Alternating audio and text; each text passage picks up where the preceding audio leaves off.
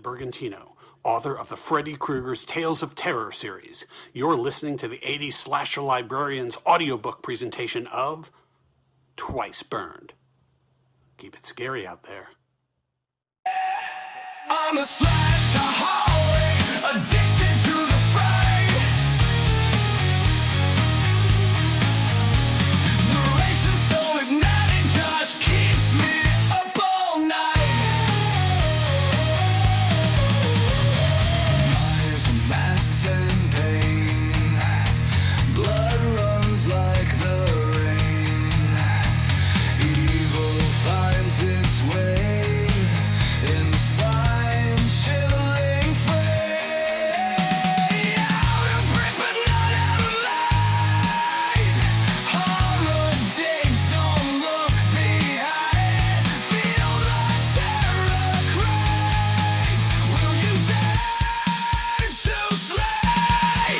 I'm a slashaholic, addicted to the fright.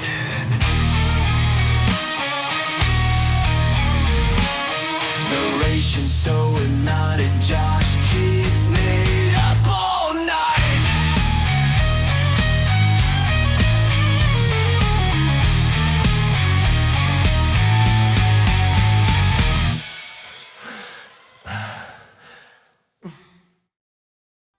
Freddy Krueger's Tales of Terror. Twice Burned by David Bergantino. Prologue. Welcome back, beautiful dreamer. Just doing some reading by Furnace Firelight, a biography of the Marquis de Sade. Remedial reading, of course, so I don't mind if you interrupt. There's nothing like a good book for passing time between murderous rampages. Don't you agree? My children, my prey, are like books. I add a few twists and turns to sad storybook lives before bringing them to their unexpected endings. I am a great writer.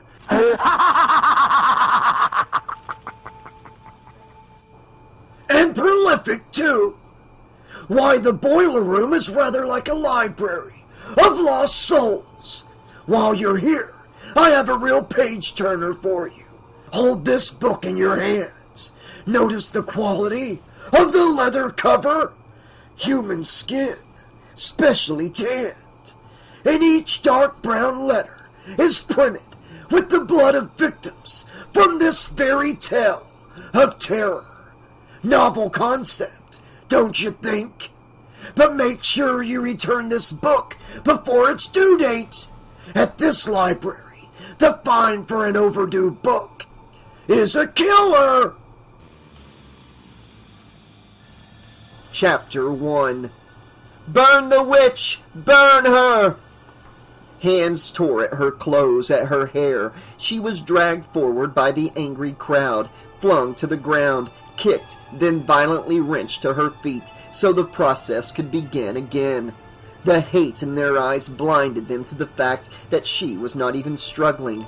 She knew her fate and accepted it. A glob of wetness landed in her face. Wiping it away, she looked into the eyes of a boy who couldn't have been more than 6 years old. "Witch!" he screamed shrilly and spat at her again. She smiled at him.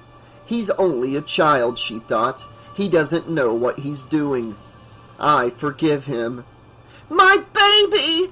A bedraggled middle-aged woman saw the witch's smile and pulled the boy to her. She desperately hugged the child to her chest. "The witch has cast a spell on my baby!" With that, the woman dragged the child into the roiling crowd and was gone. She felt for the woman, and worse for the child, who would grow up learning his parents' unwarranted hate and fear. Then the thought was abruptly broken as she was yanked to her feet. Strong arms grabbed her, as if she had the power to escape, as if she wanted to escape.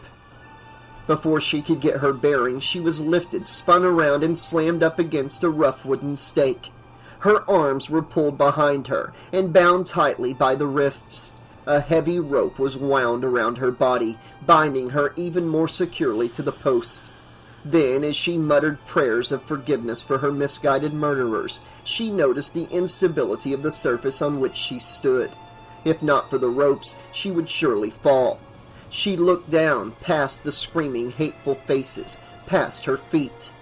Books. She stood atop a mound of ancient books. The musty smell of yellowing paper and leather rose above the stench of hysteria. The scent would have calmed her, had she needed calming, but she understood. The adults didn't understand what they were doing, any more than the boy did, but she knew. They were fulfilling a destiny assigned by a much greater power. She had seen and recognized this destiny long ago, in the many visions bestowed upon her. Again she smiled tenderly at the crazed mob that meant to kill her. Many screamed and turned away, afraid of bewitchment. An approaching torchbearer became so frightened that he dropped the torch in the crowd, nearly setting fire to the long skirt of a nearby woman. "Blindfold the witch!" someone screamed. "Silent she may be, but curses us with her eyes!" With that, a sweat-soaked piece of cloth was drawn tightly over her eyes and secured by a knot behind the post. But even with the blindfold, she could see the scene quite clearly. She was being granted her final vision, her own death. A voice shouted from the crowd, "She is powerless! Now burn the witch! Burn her!" The crowd joined in, chanting, "Burn the witch! Burn the witch!" A new torchbearer moved forward. He was bald, his face scarred and deformed. He leered with evil delight as he held the torch up for all the crowd to see. The crowd responded by chanting faster and louder. Then, turning from the mob, the hideous man threw the torch at the pile of books. With a whoosh, the volumes burst into flame. Half the mob began to cheer, as the other half continued their chant in a feverish pitch. "Burn the witch! Burn the witch! Burn the witch!" Heat rose from beneath her. A thick, choking smoke billowed up from the burning books. And for the first time she felt doubt, and with it, fear. What if she was wrong? What if this was not her destiny? The tattered remains of her dress caught fire, and searing heat began to consume her legs. She struggled against her bonds, but clearly she would be dead long before the rope would burn through. She ceased struggling and accepted her fate. From her impossible vantage point, she saw the crowd stoking the fire with more books, the deformed ringleader urging them on. The chanting subsided then, and was replaced by a watchful silence. No doubt they expected more struggling, or some final terrible curse. But she struggled no more, and never cursed them, not even as the heat and smoke began to overwhelm her. She would not curse them. She would simply die. The torchbearer stood there, his arms crossed, waiting. "Wow, weirdo-rama!" exclaimed the pudgy, bespectacled boy sitting next to her in history class. It was toward the end of the period, and the students were allowed to converse as the teacher reviewed the report proposals. "Good thing you woke up before you died. If you had died, you wouldn't have woken up." "Don't say that!" Colleen Martini smacked Kirk's hands. He had been drumming on her desktop for the last 10 minutes. Kirk leaned back in his chair, a snide grin on his face. "That should teach you to watch what you read before bed. What do you expect when you fall asleep in the middle of Joan of Arc's life story?" He rocked in his chair. "Do what I do. Read comic books before you go to sleep. Then, if you dream, you're a superhero or something. That's the way to go." Unable to contain his excess energy any longer, he began to drum his hands on his thighs.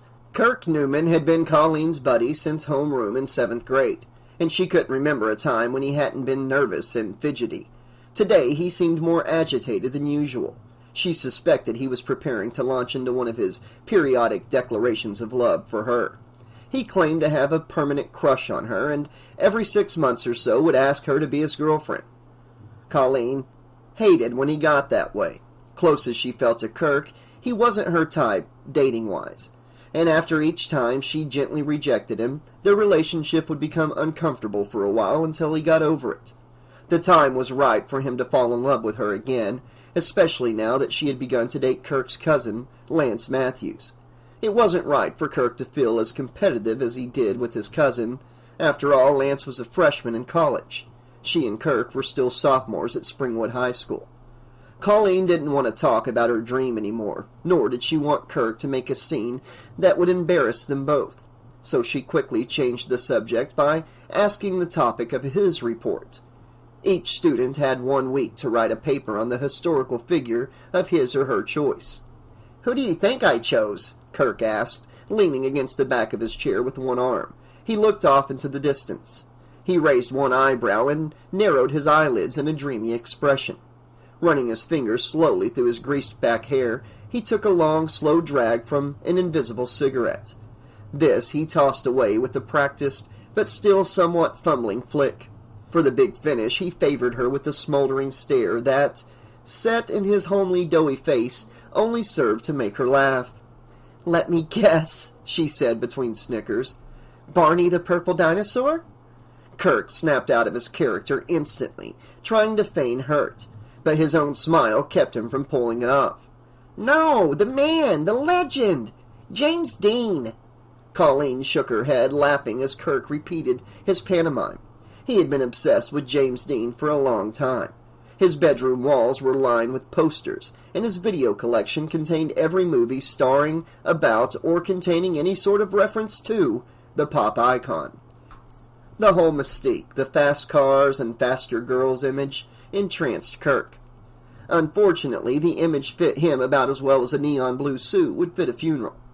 Colleen had seen Rebel Without a Cause and East of Eden, at Kirk's insistence. It had been instantly clear to her that her friend did not resemble James Dean in the slightest. Elvis in his Vegas years, maybe, but James Dean, never. Suddenly, Colleen realized he was staring at her. At first, she thought he was still impersonating James Dean, but then she realized that the passion burning in her friend's eyes was his own. The time had come. He was going to ask her out. Colleen felt her face growing hot. There was an awkward silence between them. Somehow, the entire classroom became utterly quiet. Kirk appeared ready to say something, and Colleen was certain now that the whole class would hear. He took a deep breath. So did Colleen.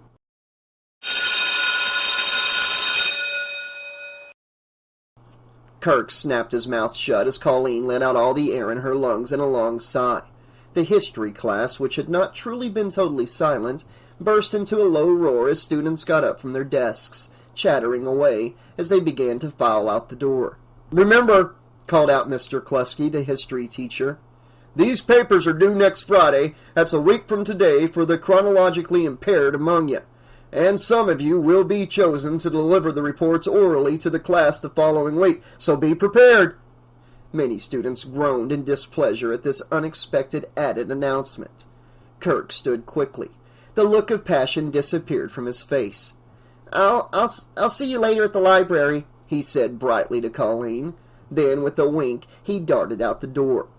Colleen rose slowly as he left. "Saved by the bell," she muttered quietly to herself.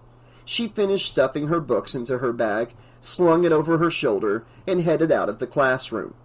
Wrapped in her own thoughts, Colleen didn't notice the figure that fell into step directly behind her. She did feel a little tickle on the back of her neck, just above the collar of her blouse. Reaching back, she touched the spot lightly, never breaking her stride. Seconds later, something sharp bit her on the neck. Colleen screamed. Chapter 2. Colleen screamed again. Instinctively, her hands flew to her neck, and her fingers closed around something hard and smooth.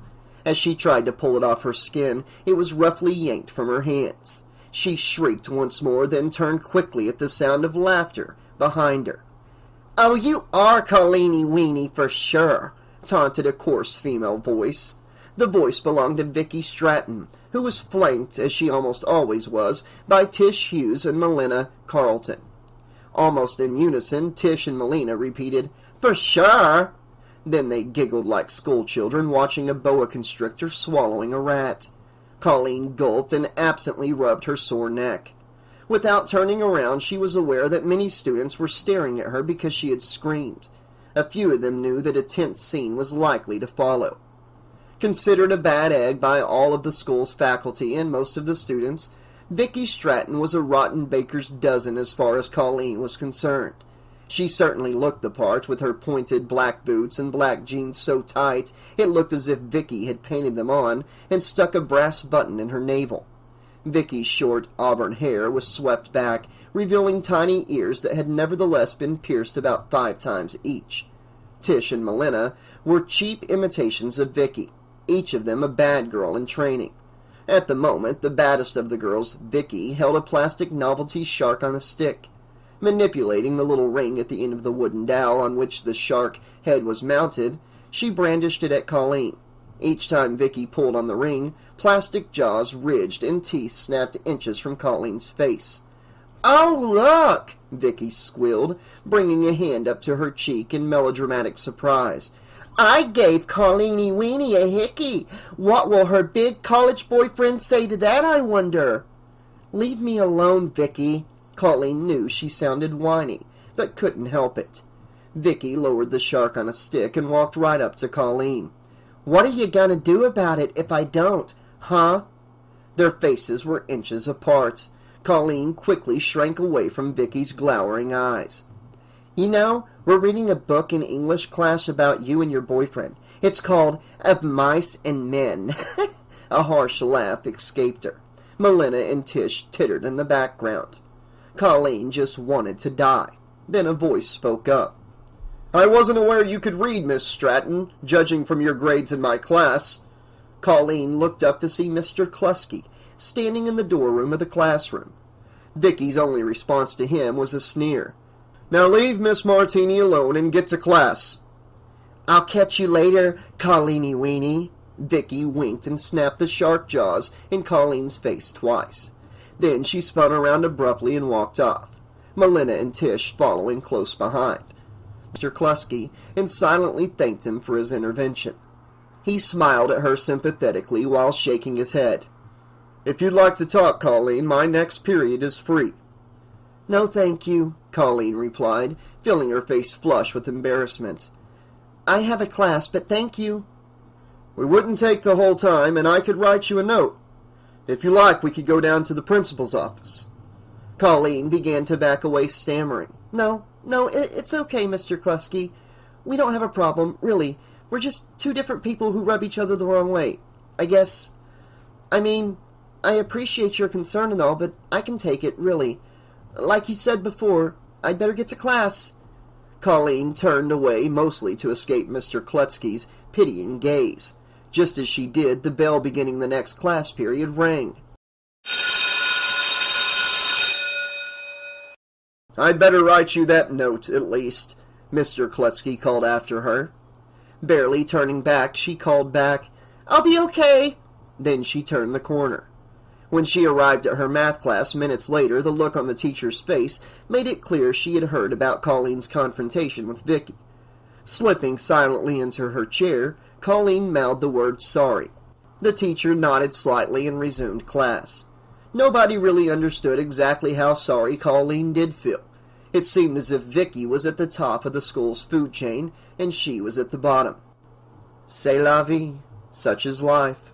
Though actually to Colleen it was more like, c'est la guerre. Such is war. Because that's how life sometimes felt. Chapter 3. The rest of the school day went by without further incident. Colleen passed Vicky in the hall several times, but pretended the other girl didn't exist. She knew that if they locked eyes for even a moment, Vicky would try to bait her again. Her efforts were successful.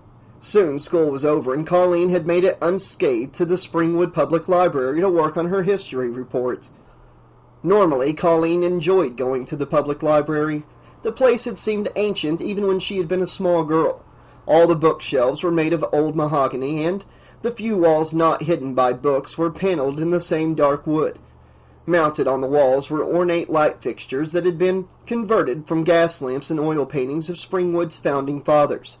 The database terminals, which had only recently replaced the antiquated card file system, and the barcode readers used to check out books were, along with the touch-tone phones, the only signs of truly modern technology.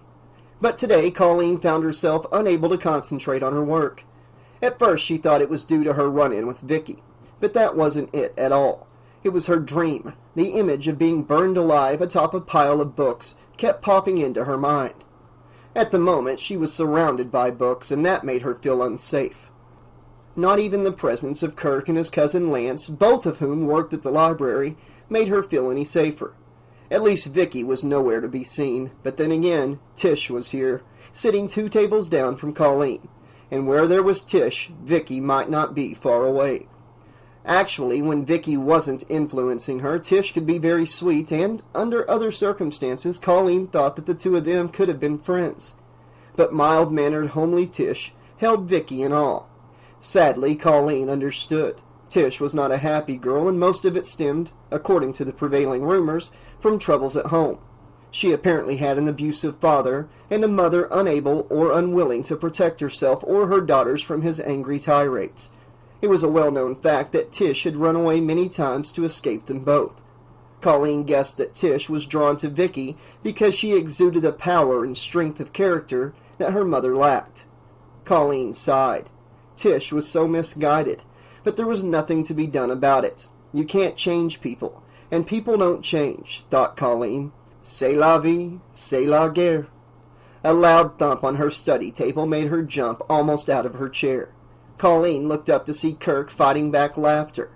The squeak of his book cart should have warned her of his approach, but she had been too deep in thought to hear it. "Sorry," he chuckled insincerely. "I hope you didn't wet yourself." As was her frequent habit, Colleen blushed. "Kirk, stop that!" she cried as loudly as she felt she could get away with in the library. Quickly, she scanned the area around her to see if anyone had noticed. No one seemed to be staring at her. Don't worry. You could scream and no one would care." As soon as he said that, Kirk's smile left his face. Sitting quickly, he pushed aside the stack of books he had dropped on the table. "Well, not no one." A strange, serious mood had suddenly come over him. He lowered his voice and looked deep into her eyes. "Look, I was wondering, would you want to meet me at Wide Awake later for coffee or something?" "Or something?" Colleen said suspiciously, trying to be funny. But her quip only embarrassed Kirk. "Or steamed milk or something," he stammered defensively. "I just want to go out with you, just us." Colleen let out the heaviest sigh of the day. Since history class, she had forgotten her suspicion that Kirk had a crush on her again. She barely had the energy to reply gracefully, but she tried. "I'm going out with Lance tonight, Kirk." Anger flared in Kirk's round face. He started to say something, then closed his mouth without a word. We go through the same routine every time," Kirk said. "I've got it memorized. I'm not your type." "We're best friends, Kirk." Colleen hung her head for a moment. She wished there were something more she could say that would calm him down. But nothing came to her. Nothing ever did. "To be honest, I don't know what I need. I obviously like you, but I like Lance. Heck, you were the one who introduced us." Colleen immediately regretted saying that. Stung by the reminder, Kirk stood quickly, shaking the table and nearly knocking his chair backwards. "Thanks, I needed that." Colleen stood. "Kirk, please." She began, but was cut off when suddenly a gnarled hand gripped Kirk firmly by the shoulder. It was his turn to jump. "Mr. Newman, are you finished with that cart of books I asked you to put away?" The person who now had Kirk in her clutches was Mrs. Waddell, the head librarian.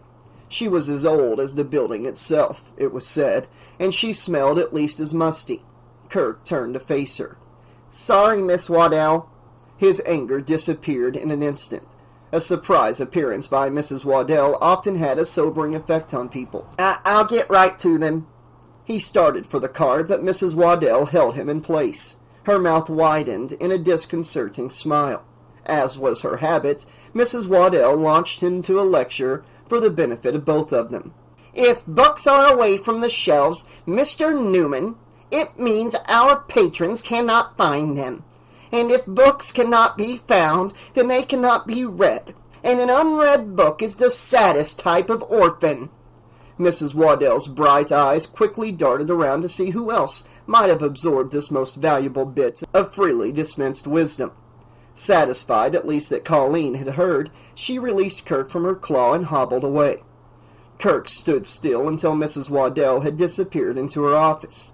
At first, neither spoke, but as soon as the door closed, Kirk went first. Yikes! Kirk's eyes were wide with mock fear. Colleen grinned, suppressing a laugh. She didn't like to make fun of Mrs. Waddell. Certainly, the woman was growing more and more dotty, and her proclamations more absurd. But the woman's advanced age should be rewarded with respect, not ridicule. Normally, Kirk had plenty of pointed remarks to make about Mrs. Waddell, but this time he turned silently to the cart and started to wheel it away. I gotta put the kids to bed. Colleen knew the pain of her rejection had returned. Kirk. He turned and looked once more at her. Sadness was set in the lines of his face. Traces of anger remained in the corners of his eyes. He shrugged. Hey, no big deal. Another battle lost, I guess. The cart squeaked as Kirk wheeled it away. Colleen shuddered. Kirk's response to her was different this time. Normally, he'd apologize and sulk for a few days. Then he'd forgive her and return to his nervous, desperately hip self, pretending that nothing had occurred between them. Maybe the fact that she was interested in someone else this time changed things. Or maybe the fact that the other person was his cousin Lance, and that he was responsible for their meeting, made it even worse. Would he not speak to her now, or would he be mean to her? She hoped it wouldn't be the latter. Abuse from Vicky she could take, but from a friend as close as Kirk? Now, that would really hurt. She'd just have to wait and see. Colleen turned back to her research materials for her report on Joan of Arc. It was becoming increasingly difficult to concentrate, but she had to try. Going through her pile of resources, she soon realized that one book from her reading list was missing. At a nearby database terminal, Colleen typed in the author of the book she was seeking, Milo Gabrev, then pressed enter on the keyboard. The screen blanked out for a few seconds, except for a character in the middle representing a clock. Then the title of the book appeared in green phosphor letters. Jotting down the reference number, she took the information to Mrs. Waddell, who had emerged from her office and now sat at the librarian's desk. Excuse me? Colleen handed her the slip of paper with the reference number. Can you help me find this book? I'm sure I can, replied Mrs. Waddell, bestowing upon Colleen an almost beatific smile before looking at the number. She always had a smile for a library patron who needed help. She took her role at the library very seriously, and as a result had a deep appreciation for anyone who used the library and showed an interest in books. She felt this especially with students. So many kids had been lost to video games and television that she felt it her duty to make their visit to the library a positive experience. As the location of the book came to Mrs. Waddell, her eyebrows lowered slightly, but the smile never wavered. This book is found in our reference section in the library basement. I'm afraid I can't show you exactly where it is, since the stairs are steep and my bones have trouble with the 4 steps up to the front door of this library. Mrs. Waddell chuckled, unself-consciously. That's okay, Colleen said. I'm sure I can find it. I can get someone else to help you if you'd like. Your friend Kirk, for example. Then the old lady smiled knowingly. He's a nice boy, but he gets distracted easily. If he helps you, you won't let him get distracted again, will you? She winked good-naturedly. Colleen knew what the librarian was thinking. Oh, Kirk and I aren't, she stammered, choking back ironic laughter. She looked away from the old woman's moist eyes. Kirk and I are just friends. Is that so? Mrs. Waddell asked slightly, misinterpreting Colleen's reaction as embarrassment. Back in my day, when a boy sat that close to a girl, they were sweet on one another. Then she turned wistful. Of course, kids today, there are a lot of things they'll do together today, even if they don't like each other. She sighed, and there was a moment of silence. Now it was Mrs. Waddell who seemed embarrassed. I'm sorry, young lady. You know how it is with us old folks. Don't have a lot of people to talk to, so when we see a good listener like you seem to be, we take advantage. The only other person who listens is Denny, and of course he doesn't have much to say. She chuckled once more. So would you like someone to help you find the book?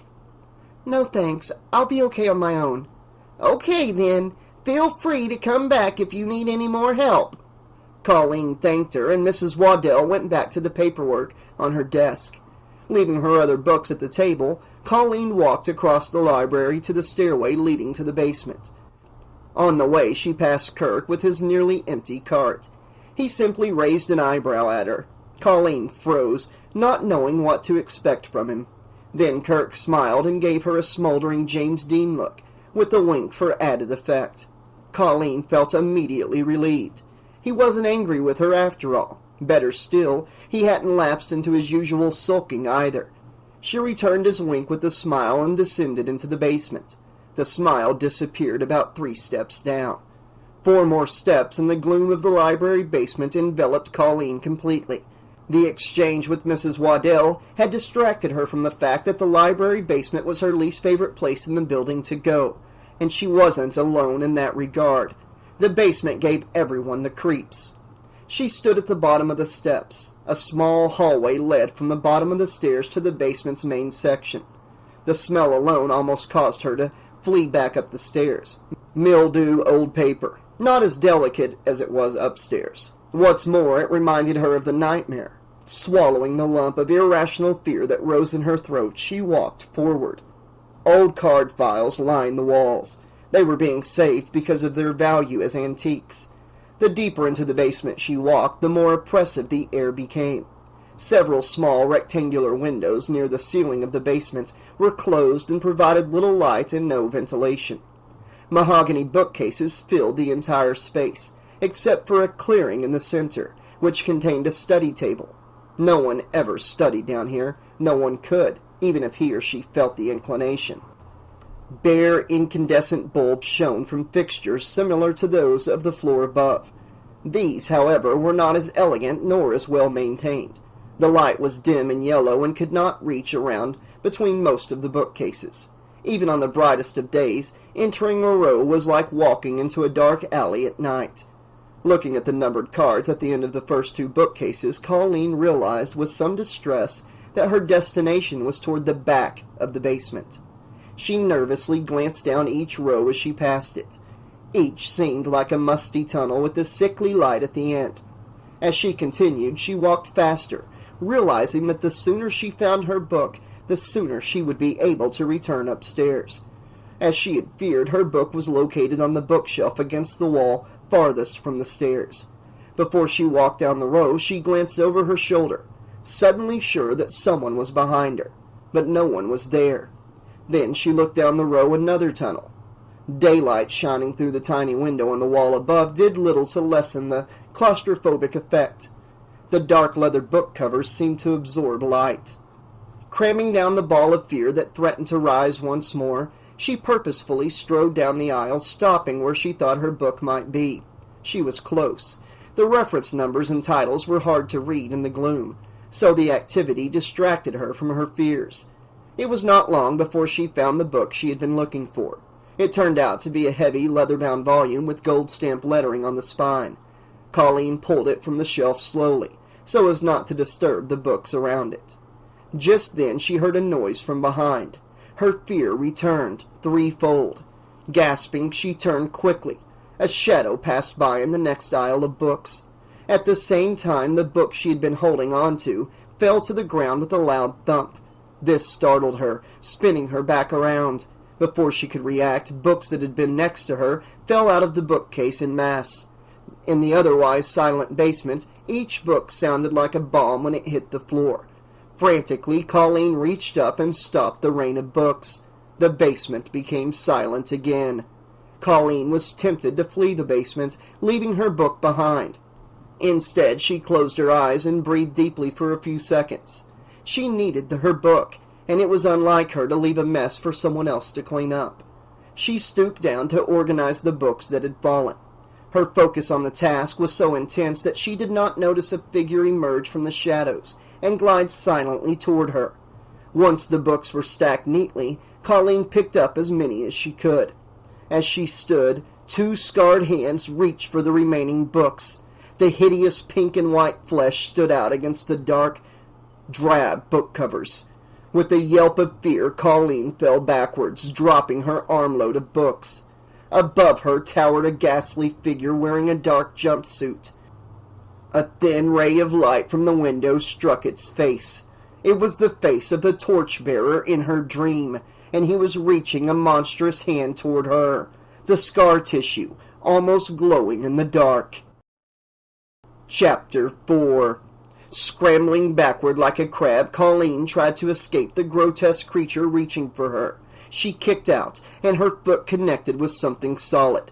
With a yelp like an injured dog, the specter withdrew his hands, rubbing the one that had been kicked, and began to retreat into the shadows.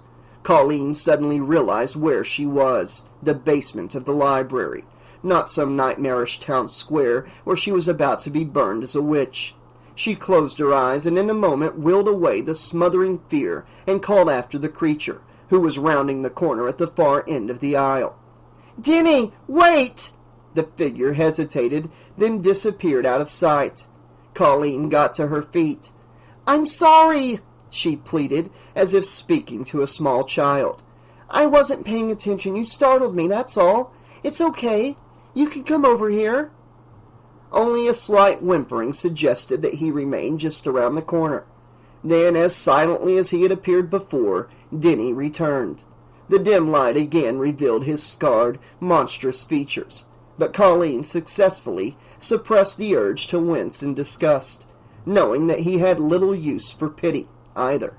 Colleen forced herself to just relax. "Whew!" she laughed. "I was totally zoned. Didn't even see you there."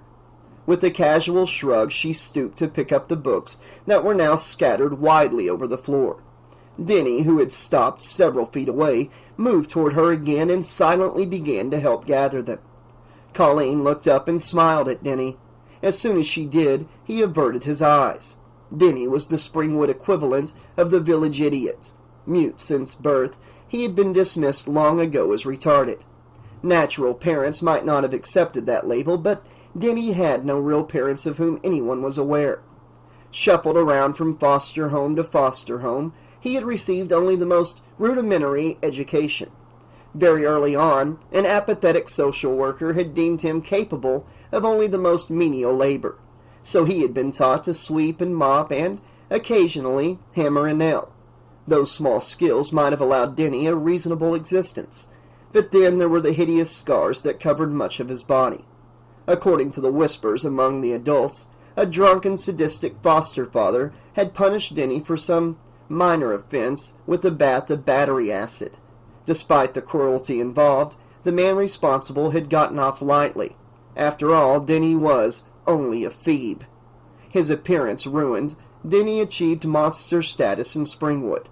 Parents would actually use him in place of the boogeyman in bedtime stories. As a result, he was feared by young children and taunted by the older ones. Only Mrs. Waddell had treated Denny like a human being, offering him a job as a custodian at the library. At first, the so-called city fathers had protested, saying that he would scare away the children. It was hard enough to get them in the library these days. Finally, Mrs. Waddell shamed them into a compromise that allowed the library to hire Denny, with the promise that he would keep mostly out of sight during business hours. Unwittingly, this only furthered Denny's reputation, for he became the rarely glimpsed fiend who lurked in the library basement. Not long ago, Colleen had been among the fearful. She had never openly teased Denny, but she dreaded the sight of him. Then once she had observed him hard at work, unaware of her presence. At first she had been repulsed by his appearance, but something about him made her keep watching. That's when she realized how natural and relaxed his movements were, how confident he was of his abilities. He was fixing a bookcase at the time, and just how normal he appeared. Not like a monster, but like a person. Before she realized it, she was walking toward him to get a better view and gave herself away. The instant Denny looked up, the moment was ruined. He retreated immediately, fear replacing the glow of satisfaction in his eyes. She had called out for him to wait, but he didn't even look back. Colleen felt ashamed. At first she thought it was because she had spied on Denny in a private moment, but it was more than that. By his reaction, he had been anticipating mockery or disgust. It had happened to him all his life, so why should this moment be any different? He was a monster because people refused to see anything but a monster. and so he was instantly defensive and skittish around normal people. No wonder he acted in ways that reinforced the perception of those who persecuted him. That moment had convinced Colleen that Denny deserved better, so she would do better. This encounter had been her first opportunity since then, and she had blown it badly, so far. On the other hand, the fact he had come forward in the first place was unusual for him. Perhaps he had sensed her intentions after all. As they replaced the last of the fallen books onto the shelf, Colleen tucked the one she had come down for under one arm and extended her other hand toward Denny. "Thank you, Denny. I'm a klutz." She was smiling at him brightly and naturally.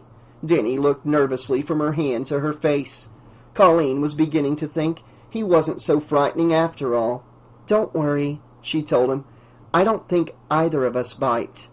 A smile seemed to form on what was left of Denny's misshapen lips. Then, slowly, he reached forward to grab her hand. Colleen braced herself, hoping that Denny wouldn't notice. She had never touched him before, and she didn't know how the scar tissue would feel. Then her hand was engulfed by his, and they shook. Actually, she thought his skin felt kind of smooth. Denny stared at their clasped hands, seemingly amazed. Suddenly, fear blazed in his eyes once more, and he pulled away. With one last frightened glance, he ran off, soon disappearing in the shadows. If he had stopped around the corner again, Colleen could not tell. The basement became oppressively silent once more. Rather than push her luck, Colleen decided against calling Denny back. That's enough excitement for one day, she thought, for both of us.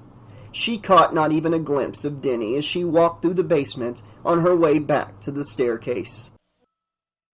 Even though the main floor of the library was brighter and more cheerful than the basement, Colleen was still unable to concentrate. Stacking up her books of Joan of Arc, she decided to take them home. Perhaps she'd be more comfortable there. Lance was manning the book checkout. Kirk's cousin was tall and thin, but not awkward. He saw her and smiled, the power of which bored a hole in her uneasiness. No wonder Kirk was jealous. Not long ago it had been unthinkable that someone as handsome as Lance would be interested in her. Not only that, he was older, 18 to her 16 years, and in college.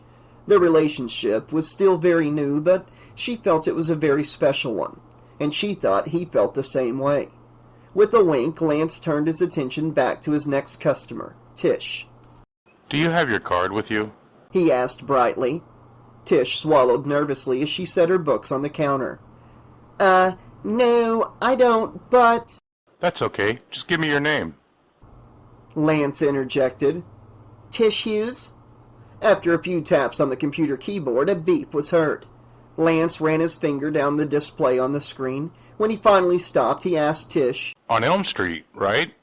Tish nodded. Using a light pen, Lance scanned the barcode on the inside cover of the book. The computer beeped, then twice more.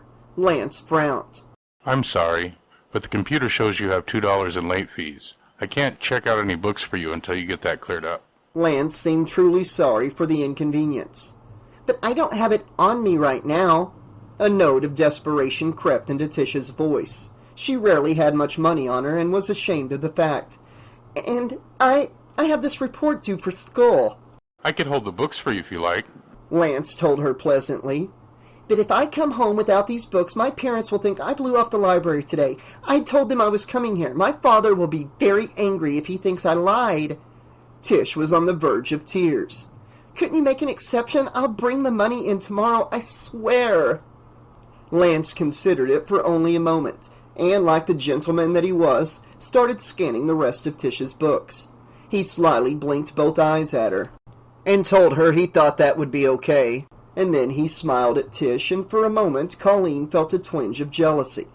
The feeling passed when she realized Lance was doing what came naturally to him, being an awesomely nice guy. "Thank you," sniffed Tish. Unfortunately, her relief lasted only about a second. "Excuse me, young lady, but all we can do is hold your books for you." Mrs. Waddell had appeared and towered over Tish from behind the counter. Lance immediately froze. "But like I said," Tish protested, "I can't go home without my books. I can't." Well, if you had brought your previous books back in a timely manner, you would now be able to check those out in a timely manner. Mrs. Waddell crossed her arms and glowered at Tish, who burst into tears and fled the library. Colleen's eyes were locked on Mrs. Waddell as she turned her gaze on Lance. Instantly her expression softened. "Put those books aside for when the girl comes back." Lance nodded quickly and began to gather the books. "I appreciate your sense of chivalry, Mr. Matthews," Mrs. Waddell continued, "but a certain sense of responsibility must be instilled in these young people." Then she stopped, waiting for a reply from Lance. Yes, ma'am. He answered dutifully. Mrs. Waddell's expectant look melted into a satisfied smile. She started to turn away when the front door to the library banged open. Tish had returned, urged forward by Vicky and Melina. Both Tish and Vicky had red faces. Tish from embarrassment and Vicky from rage. "Go ahead," Vicky ordered Tish, and then pushed her toward the counter. Mrs. Waddell's eyebrows went up in bemusement. "May I?" Tish asked Colleen in a pathetically small voice. Colleen nodded, allowing Tish to walk in front of her in line. She held up $2 to Lance. "My friends loaned me the money. Can I get my books now?" Lance looked from Tish to Mrs. Waddell. "And your library card?" asked Miss Waddell scornfully. Tish burst into deep sobs once more. Fuming, Vicky approached the counter. "She told your boy here she don't have it, you old witch!" Vicky's regular speaking voice seemed like shouting in the library. Other customers were starting to look. "It got stolen along with her driver's license and some other things when she was here a few weeks ago. Probably your mongoloid pervert janitor did it." "Young lady!" Mrs. Waddell was indignant. "I'll not have you speak of my employees in that manner. Leave here at once." "Oh, why don't you just drop dead, lady?" Vicky spat back at her. Mrs. Waddell blinked as if she had been slapped. "Tish don't need the card, and you know it. Or are you going to make her fail her class?" "I would do no such thing." Fiercely, Miss Waddell turned to Lance, who obeyed instantly. "Give this girl her books." Then she leaned forward on the counter toward Vicky. "You, young lady, and I use the term quite insincerely, need to show some respect. Until you do, you are banned from entering this library. If I see you, I will have Denny throw you off the premises." Vicky shrugged off the threat. "I got the books I needed earlier today. Guess I won't be able to return them now. Huh." By now, a shell-shocked Tish had rejoined her friends. "Can we please just leave now?" she whispered shakily. "Sure, let's go." With the sneer, Vicky turned and the group began to leave. At the door, she turned back toward the counter. "And don't think I didn't see you there, Colleen Weenie. I'll definitely catch you later. Lance, always a pleasure." Then, with a sexy purse of her lips, she said, "Woof." To Miss Waddell, she smiled harshly. "And as for you, have a nice heart attack, you old biddy." The three were gone a moment later. Tough as she was, the encounter left Mrs. Waddell a bit flustered. "If you see any of them, especially that sharp-tongued girl, I want to know about it. Is that understood?" Yes, ma'am. Lance told her promptly. Still agitated, Mrs. Waddell went to her office. She closed the door behind her with a restrained but unmistakable slam. Kirk rushed up to the counter just as Lance began to check out Colleen's books. "Clash of the Titans. I've never seen Miss Waddell that upset. I guess she has a pulse after all." Kirk chuckled to himself. Colleen batted him on the shoulder with the book. "Kirk, what if she hears you? Don't you think she's put up with enough already?" "Colleen's right, cuz. Cut the woman some slack, okay?" The glee left Kirk's face. "You guys are no fun," was all he could say, and he went back to work nearby. After Kirk left, Lance gave Colleen a special smile. I'm off at 9 p.m., beautiful. We still on for dinner and whatever? Colleen giggled. "What is it with you and your cousin and your whatevers and somethings?" Lance didn't have the slightest clue what she was talking about. "Never mind," she answered his curious look. "I'm sure whatever with you will be fun." Great, I'll pick you up around 9:15, 9:30. "See you there." She blew a quick kiss to him, wrapped her arms around her stack of books, and left the library. Whistling as she walked, Colleen had forgotten all about her earlier experience in the basement, and she was totally unaware of being watched as she got into her mother's car and drove home. Chapter 5. Lance got out of work on time, and by 9:30, he and Colleen had arrived at the Jaguar Diner in his beat-up Datsun. It certainly wasn't as nice as the car Colleen's mother let her borrow, a brand-new Buick, but it was his, and that made it the best car around as far as Colleen was concerned. As she climbed out of the car, Colleen looked up at the buzzing sound coming from overhead. It was the diner's sign, a glowing Jaguar leaping from a running position in 4 neon outlines that flashed in succession like an animated cartoon. Colleen had always thought a pouncing Jaguar was a strange mascot for a diner, kind of morbid, but no one else complained. One time she had mentioned her feeling to Kirk, who just looked at the sign and shrugged. "I think it's cool," he replied, and Colleen never mentioned it to anyone again. I guess it makes sense, Colleen thought now. A Jaguar catching food, and that's what the people inside do, eat, but it sure is strange. Inside the diner, Lance and Colleen were seated immediately at a booth. Their waitress, a girl about Lance's age named Wendy, gave them menus, and for Lance, she had a lascivious smile. "Hi, Lance, who's your friend?" Wendy didn't even glance at Colleen as she spoke. This is Colleen. Lance replied, ignoring the way she seemed to be coming on to him. Even then, her eyes remained glued to him. Colleen didn't bother to say hello. "Nice," Wendy said about no one to no one. Then there was a pause as she looked Lance over, head to toe. She laughed for no apparent reason. "Oh, anyway, I'll be back in a minute to take your order." Lance thanked her. After giving him another once-over, Wendy left. As soon as she was gone, Colleen felt jealous. Lance saw her distress and spoke up quickly. Don't worry about her. He said, taking her hand in his. She's just some sorority girl from college who's after me. I forgot she works here. "Are you in a fraternity?" Colleen asked him. They hadn't known each other very long. All she really did know was that he went to the local community college, that his cousin Kirk had just gotten him a job at the library, and that he seemed to be the nicest boy she had ever met. But there was so much she didn't know. Nah, He replied to her question. I'm not a frat guy, except for one thing. "What's that? Sorority girls?" Lance laughed. He thought she was making a joke. No, it's not that at all. It's the parties. They have some pretty killer ones on campus. I know some guys in the fraternities. They invite me, everything's paid for, you meet a lot of people, and just have fun. "Sounds great." Colleen tried to sound enthusiastic, but couldn't help realizing that some of the people he met and had fun with must be girls like Wendy. You know. He said, sensing her questions. You meet all kinds. Some are not your kind. He nodded in the direction of the diner's kitchen, indicating Wendy. And some that you don't even meet at parties like that are your kind. With that, he squeezed her hand and smiled. Colleen's fears evaporated. Now, I need a burger. What are you having? Colleen looked down at her menu for the first time. When Wendy arrived a minute later, Colleen was ready to order a Caesar salad, but the waitress nearly walked away after taking Lance's order. He stopped Wendy, who apologized for being a ditz, and took Colleen's order. Colleen's stomach tightened. She didn't like this girl one bit.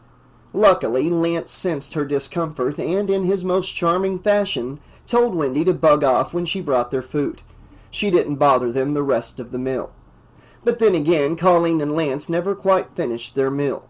Colleen had made it through nearly half her salad, and Lance had finished most of his burger. See, I wanted to get into medical school. He was telling her.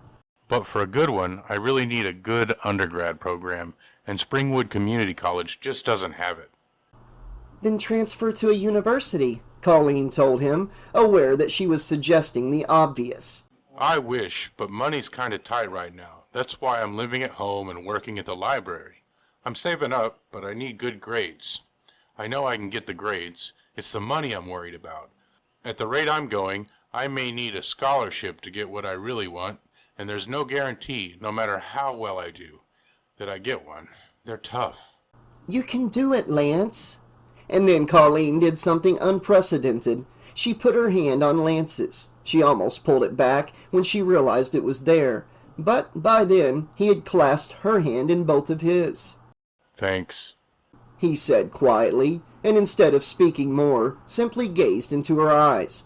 And Colleen thought that maybe, just maybe, she was falling in love. Then she felt the sharp sting on the back of her neck. "Ow!" Colleen cried.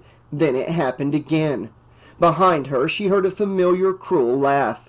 Colleen turned in her seat and saw the terrible trio, Vicky, Melina, and Tish. "Hey, you weenie," Vicky said as she walked by. In one hand she held a straw from which she had shot spitballs at Colleen. Vicky stood at the end of the table while Melina crawled into the booth behind Lance. Tish sat across from Melina, apparently not very enthusiastic about this current round of mischief. Vicky clucked her tongue at Lance and declared, "You are like the hottest thing. What's a fine cat like you doing with a mouse like this?" Will you stop picking on Colleen already? Lance warned Vicky. "Really now?" Melina purred into Lance's left ear. "Are you just practicing? Because when you're through with this girly girl, you got 3. Melina glanced back at Tish, who seemed reluctant to tease the guy who had been so nice to her earlier that day. "Make that 2.5 women who'd like to know what you learned." "That's gross, Melina," Tish mumbled. Melina looked back in shock. "Shut up, Tish," Vicky snapped, then turned to Colleen. "See, weenie, that took guts. Thought I'd tell you, 'cause, you don't seem to have any. You think this college boy needs a high school mouse like you? You're not even a footnote in his book of love." Vicky snickered at her little joke. Melina snorted appreciatively. "What do you think about that, weenie mouse?" Vicky had leaned all the way into Colleen's face. Okay, that's enough. Lance was angry now and tried to pull Vicky back. She shrugged him off. "I'm talking to the mouse here," she told him curtly, and turned back to Colleen. "So, got anything to say to me?" Colleen felt herself trembling. Her face was flushed and hot. Vicky's leering grin was only inches away, and Colleen could feel the warmth of her breath. Colleen said the first words that came to mind. "I forgive you, Vicky." There was a beat of silence. Then, without warning, Vicky and Melina burst into hysterical laughter simultaneously. Tish just looked perplexed. Tears began to stream down Colleen's face. "You forgive me?" Vicky shrieked. Other diners looked their way. "You forgive me?" Behind Lance, Melina put her head down on the table in hysterics. One hand pounded the surface uncontrollably. Lance had recovered and stood angrily. Come on, Colleen. He practically dragged Colleen out of the booth, threw a $10 bill at the cashier as they passed the counter, and left the diner. In minutes they were miles away. Neither had said a word. Colleen wished Lance would talk because she wanted desperately to erase Vicky's laughter, which was still ringing in her ears. Lance parked the car near the entrance of Springwood Park. "Why did you bring us here?" Colleen ventured to ask when Lance didn't volunteer an explanation. I thought maybe we'd take a walk. Lance got out of the car. Colleen followed suit, but reluctantly Lance's face appeared over the roof. His warm smile had returned. It's a nice night. He was right. The night was pleasant with a warm breeze, but he was talking about going down into the park. Didn't they close it after dark or something after that girl got killed? Colleen remembered that, not long ago, a girl's body had been discovered just below the jogging path. What she didn't remember was how the girl had died. Whatever had happened, it had been murder, and Colleen had avoided the park ever since. I don't know, Lance." He rounded the car and quickly put his arm around her. It's okay. The park was out and out closed for a while after that incident. But it's open now, at least till 11. "It must be way past that now." Colleen said hopefully as Lance guided her down the path into the park. Lance held his watch up for her to see. It read 10:20 p.m. See? Lots of time. Tonight's only seemed like forever. Let's walk, huh? Colleen gave in. She really had no reason to resist. Besides, she was alone with Lance. "You'll protect me, won't you?" Lance laughed. Of course. Not a squirrel alive that would tangle with me. This got Colleen laughing, and soon they were deep in the park. At first they did not speak and simply enjoyed the night air. Antique-style lampposts stood every 10 paces or so, brightly lighting the area. The smell of green plants and flowers surrounded them. Colleen found it hard to believe that death had ever visited this living place. Then, somewhere in the distance, she heard a car door slam. All at once, Colleen noticed all the dark places behind the bushes, obscured by trees and beyond the reach of the lamplight. "Did you hear that?" Colleen asked, pulling herself closer to Lance. He looked at her with a relaxed smile. Nah, I didn't hear a thing. Still skittish after your latest run-in with Vicky? "Maybe." Lance stopped, bringing Colleen to a halt in front of him. He looked into her eyes with deep concern. You really should learn to stick up for yourself. He said gently. You shouldn't let anyone walk all over you like that. "Oh, Vicky doesn't really bother me," Colleen said. Somewhere behind them a bush rustled. Lance held her hand, laughing. Oh, and I suppose those tears coming out of your eyes were from the onions on my hamburger. At first, Colleen didn't know what to say. No one ever seemed to understand her point of view, but Lance was new to her and she to him, so he deserved at least a chance to understand.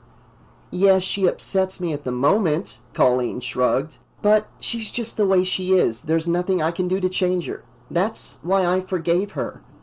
A twig snapped nearby, but Lance did not seem to notice. Maybe, but she doesn't have to be mean to you, and you don't have to let her.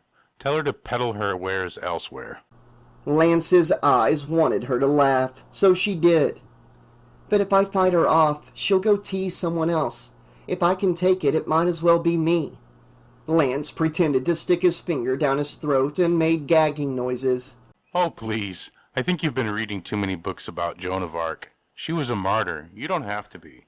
"I've really barely read anything yet, just enough to know I admire her. You know, she was younger than me when she died." I know. By his tone of voice, Colleen could tell Lance was disappointed by her replies.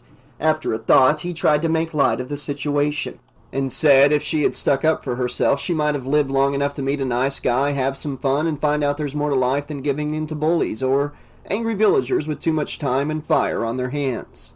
Again, Colleen laughed, but this time an image of the final moments of her dream flashed in her head. Pinching it off, Lance immediately became serious. All I'm saying is, you deserve better than that. They walked a few more minutes in silence. Silence, that is, except for the snapping of twigs that seemed to come more frequently, and the sounds were getting closer. Colleen stopped abruptly and turned. "Did you hear that? Those sounds!" It's nothing. He said. "I don't know, Lance. I'd swear we're being followed." It's just the squirrels, Colleen. Here, I'll show you. Lance dragged Colleen to the edge of the light. Nothing could be seen in the darkness beyond. I'll scatter those critters. He winked at her and shouted into the bushes. Boo! Silence was the only response. Come on, let's head back to the car. He said, and they began to retrace their steps. After a few seconds, another crackling sound came from behind them. Colleen willed herself not to turn around. Just then, a cry like that of a wounded beast rose right behind them. Lance spun around, and a blur of motion knocked him off his feet. At the same time, a second, darker shape emerged from the bushes and descended upon Colleen. Chapter 6. Both the black-clothed figure and the one struggling with Lance burst into laughter at the same time. Kirk! Lance yelled. You jerk!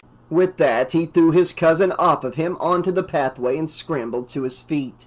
"Ow!" Kirk cried. "You didn't have to be so rough," he said, and rubbed his arm.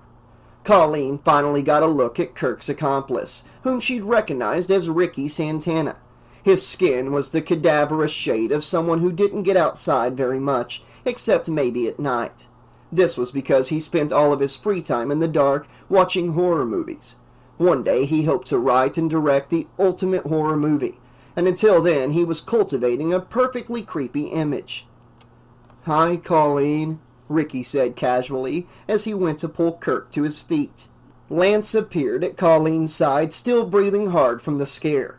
Now standing, Kirk started laughing again. "Man, oh man, you should have seen you two. Priceless. Absolutely." He and Ricky burst out laughing. Lance, however, was not amused. He rushed Kirk and pushed him into Ricky. What's your problem, Pudgy? The remark stung Kirk. Ricky stopped laughing. "Cool out, Lance. It was just a joke. You know, like when you'd come and visit and we'd spend all day scaring my mom?" We were 8 then. Lance growled. Now grow up. I don't appreciate being spied on. He turned to Colleen. Let's get away from these kids. He took her hand and began to march off. "Look at the big college stud!" Kirk yelled after them. "Afraid of a little scare?" Lance ignored the taunts as they walked back to his car. Kirk hung his head when he heard Lance's car pull away. Ricky clapped him on the back. "Ah, cheer up," he told his friend. "All is not lost." "But I really like her, Ricky. I'm serious. She's my best friend in the world." "Oh, and what am I, chopped liver?" Ricky crossed his arms and tapped his foot indignantly. "Get out of here. I don't want to marry you." "I guess I better return the dress, huh?" "Stop that. You're not helping." Sometimes his friend Ricky could be such a pain. Ricky managed a straight face and tried to be supportive. "Look, this is just like a movie. You've experienced 2 out of 3 classic stages of a situation like this." "Which are?" "Boy meets girl. You and Colleen got that out of the way years ago. You're currently in the boy loses girl stage." His sly grin returned. "And may I add, you've done a great job at that." "Look, you want me to sock you one?" Kirk balled his fist threateningly. "Geez, you're touchy," Ricky replied, rolling his eyes and taking a step backward. "Anyway, there's plenty of time for the boy gets girl stage." "Yeah, but how's that gonna happen? Before, when there was no competition, she still didn't go for me. Now she's dating Lance." Kirk hung his head once more, but his fists were still balled. In a low voice, he declared, "I hate him." Ricky shook his head. Now, there's no use letting emotion get in the way of matters of the heart. So what do I do?" Even though Ricky was a pain, he was smart, and Kirk had the feeling that Ricky was about to be a big help indeed. "Well, let me give it some thought, but for one, mellow out. Don't compete." "If I don't do anything, where will that get me?" "I didn't say don't do anything," Ricky said, frustrated that he'd have to explain. "Let me put it this way. Do you think our little stunt tonight is going to endear you to Colleen? I think not." Kirk reluctantly agreed. "Remember, a person's only truly formidable opponent is himself." Ricky smiled, basking in the glow of his own wisdom. As they started back down the path, Kirk just had to ask, "Where did you get that one, Ricky?" "Oh, it just came to me." The smile still played on his lips, then he shrugged. "Then again, maybe I heard it in a movie or read it in a book. I don't remember." After a few minutes of driving in silence, Colleen finally spoke. "Don't be too mad at Kirk. You know what he's going through." Yeah, I know, but somebody could have gotten hurt. Lance shook his head in frustration. He really has to grow up and deal. "I'm sure he will eventually." Lance chuckled. I don't know. As long as I've known him, dealing hasn't been one of his strong points. He threw his hands up, momentarily taking them off the wheel. Colleen's breath caught, but he didn't notice. Mind if I take you home now? It's getting late. Colleen didn't mind at all. The sooner tomorrow came, the happier she'd be. Then she'd try to have a normal day. At Colleen's house, Lance walked her to the door and kissed her goodnight. It took her breath away as much now as it had the first time. Inside, Colleen watched through the living room window as his car pulled out of the driveway. When he was gone, she walked quietly up to her room and prepared for bed. As she wrapped herself in her covers, She wondered what kind of dreams the events of the day would inspire. Would she dream of Lance, or would she dream of books and fire and monsters? About the time Colleen was drifting off to sleep, Mrs. Waddell was just finishing a cup of hot tea. She was dressed in her favorite flowered housecoat, but the bright daisies that decorated it were in dramatic contrast to Mrs. Waddell's dark mood. The scene in the library with that horrid girl kept replaying in her mind. To be fair, it wasn't even just Vicky Stratton. Most of the children nowadays had a disrespectful streak in them. Not that nice girl Colleen Martini, of course, or the new employee Lance Matthews. It was hard to believe such a nice boy was related to Kirk Newman. Of course, Kirk wasn't so bad, in the scheme of things. He was just mischievous, all in the name of trying too hard to be something he wasn't. She could forgive him, but Vicky Stratton and the others she could not, and it seemed their legions were growing daily. No respect, she thought. Girls in my day didn't dress like that unless they were prostitutes. Not even the slightest sense of decorum or responsibility. Maybe I'm too old for this, Mrs. Waddell thought, as she rinsed her teacup and put it in the sink. Maybe it would be nice to just go to the library to read and enjoy. She did enjoy her books. They truly were her children. And unlike the real children in the library, they never misbehaved. Oh, a writer would put in a naughty word now and then, but it wasn't the book's fault. And besides, naughty words didn't offend Mrs. Waddell. She'd heard them used plenty of times by real people. All kinds of people talked like that all the time when they thought no one was listening. As long as that kind of language wasn't directed toward Mrs. Waddell, that was just fine with her. Turning on the light by her bedside, she picked up the thick volume of short stories that lay on the nightstand. It was unthinkable that Mrs. Waddell would even try to sleep without reading first. Opening to the page marked by an elegant leather bookmark, Mrs. Waddell settled into the pillows she had propped up behind her. A contented smile formed on the lips of Mrs. Waddell's crinkled, paper-white face. Her breathing was strong and steady. Less than an hour later, she was reading the words "The End," finishing a story. But as she turned to begin the next, her contented smile suddenly twisted into a hideous snarl. The book dropped to the floor beside her bed. Involuntarily, Mrs. Waddell's eyes crossed. Panic gripped her, and she tried to scream, but she could not.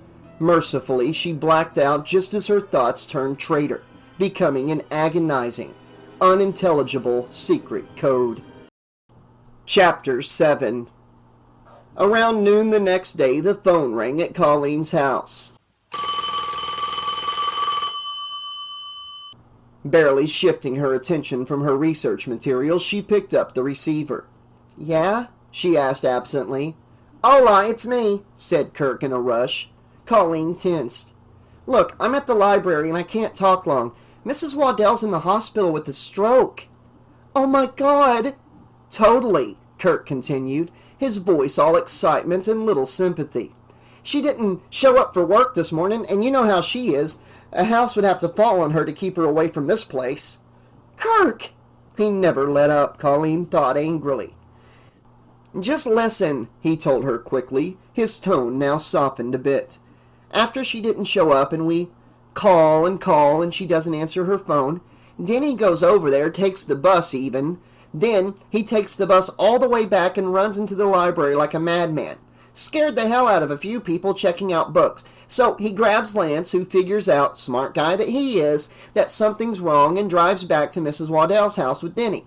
When they get there, Denny points through the window and they can see Mrs. Waddell lying in her bed all twisted in her sheets like a..." He was about to rattle off another barb, but thought better of it. "Anyway, they break into her house, find that she's unconscious, and call 911. Lance just called from the hospital to tell me about the stroke." "That's terrible." Colleen felt sick, recalling how Vicky had cursed at Mrs. Waddell the day before. "Yeah, it's pretty awful." For the first time, Kirk seemed sincerely troubled by the news. "Anyway, that's not the only reason I called." Colleen was instantly suspicious. "I thought you couldn't talk long." "I can't. With Lance at the hospital, the only other person here besides me is the part-time librarian, Mrs. Cosgrove. And I'm not being mean when I say she's dottier than Mrs. Waddell." He wasn't just being mean. Even Colleen knew about Mrs. Cosgrove. So I better get back before someone needs a book checked out and she has a fit over the computer. But besides news about Mrs. Waddell, I wanted to apologize for last night. I guess I was upset and acted like a kid having a tantrum. His apology was sweet and sincere. It's all right, Kirk, I understand. Thanks, but that doesn't make it right. Ricky said something to me that made some sense. I keep that up and I could lose you as a friend, and what would that get me? I don't want to do that. Colleen was deeply touched. So I'd like to make it up to you. Ricky's helping me, and we've got a surprise for tonight. Will you come? With Lance, of course. It'll be the four of us. What's the plan? A laugh escaped Kirk. You dope, it's a surprise! All you need to do is be ready when we pick you up around 7:30, okay? Sure, if it's okay with Lance. I'll hit him up when he gets back from the hospital. This'll be fun. By the excitement in his voice, whatever he had planned did sound like fun, and Colleen wanted to give Kirk a chance to make amends. It wasn't often that someone offered. Okay, great. Excellent! Kirk nearly shouted. I better go. I hear the computer beeping like Mrs. Cosgrove is torturing it.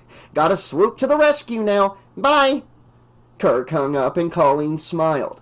Things were going to work out with Kirk after all. What a relief. Turning back to her books, Colleen didn't look up again until her mother called her for dinner. A car horn honked in front of Colleen's house at exactly 7:30. Colleen pulled on a jean jacket and ran out to Kirk's car. He drove a convertible Mustang. The car wasn't the Porsche Spider that his idol James Dean had driven, but was sporty enough to fit Kirk's would-be hip image. If only he didn't look so out of place behind the wheel. Oh well, thought Colleen. Taking advantage of the warm night air, Kirk had taken the Mustang's top down. Ricky sat in the passenger seat, Lance in the back. Hop in, Kirk told her. He preferred that passengers leap into his car instead of using the door. To him, that was the pinnacle of cool. Before Colleen could argue, Lance put his arms around her and lifted her into the back seat with him. Hey! She cried, giggling at the same time. Lance kept one arm around her after she was finally sitting, and she snuggled against it. You look like you need a little help with your hop. He told her. Well, thank you, she told him. You've made me very happy. Everyone in the car groaned. Kirk put the car in gear and drove away. So where are we going? You'll see when we get there, Kirk said mysteriously. He and Ricky exchanged a conspiratorial wink. Colleen turned to Lance. Don't look at me, I don't know. Hey, did you hear about Mrs. Waddell? Oh yeah, Colleen had nearly forgotten. How is she doing?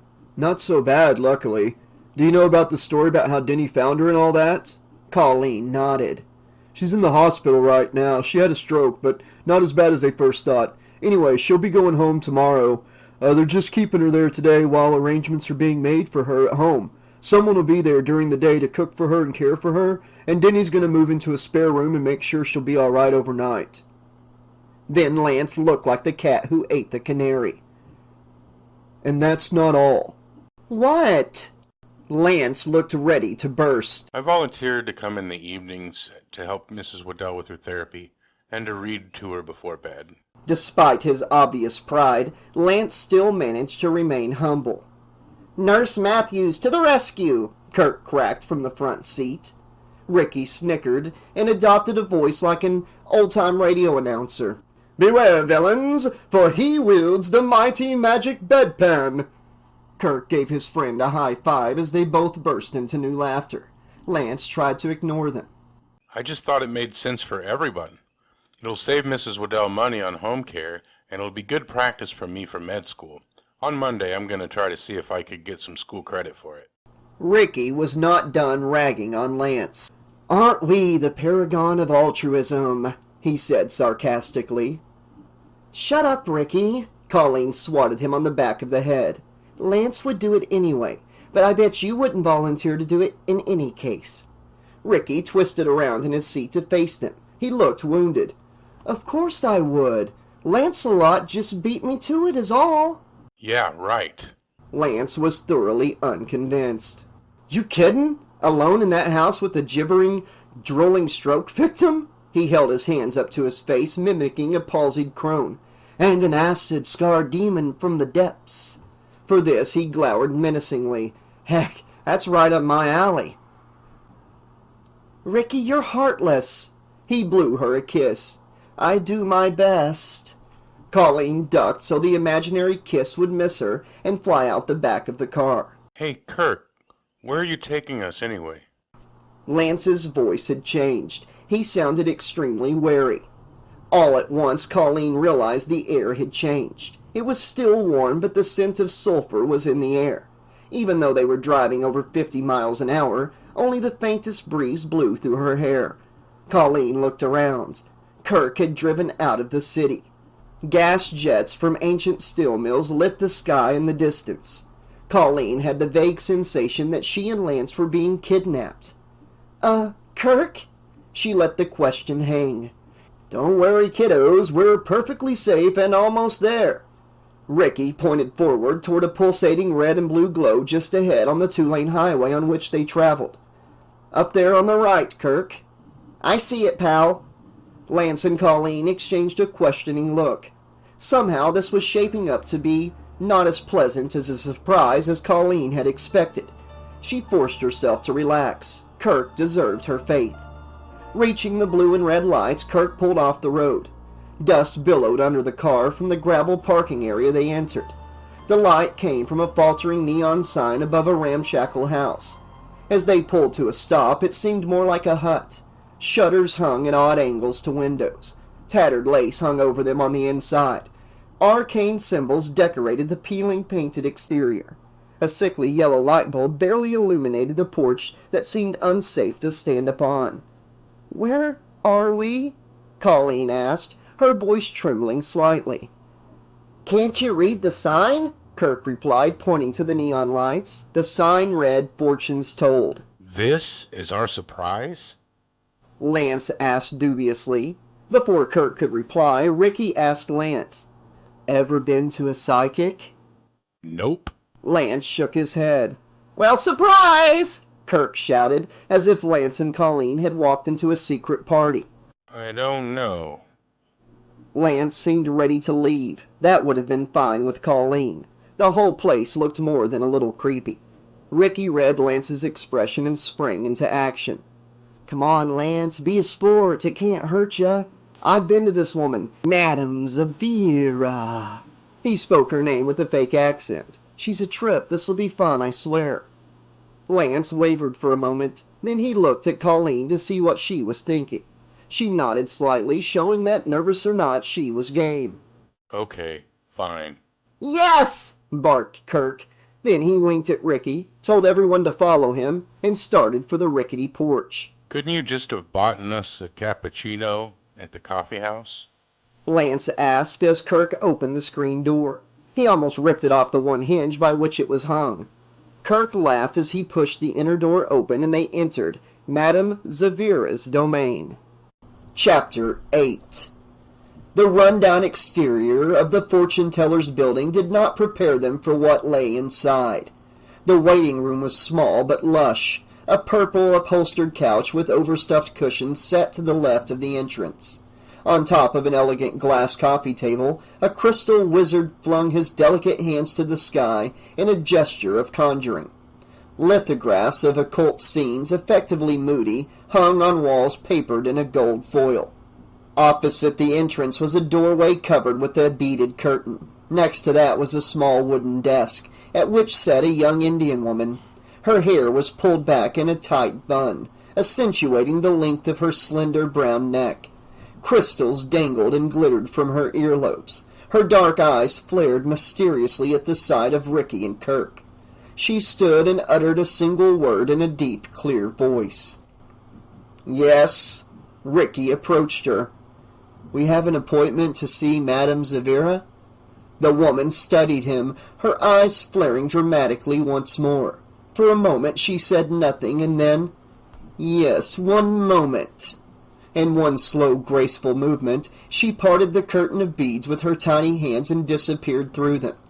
Kirk smiled at Lance and Colleen, who now sat on the couch. "Well, what do you think so far?" Spooky. Lance told him. Mm-hmm, Colleen agreed with a nod. Kirk was pleased with their reactions. I know, isn't it great? Both Colleen and Lance could only chuckle at Kirk's obvious excitement. I'm here all the time, Ricky said, trying to impress the others. Then, in a loud whisper, added, They love me here. Just as he said that, the Indian woman appeared again. There was no doubt she had heard Ricky's boast. Madame Zavira will see you now, she announced. With one delicate hand she drew the beaded curtain to one side and motioned for them to enter. Kirk, Lance, and Colleen stood and walked toward the curtain. Kirk entered first, followed by Lance. As Colleen walked into the back room, she heard Ricky's voice behind her, in a hushed tone. Excuse me? Colleen stopped and turned, thinking he had addressed her. Instead, she saw he was speaking to the Indian woman. In one hand, he held up what appeared to be a fluorescent pink business card. The Indian woman nodded almost imperceptibly and took it from him. After clicking it twice with a hole punch, she handed the card back. Ricky thanked the woman and stuck the card into his pocket. Before it disappeared, Colleen glimpsed an occult symbol and the words, 12th visit free. Ricky caught Colleen watching and smiled sheepishly at her. Colleen raised an eyebrow, then continued through the doorway with Ricky close behind. This new room was as plain as the front room was elegant. In the center was a round wooden table surrounded by 5 chairs. 4 were simple wood chairs that matched the table. One was a throne-like cushioned chair. The fabric of its cover matched the plush purple couch. Toward the back of the room sat a dresser, the top of which was littered with a variety of fortune-telling tools. Among them, tarot cards, rune stones, and a crystal ball. Against the back wall was yet another doorway, this one with an actual door rather than beads. The room was utterly windowless. This made Colleen feel somewhat claustrophobic.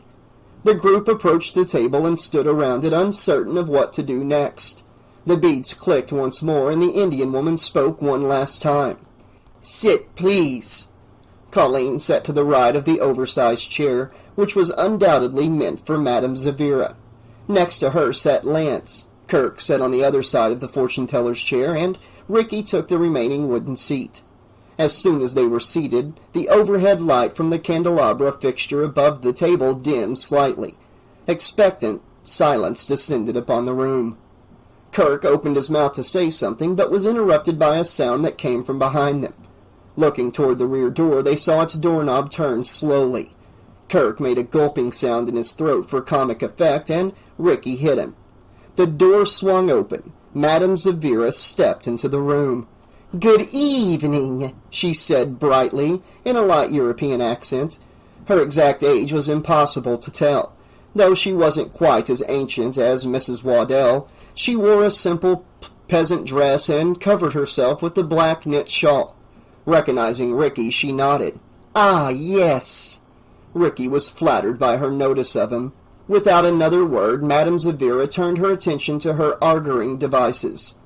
With the fortune-teller's back turned, Ricky leaned across the table toward Lance and Colleen. Well, isn't that cool?" he whispered. Calm down. Lance said, also leaning forward and whispering. Nothing's happened yet. "Young lady," Madame Zavira's voice made everyone jump. "Yes, ma'am?" Colleen said, when she found her voice again. The woman smiled brightly. "Such a polite girl. Shall I read your tarot?" Madame Zavira held up a pine box, out of which she produced a deck of large cards. Colleen shyly declined. "Oh, no, thank you." "Go ahead, Colleen," Kirk urged her. "No, you go first," Colleen told him. "I just want to see how it works." "Come on, Colleen." Kirk was being gently insistent. Sure, Colleen, take a test drive. Now Lance was encouraging her to go, but Colleen felt uneasy. "I don't know." Madame Zavira laughed very pleasantly. "Ah, but the pretty girl must go first. I'll do a simple reading, so you see how it works." The fortune-teller's face seemed warm and friendly. She wasn't nearly as spooky as Colleen would have expected. Madame Zavira's smile finally won her over. "Okay, let's do start simple, though. Is that all right?" "Of course. Here." Madame Zavira handed her the deck of tarot cards. "Shuffle these until you feel they are ready. Then cut them and place them in front of me in 3 piles." Colleen first tried to shuffle them like a regular deck of cards, but the tarot cards were larger than normal, almost as big as her hand. She quickly lost control of the deck and managed only to scatter the cards over the surface of the table. She suddenly feared that her clumsiness might have somehow broken the cards, but Madame Zavira smiled at her without recrimination, and Colleen gathered the cards back into a pile. Resorting to scrambling the cards on the table before her, Colleen soon restacked them, squared them off, and divided them into 3 piles in front of Madame Zavira. "Very good," declared Madame Zavira, as if Colleen had just been a particularly clever little child. The woman picked up the 3 piles in the order opposite that which Colleen had placed them, and made them 1 stack again. As she slowly dealt out 9 cards, she explained, "I will be reading these cards from my left. The first 3 represent your past, the next 3 your present." She dealt the last 3 with a flourish. "And these, your future. Are you ready, young lady?" After looking at everyone else at the table, Colleen turned back to Madame Zavira. She took a deep breath and answered, "Okay, ready." "Good," the fortune-teller proclaimed. Then, taking the first card on her left between 2 thin fingers, Madame Zavira turned it over. Placing it back on the table in front of her, she tapped it thoughtfully. Everyone else leaned forward to see what it looked like. The card depicted children playing happily under a canopy supported by 4 long sticks. Beyond the canopy, a house set on top of a tall hill. Madame Zavira smiled. "This is the 4 of staves," she explained, pointing to the post at each corner of the canopy. "This indicates a happy household, built on a firm foundation. See how happy the children are. Everything is right in their world, as it has been in yours in past years." "Yes, that's true," Colleen agreed. "I get along with my parents better than most kids I know, I guess." She hoped it didn't show on her face how unimpressed she was by this revelation. "Don't worry, child.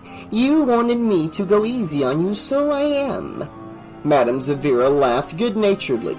Suddenly, it didn't matter to Colleen whether any great mysteries were solved in this reading. She realized she was having a great time. Now, Madame Zavira turned over the next card. On it, a woman sat on a throne, holding a yellow circle with a star in it. When Colleen recognized the symbol as a pentagram, she looked fearfully up at the fortune-teller. Only a pleasant smile rested on her lips. "That is a coin," said the woman, sensing her fears. "And this is the Queen of Coins. It suggests a woman or mature girl with a giving, charitable nature." "That's you for sure," Kirk interjected. Then he looked embarrassed at his outburst. "Well," he said defensively, "you are a giving person." I'll second that motion. Lance offered, much to Kirk's relief. Madame Zavira laughed. "Of course it is you. I sense in you a person others can count on. One who is supportive of others, who gives freely of herself without the expectation of reciprocation." Colleen's only answer was to blush. "We'll move on," said Madame Zavira, winking. Her smile faded when she turned over the final card, representing the past. Colleen looked closely and saw a young boy or girl waving a sword in the air. She noticed that from Madame Zavira's perspective, the card would be upside down. "This represents the very recent past. You've been having problems lately. With a girl at school, I'd say." Colleen sat up straight in her chair. The woman had her attention now. "Yes. And she's been quite cruel. Striking you, I'd say." At Colleen's look of shock, the fortune-teller needled Colleen gently.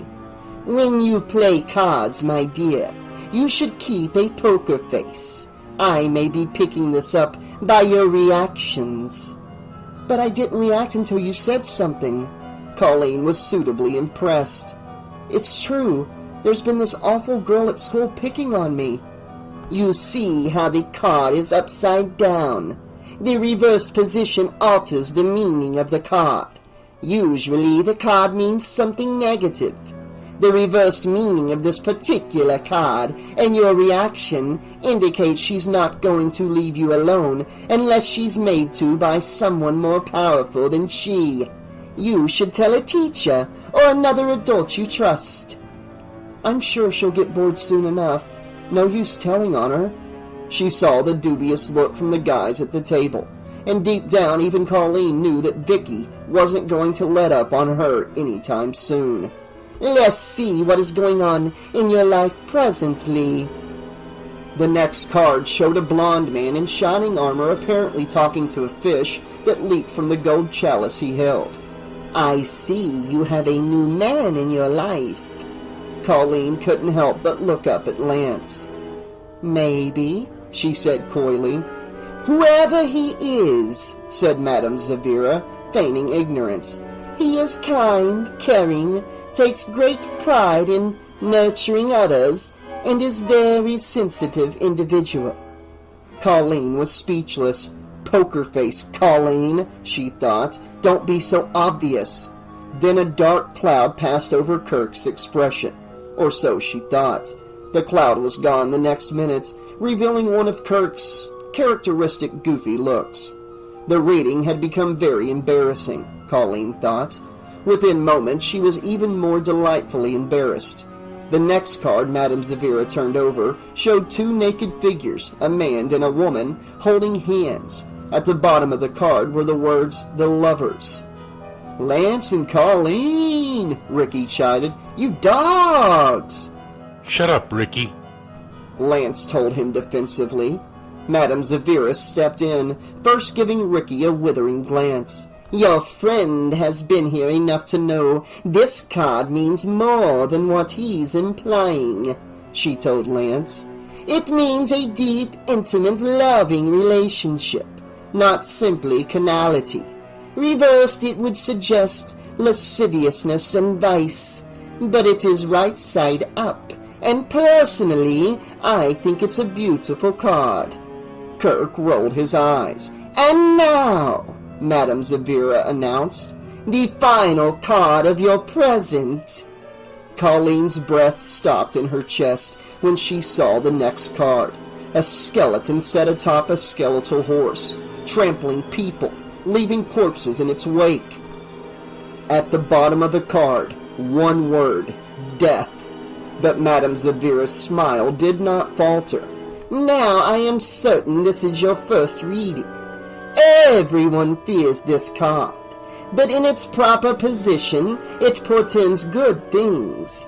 Only reversed would it mean death, destruction, hopelessness."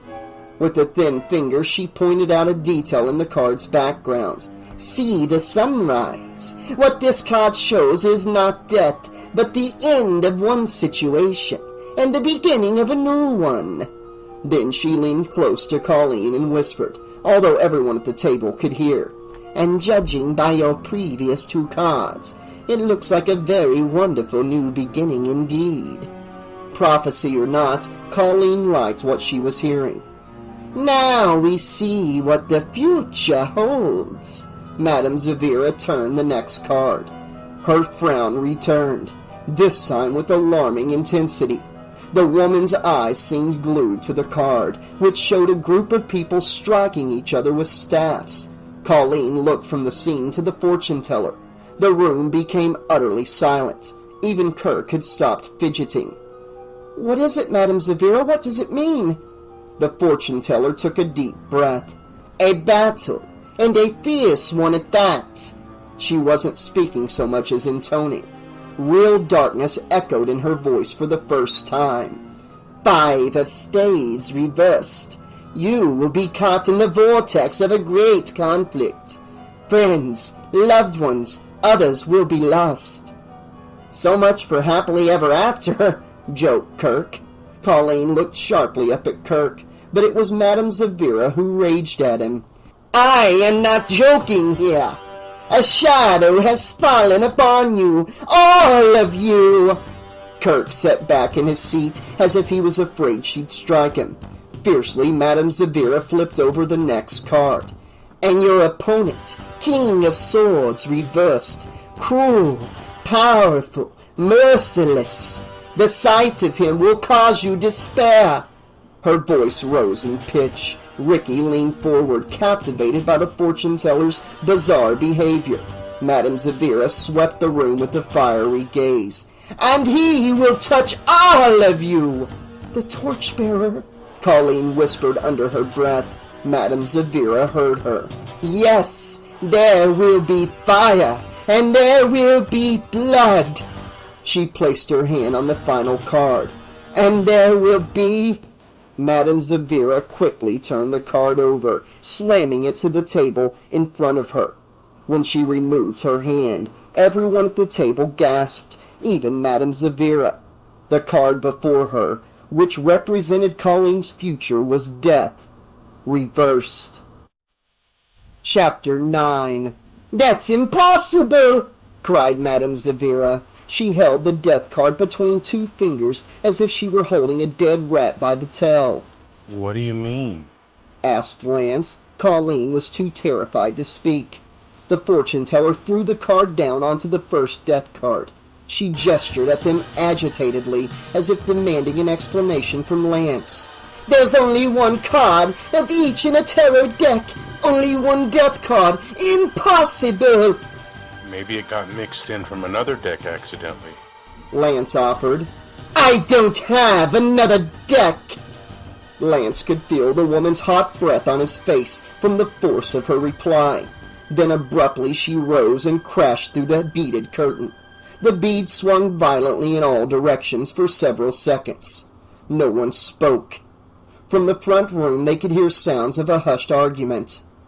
Guys, Kirk finally said, I think it's time to go. Please, begged Colleen, can we?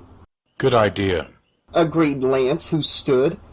Pushing their chairs away from the table, the rest of them rose to their feet. Madame Zavira suddenly appeared at the doorway among the beads. She had calmed down somewhat. You are leaving, of course. She seemed resigned. I understand. She stepped aside to let them pass. Out in the front room, the expression of the Indian woman had not changed. If she had just argued with Madame Zavira, she showed no sign of it. Her eyes merely blazed characteristically as they passed. When they reached the door, the beads clicked behind them. The fortune-teller watched them go. Beware of the darkness that threatens you, she warned as they left. When the group got to the car, Kirk shook his head shell-shocked. Whoa! Was all he could manage to say. Forgetting about his ritual of leaping into the topless car, he began to unlock the doors. Ricky came up and clapped him on the shoulder. Steady there, buddy, he said. Start the car and hold on. In the excitement, I forgot to settle up. Lance reached for his wallet. You need some bucks? Nah, me and Kirk planned on taking care of it. All part of the surprise. He chuckled humorlessly and went back inside. Minutes later, Ricky returned and they headed back into town. Colleen could not keep her eyes off the fortune-teller's run-down house as they pulled away. It looked even more frightening than when they had arrived. And the neon words, Fortunes Told, burned their way into her mind. Fortunes told. She sincerely hoped not. Kirk spent most of the ride home apologizing for the debacle at Madame Zavira's place. Both Lance and Colleen told him not to worry about it, but he continued to whip himself. I just wanted to do something for you guys that was more than hanging out at the diner or the coffee shop. Damn, damn, damn! He agitatedly drummed on the steering wheel as he drove. Ricky spoke up. To be fair, it was my idea. Poking Kirk repeatedly on the shoulder, he said, This guy couldn't come up with anything, so I suggested Madame Zavira. Kirk swatted Ricky's finger away. It's no one's fault, Lance insisted. And I, for one, appreciate you trying to make up for that stupid stunt last night. I was pretty pissed. But it was sweet of you to try to make up for it. Besides, Continued Lance, I'm sure the whole thing with the cards was a setup anyway. She doesn't have 2 decks of cards? I don't believe it for a second. Probably just wanted to get a rise out of the bunch of kids. That was her game. Colleen wasn't so sure, but said nothing. Oh, come on, Colleen, said Lance, reading her silence. Fortunes usually end up one of 2 ways, with a tall, dark stranger or death. You just got both. But she said it affects all of us. She probably knew we weren't going to stick around after a miserable reading like that, so decided to dilute it. Colleen couldn't believe there was nothing to what Madame Zavira had told them. She had looked too serious. Lance saw he was losing Colleen again and called out to Ricky. Help me out with this one. You know this lady. What do you think of tonight's command performance? Even Colleen could tell he just wanted Ricky to agree with him so she would be comforted. Ricky thought for a moment and then said, "Oh, I think she was just a-funning us. Really, I do." But he wasn't very convincing. Colleen could tell he was rattled too. Lance was trying very hard to allay her fears, so she screwed on her bravest face and tried to convince him that he had succeeded. It worked. He believed her. But her fears remained, and were growing. Claiming exhaustion from the night's events, Colleen asked to be dropped off at home early. Lance begged her to stay out with them. Kirk even offered to buy them cappuccinos at Wide Awake, as Lance thought he should have done in the first place. But Colleen held her ground and was in bed before 10:30. When the dreams came, Colleen found herself playing poker with the torchbearer. Despite the bright light that flooded the room, his head remained primarily in silhouette. Occasionally, light would reflect off moist tissue, hinting at a face consisting of separating flesh. The torchbearer was familiar to her, someone she knew. Colleen tried to concentrate on the game. 5-card draw, nothing wild, and the stakes were very high. Between her and the torchbearer, all of Colleen's friends, each of them doll-sized, working desperately to escape the tiny corral in which they were trapped. Lance pounded futilely at the walls. Ricky tried to boost Kirk over the top of one wall, but only succeeded in throwing him to the ground. Even Melena and Tish were there, their nails bloodied from clawing at the walls as a miniature Vicky urged them on. The final bets had been placed. It was time to show cards. The stakes were high indeed. Colleen was playing for the lives of her friends and enemies alike. Looking at her hand, Colleen was certain she could save them all. "What do you got?" drawled the torchbearer, in a voice that conjured up the image of thousands of screaming witches being burned alive. His breath stank of as many funeral pyres.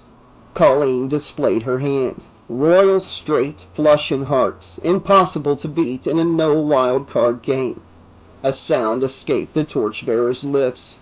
Colleen thought she heard pus bubbling. The meaning was clear. The torchbearer was impressed. "Nice hand," admitted the torchbearer. Colleen wished he would not speak. For a moment it looked like he was going to fold his hand. What choice did he have? He could not win. But then the torchbearer smiled. The sight of yellow, crooked teeth, glowing dimly in an otherwise dark, featureless face was sickening. "'Cept mine's better!" He displayed his hand for her to see. 5 of a kind! And he did have 5 of a kind. All death cards. "No!" screamed Colleen, but it was too late. The torchbearer was already reaching into the corral with his empty hand. Without thinking, Colleen reached out and grabbed his wrist. The feeling of slime sickened her. She thought some of the evil man's flesh was threatening to tear loose, but she tightened her grip all the same. The torchbearer would not claim victory. The sinister yellow Cheshire cat grin appeared again. Suddenly, the death cards the torchbearer still held exploded into flame. Blazing heat drove Colleen back, and she had to let go of the torchbearer. Free from her grasp, he flung the cards into the corral. Colleen's friends and enemies scattered to avoid the flames. The man looked over the scene, pleased by the havoc, the impending death. They would all die unless Colleen acted. A large book materialized in Colleen's hands. Without thinking, she brought the book down again and again, trying to beat out the flames.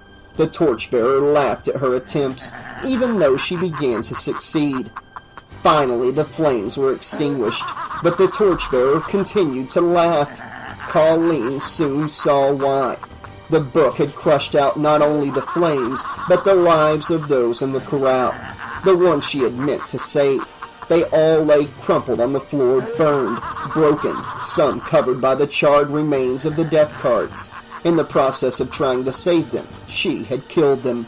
The torchbearer continued to laugh. He had planned it all. Colleen screamed when she realized what she had done. She woke up screaming.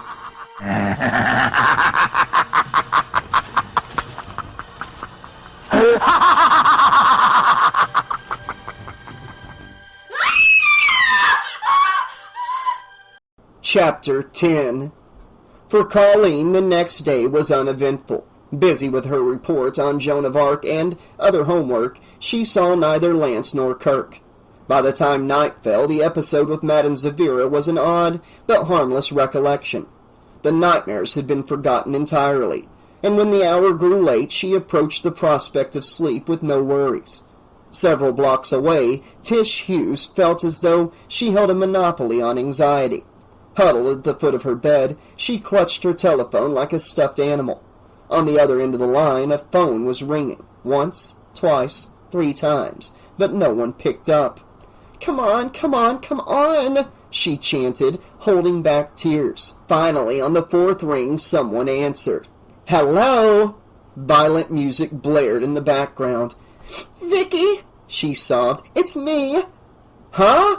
was the only answer, and then, "Hold on." Tish heard the receiver drop to the floor, then some footsteps. In the background, the music faded to a low roar.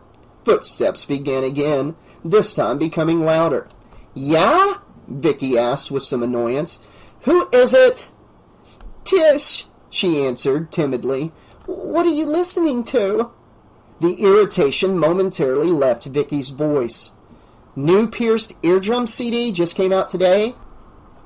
Then the irritation crept back. "What do you want? I'm busy doing homework." Vicky's harsh edge broke Tish's fragile resolve not to cry. "Can I please come over, Vicky?" she sobbed. "I just got into a huge fight with my parents. They're so mean. Please, please, I won't bother you or anything." Tish could hear Vicky's scorn through the phone lines. "Quit crying and just deal with it, okay? Don't you think I got my own problems?" "Well, yes, but, Vicky mimicked her cruelly. "But nothing. I'll deal with my problems. You deal with yours, for once." "Please, Vicky." Why did she have to be so mean all the time? "I need somewhere to go for a while." "Then try Bermuda. I hear the weather's nice this time of year. Just get a grip, will ya?" Then the line went dead, and Tish was left listening to a dial tone. In shock, she didn't move to hang up until a recorded voice asked her to do so. Angry and sad at the same time, Tish pulled the phone cord out of the wall, then flung herself onto her bed. Burying her face in her pillow, she cried hard for several minutes. Then, as so often happened, the anger overcame the sadness, and she stopped. Tish stared into the blackness created by the pillowcase and saw herself taking a bus or a plane or a boat or anything that would take her far away from here. Tish had run away before, but this time would be different. Before, in the back of her mind, she had always wanted to be found. She had imagined a tearful reunion with her parents, who were glad to see her again. And to make sure she would never run away again, they'd treat her better, much better. It had actually been like that the first couple of times. Things would go better for a few days at least, then gradually the bad times would return. Soon her parents didn't seem to care much anymore when she ran away. This time she'd run away for good, maybe even to Bermuda. Though she had no idea how to get there with no money, it didn't matter. Somewhere else was where she needed to be. Her parents didn't care about her, and her so-called friends sure didn't. Tish lay on her bed, scheming until her parents went to sleep. Then quietly she got up and stuffed some clothing into a backpack. Creeping down the stairs, she made it out the front door without waking her parents. The tears returned when she reached the end of her driveway. Glancing back, she took one last look at her house. For a moment, her wheel began to bend, and she almost ran back inside. Instead, she forced herself to turn and hurry away, her backpack bouncing with each step. "I'm never coming back," she thought as the night swallowed her. "No one will find me this time." And she was right. Tish Hughes was never seen again. Chapter 11. Monday morning was beautiful, and Colleen decided to walk to school. She started early so she wouldn't have to rush. As she passed the Hughes house, she saw a police car in the driveway. Colleen barely gave it a thought. The sight was sadly unsurprising. Between Tish's penchant for running away and Mr. Hughes's notorious temper, the police visited the house frequently. Later at school, when Colleen saw only Vicky and Melina in the hallways, she guessed that Tish had run away. She almost asked, but since they hadn't harassed her that day, it seemed unwise to put herself in the line of fire. It wasn't until history class, when Kirk leaned over, that Colleen heard the buzz knell coursing through the school. "You hear about Tish?" he whispered. Colleen responded with a slightly irritated, questioning look. She didn't like to talk in class unless the teacher had permitted it, as he had last week. Kirk saw the look and frowned at her. Don't worry about it. Anyway, she may have been kidnapped." This got Colleen's attention. Though given Kirk's penchant for melodrama, she didn't really believe him. Still trying not to talk, she tried to convey her skepticism with her eyes. "No, really, she may have started running away, but something happened." He took a deep breath, as if he couldn't believe what he was about to say. "Some kid found her stuff, a backpack with clothes and stuff, in a gutter a mile away from her house." Then a look of deep concern crossed his face. "Near your house. You hear anything last night?" Colleen saw that Kirk was serious. She was about to answer when a voice stopped her. "You two in the back," called Mr. Kluski in a bored voice. "This is a classroom, not a coffee shop." Kirk sat bolt upright in his chair and gave her a sheepish grin. "Later," he mouthed. Colleen nodded and tried to return her attention to the front of the room. It was impossible to concentrate now, though. If what Kirk had said was true, then something horrible had happened, and very close to her own house. Creepy. Her thoughts turned to Mr. and Mrs. Hughes. How were they feeling right now? Even a supposed ogre like Mr. Hughes must be frightened for his daughter. And Vicky, she thought, turning to look surreptitiously toward the back of the room.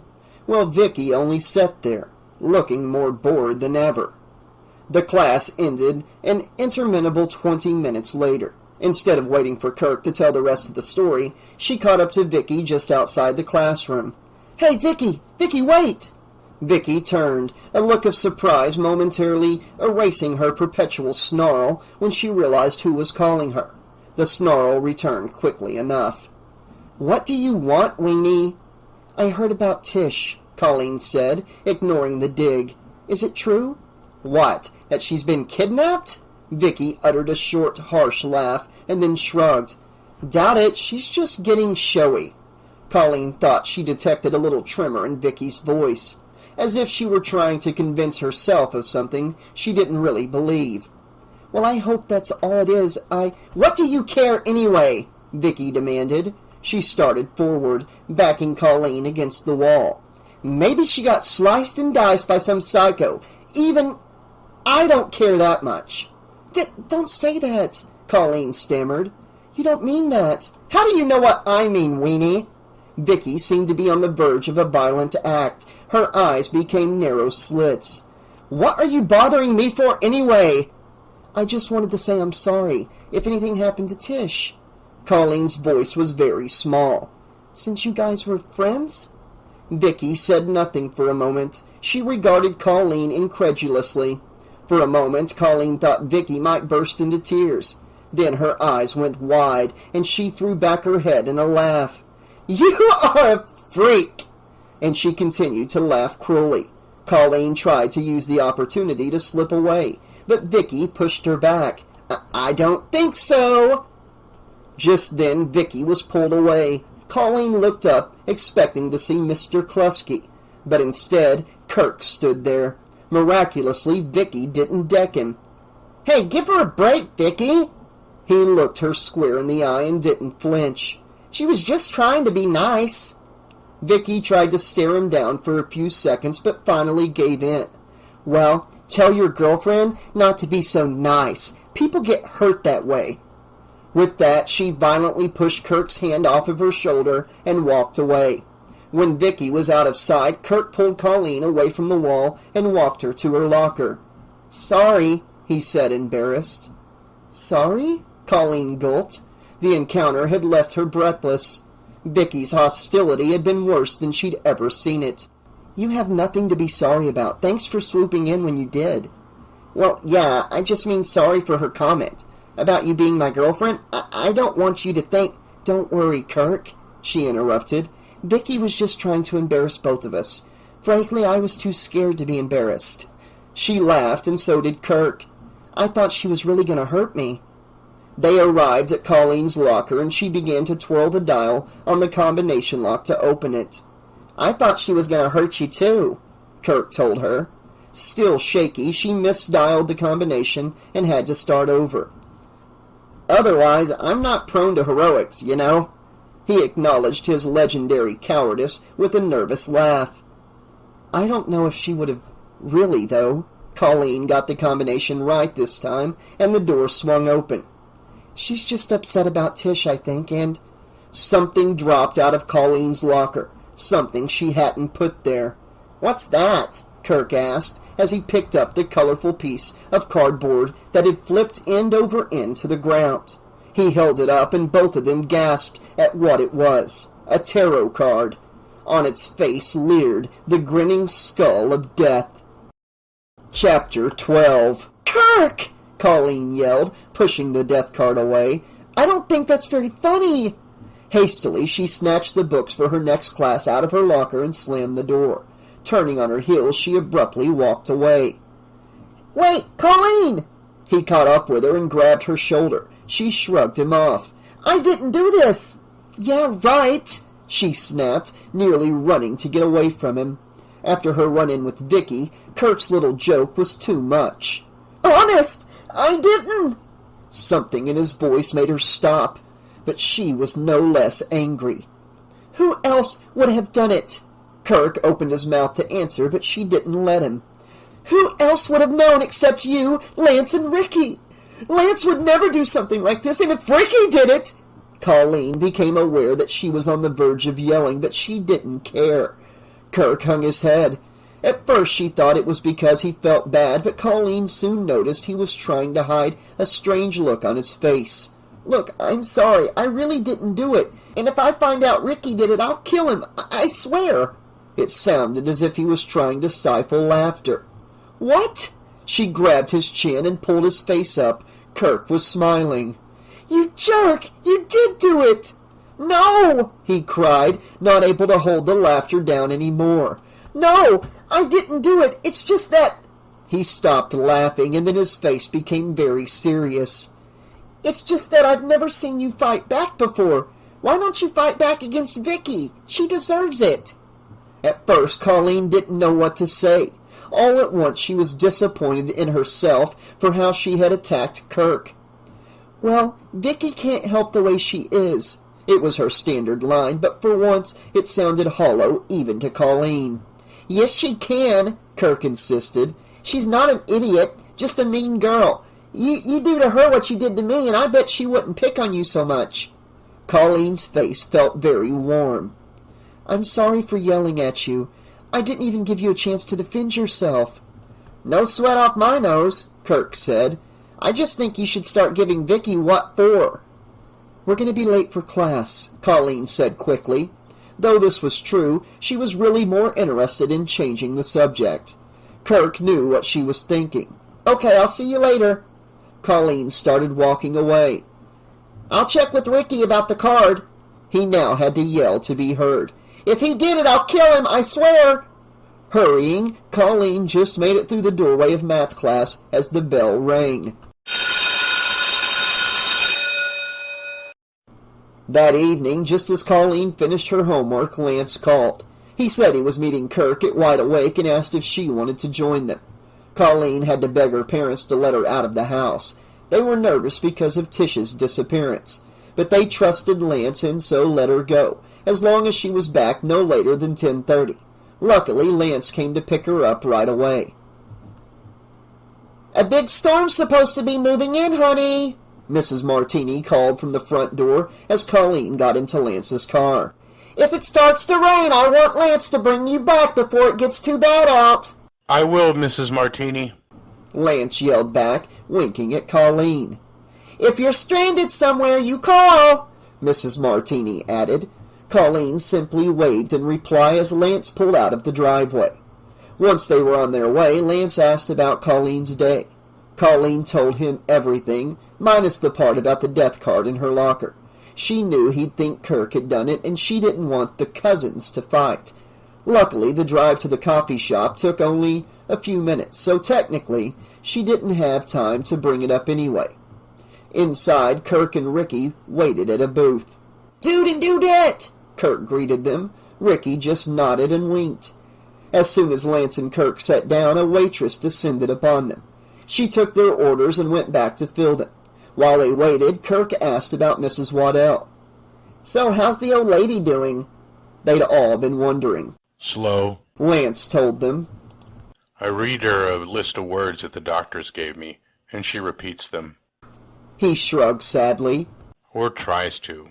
You can really tell how hard she's trying, and how frustrated she gets when the words come out wrong. Colleen rubbed Lance's back. She could tell he was feeling Mrs. Waddell's frustration. "How sad," she said aloud. "Wow," Kirk said, amazed. "A woman like that not to be able to talk, it must be killing her." "Kirk!" Colleen shot him a harsh look. "I'm not being mean. The woman liked to talk. Am I wrong?" "It's just the way you say it," Colleen answered, but she could see that he hadn't intended to be mean after all. I wouldn't say it's killing her, but it is rough on her. Lance said. She does enjoy when I read to her. She kind of smiles and just relaxes. Things don't seem so hopeless then. "What are you reading her?" asked Ricky. "Let me guess. Little Women? Jane Eyre?" Actually, Grimm's fairy tales. Colleen and Kirk were surprised. Ricky, however, seemed pleased. "Wow, gruesome stuff. Hardly little old lady material." Lance just shrugged. She was reading it when she had her stroke. I tried reading her something else, but she wouldn't let me. She didn't speak exactly, but she communicated with gestures pretty clearly what she wanted. "Wow," said Ricky. "There's a woman after my own heart. Maybe I should come read to her," he told Lance. "I'm much more qualified for scary stuff than you are." Right. Lance laughed. I can imagine you reading Grimm's fairy tales to Mrs. Waddell. You'd probably make it so vivid you give the poor woman a heart attack. "Lance!" Colleen giggled as she swatted his arm. Somehow, when he said things like that, they didn't sound quite as mean. All at once, she remembered that Mrs. Waddell and Lance weren't the only inhabitants of the old woman's house. "How's Denny? Do you see him there?" I used to. Lance answered, a quizzical expression on his face. He used to come home and look in on us before going to his room. Always had a smile. Now he goes straight to his room. "Is he sick?" asked Colleen. I don't know. He doesn't talk either, you know. Lance seemed to be seeing Denny in his mind. Tell you the truth, he's making me a little nervous. "I bet it's spooky being in a house with two nonverbal people," Kirk suggested. Lance thought it over. Maybe that's it. Lance replied. Then he shrugged off the clouds that seemed to have descended upon him. Anyway, I know Denny's a good guy. He's probably just upset for Mrs. Waddell, that's all. Just then a flash of lightning lit the coffee shop. The group looked outside as another flash occurred. In it they could see the outlines of heavy clouds marking the approach of a rainstorm. Colleen turned to Lance. "I bet my parents are freaking out right now. I'd better get home." "Oh, but you just got here," whined Kirk. "Stay a few more minutes." Nah, cuz. Lance told him as he stood. You should have seen her mother when she left. Colleen's right. Colleen pushed out of the booth and waved goodbye to Kirk and Ricky. "By the way," Ricky said, "it wasn't me." At first, Colleen didn't know what he was talking about. Then she remembered the card. "Promise!" Lance looked at both of them questioningly. "I'll tell you in the car," Colleen said as lightning flashed once more. Several seconds later, thunder rumbled in the distance. "Bye, guys." Lance took her arm and walked her to the door. In the reflection of the front window, Colleen noticed someone she recognized. Turning around, she saw Vicky sitting in a booth toward the back of the coffee shop. Melina sat beside her. Instead of turning away when Colleen discovered them staring at her, they both simply smiled. Colleen was instantly certain that they had been watching her the entire time she had been there. Almost as proof, Vicky formed her forefinger and thumb in the shape of a gun and fired. Colleen jumped as if she had been struck by an invisible bullet. Colleen shot out of the coffee shop, dragging along a surprised Lance, who had stopped to see what she was looking at. "Slow down!" he told her when they were outside. She was practically running. "Those girls are so horrible!" Colleen yelled, close to tears. The fact that they had been watching her made her feel worse than if there had been a confrontation. How could she defend herself if she didn't even know they were there? "You mean Vicky and her clone?" Lance draped an arm around her, slowing her to a walk. "Don't worry, they're just a couple of high school kids." He regretted the statement as soon as he had said it, but it was too late. Colleen turned on him. "Is that how you think of me?" she demanded. "A high school kid?" "Of course not. Certainly not like them." But that didn't score him any points either. "What am I like then? Am I an easier mark than high school girls like them?" "No, that's not true. He quietly told her. I like you because of you, and high school has nothing to do with it. Then he laughed tentatively. If it did, I probably wouldn't be going out with you. If a college guy gets caught dating a high school girl, his friends take him over the coals." He had begun to brighten, but then bowed his head and held both her hands. "But I don't have many friends at college anyway. Why do you think I hang out with a dork like my cousin? And even if I did have friends, they'd have to accept me going out with you, or they wouldn't be my friends." Then he looked her straight in the eyes. "Do you believe me?" So mesmerized was Colleen by Lance's eyes that she almost forgot to answer. As it was, she only nodded. Lightning flashed once more, followed almost immediately by thunder. The first raindrops began to fall. "I'd better get you home." Lance said. "Race you to the car."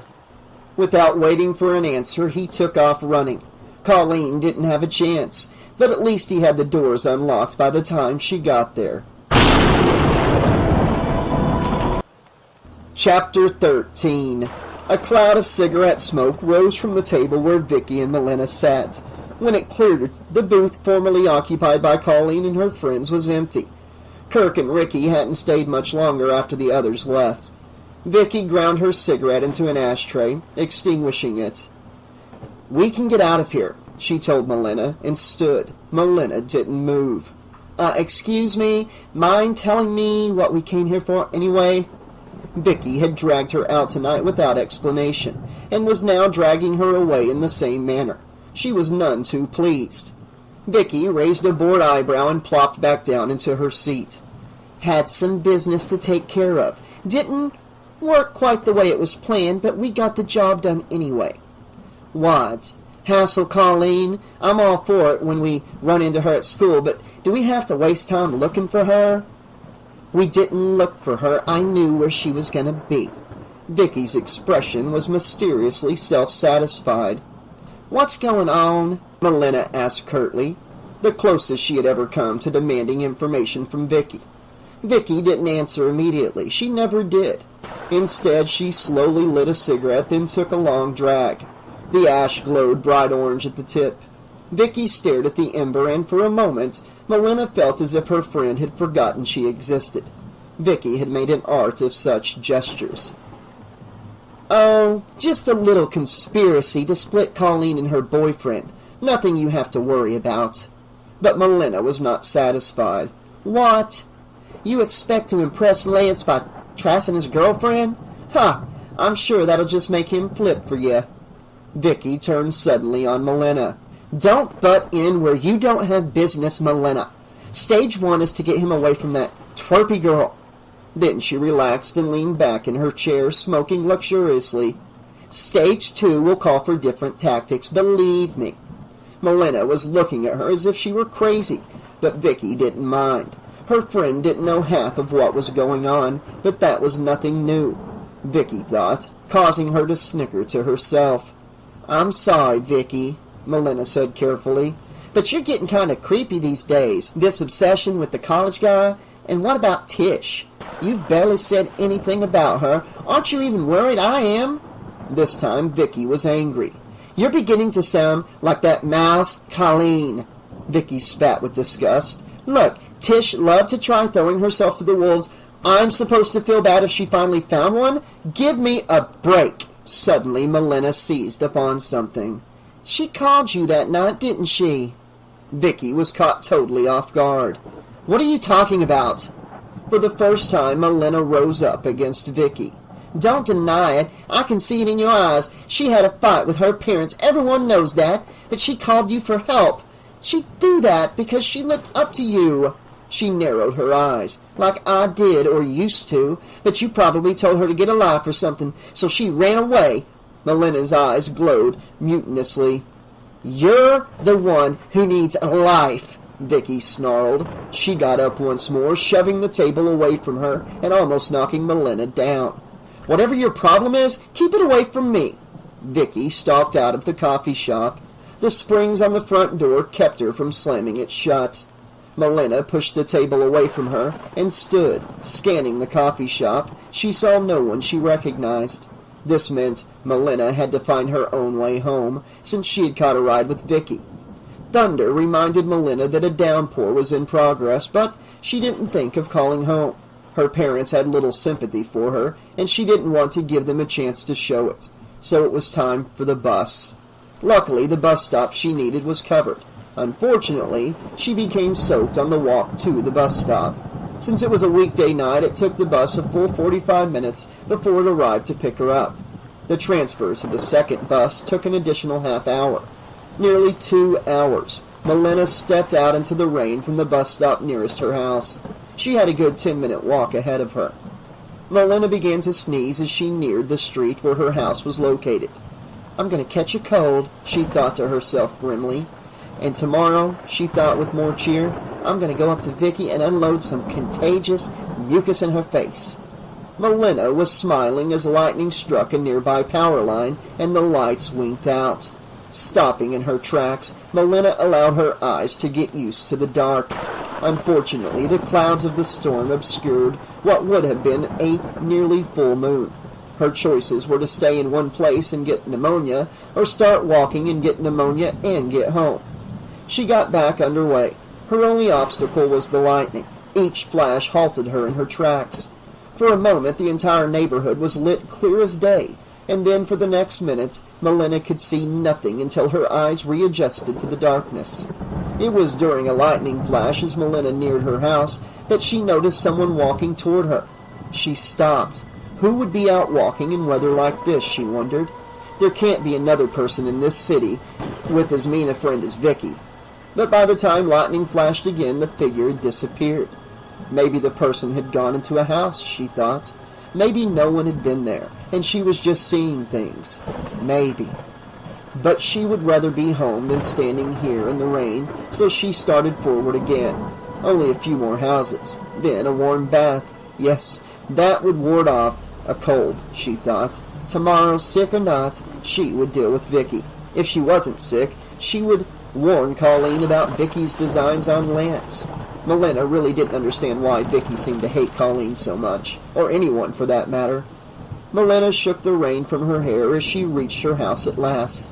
Strong hands closed around Melina's neck as she started up her walk. She tried to pull away, but the hands held her tight.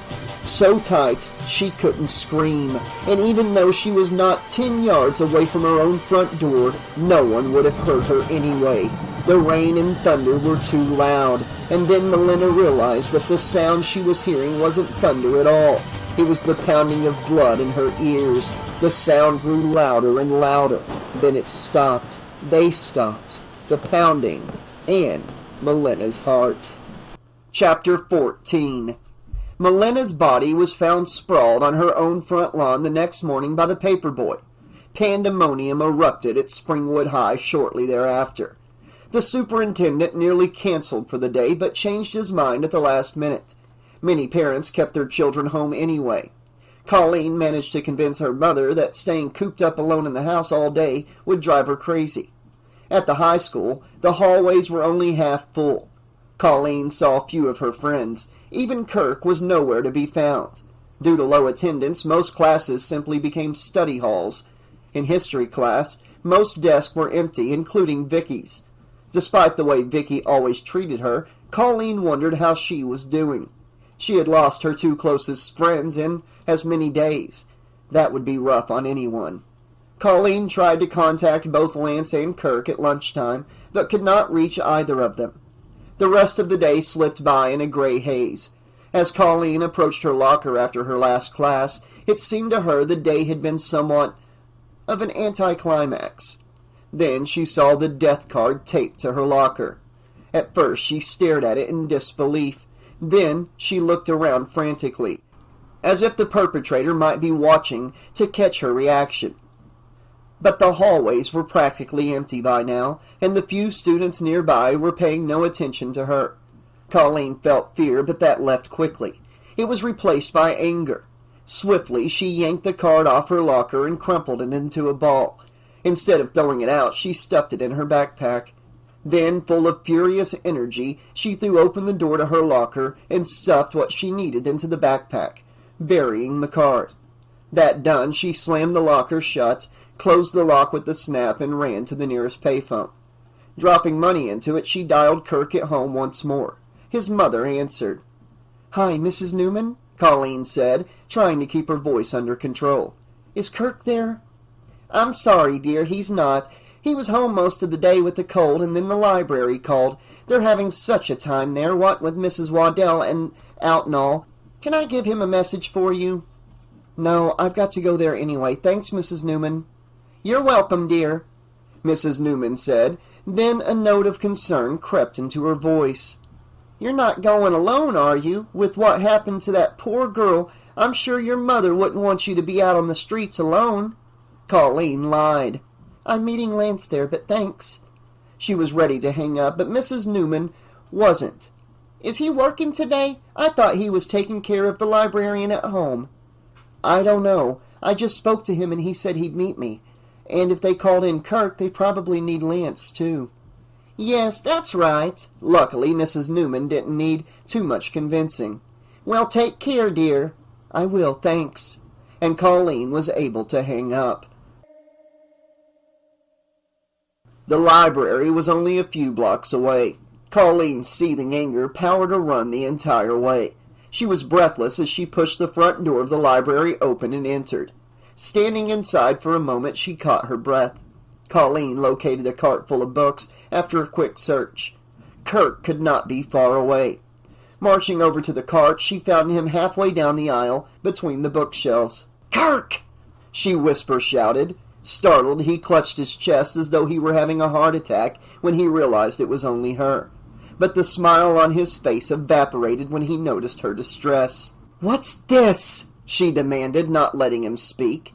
She dug into her backpack for the card, found it, and tossed it at him. "Hey!" he exclaimed as he caught the card just before it hit his face. "What?" he wondered aloud as he unfolded the ball. "What's going on, Kirk?" She was certain he was behind this, but she didn't know why. When Kirk saw the death card, his face became grave.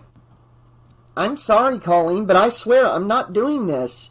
"But no one else would, Kirk. I mean, maybe Ricky, but only if you told him to. I don't know what you're trying to prove." "Nothing, Colleen. You have to believe me." He was pleading with her. "Wait a minute." Colleen's brain made a connection. "Did you or Ricky say anything about the psychic to Vicky?" "No, why?" "One for each of them," Colleen declared. Kirk simply looked more baffled. What? The first card showed up after Tish disappeared. The second one after Melina. I don't know, Colleen, Kirk cautioned. That's a big leap. What you're suggesting isn't just mean, it's crazy. I know, but it's obvious this is upsetting her more than she's letting on. Maybe it's worse than I think. And I would naturally be her target. Kirk thought a moment. Then, after he made sure no one was listening to them, he told her, "Let it go. You can't prove it unless she admits to it. And just acknowledging that it's bothering you might make things worse." I thought you were the one who said to fight back. He nodded, acknowledging her point. A direct attack, yeah, but if you go off on her like this before you're certain, well, you could be making a mistake. Colleen studied Kirk closely. She was getting very mixed signals from him. Is there something you're not telling me? She asked. No, not at all, he said firmly. I'm just saying don't go off half-cocked. If you attack her without any proof, it might backfire, and you could get into trouble. She understood what he was getting at, but it still seemed strange to her. Kirk saw her discomfort. Look, I may be able to find something out. Then a mischievous light sparkled in his eyes. You know, with my network of spies, and if I get something concrete, then I'll tell you, and we'll do something about it. Meantime, don't let it bug you. Okay, fine. What he was saying made total sense now, and even though he exaggerated his spy network, he did have a group of friends who could find out if Vicky was really up to something. And thanks, I'm sorry I blamed you. She gave him a little hug to make up to him. Kirk blushed. I understand, it's a little freaky. Try a lot of freaky, Colleen responded with a laugh. Okay, a lot, he returned her smile. Now, will you let me get back to work? Yeah, I'll see you later. For his goodbye, Kirk winked at her like James Dean. As she approached the front of the library to leave, Colleen passed the stairway leading to the basement. She stopped for a moment. Instead of walking out the front door, she started down the steps. She realized that she hadn't seen Denny since their encounter in the basement. If he was here, now would be a good time to tell him that others appreciated what he was doing for Mrs. Waddell. Though Colleen's attitude about the basement had improved, the air down there hadn't, nor had the lighting. But this time the atmosphere seemed more dreary than foreboding. Of course, it was deserted, or at least seemed to be. Walking slowly, Colleen peered down every aisle, hoping to catch a glimpse of Denny. Realizing what she was doing, Colleen had to stop and laugh at herself. Denny was a person, not Bigfoot, and he wasn't deaf. Standing near the central study table, she softly called out his name. Denny, are you down here? Only silence answered. I just wanted to say hello. She felt silly talking to thin air like this. He might be somewhere else at the moment. But she continued through the basement anyway. I know you're looking after Miss Waddell, Lance told me. Still no answer. Anyway, he thinks it's great that you're there, and I think it's great. And I know Mrs. Waddell appreciates it. She cares a lot about you. Colleen approached the last row, where she had found her book. There was still no sign of Denny. She sighed, then nearly shrieked when Denny appeared suddenly from a dim aisleway. Instinctively, she shrank back. Like her reflection in a distorted funhouse mirror, Denny also backed away. Oh, you got me again, Colleen laughed. Guess I'm a bundle of nerves lately. And just like that, she didn't know what to say. Everything she had meant to say, she'd already said as she'd walked through the basement. I, for one, don't think you're a bad guy, she said spontaneously. I just wanted you to know that. Colleen smiled at him, mainly because she truly had nothing else to say. But Denny did not smile back. Studying his face more closely, she saw deep worry. Is something wrong, Denny? He did not answer, even with a gesture, but his expression radiated hopelessness. It's okay, Denny, she told him. Whatever it is, it's all right. She reached up to touch his shoulder, hoping to comfort him, but before she could, he suddenly grabbed her by the wrist. Anger and frustration now seemed to consume him. Instinctively, Colleen tried to pull away, but he held her tight. She had no idea what he intended to do next. Just then there came shouts from the direction of the stairway. Denny let go of Colleen as they both turned at the same time. Heavy footsteps tramped down the stairs. Several police officers, possibly up to 6 of them, ran nearly single file down the narrow aisles toward them. "You! Don't move!" someone shouted. Colleen froze. Glancing into Denny's eyes, she saw terror. When the officers got to within several yards of them, 2 officers dropped to their knees and drew their guns. Another 2 stood behind them, their guns also drawn.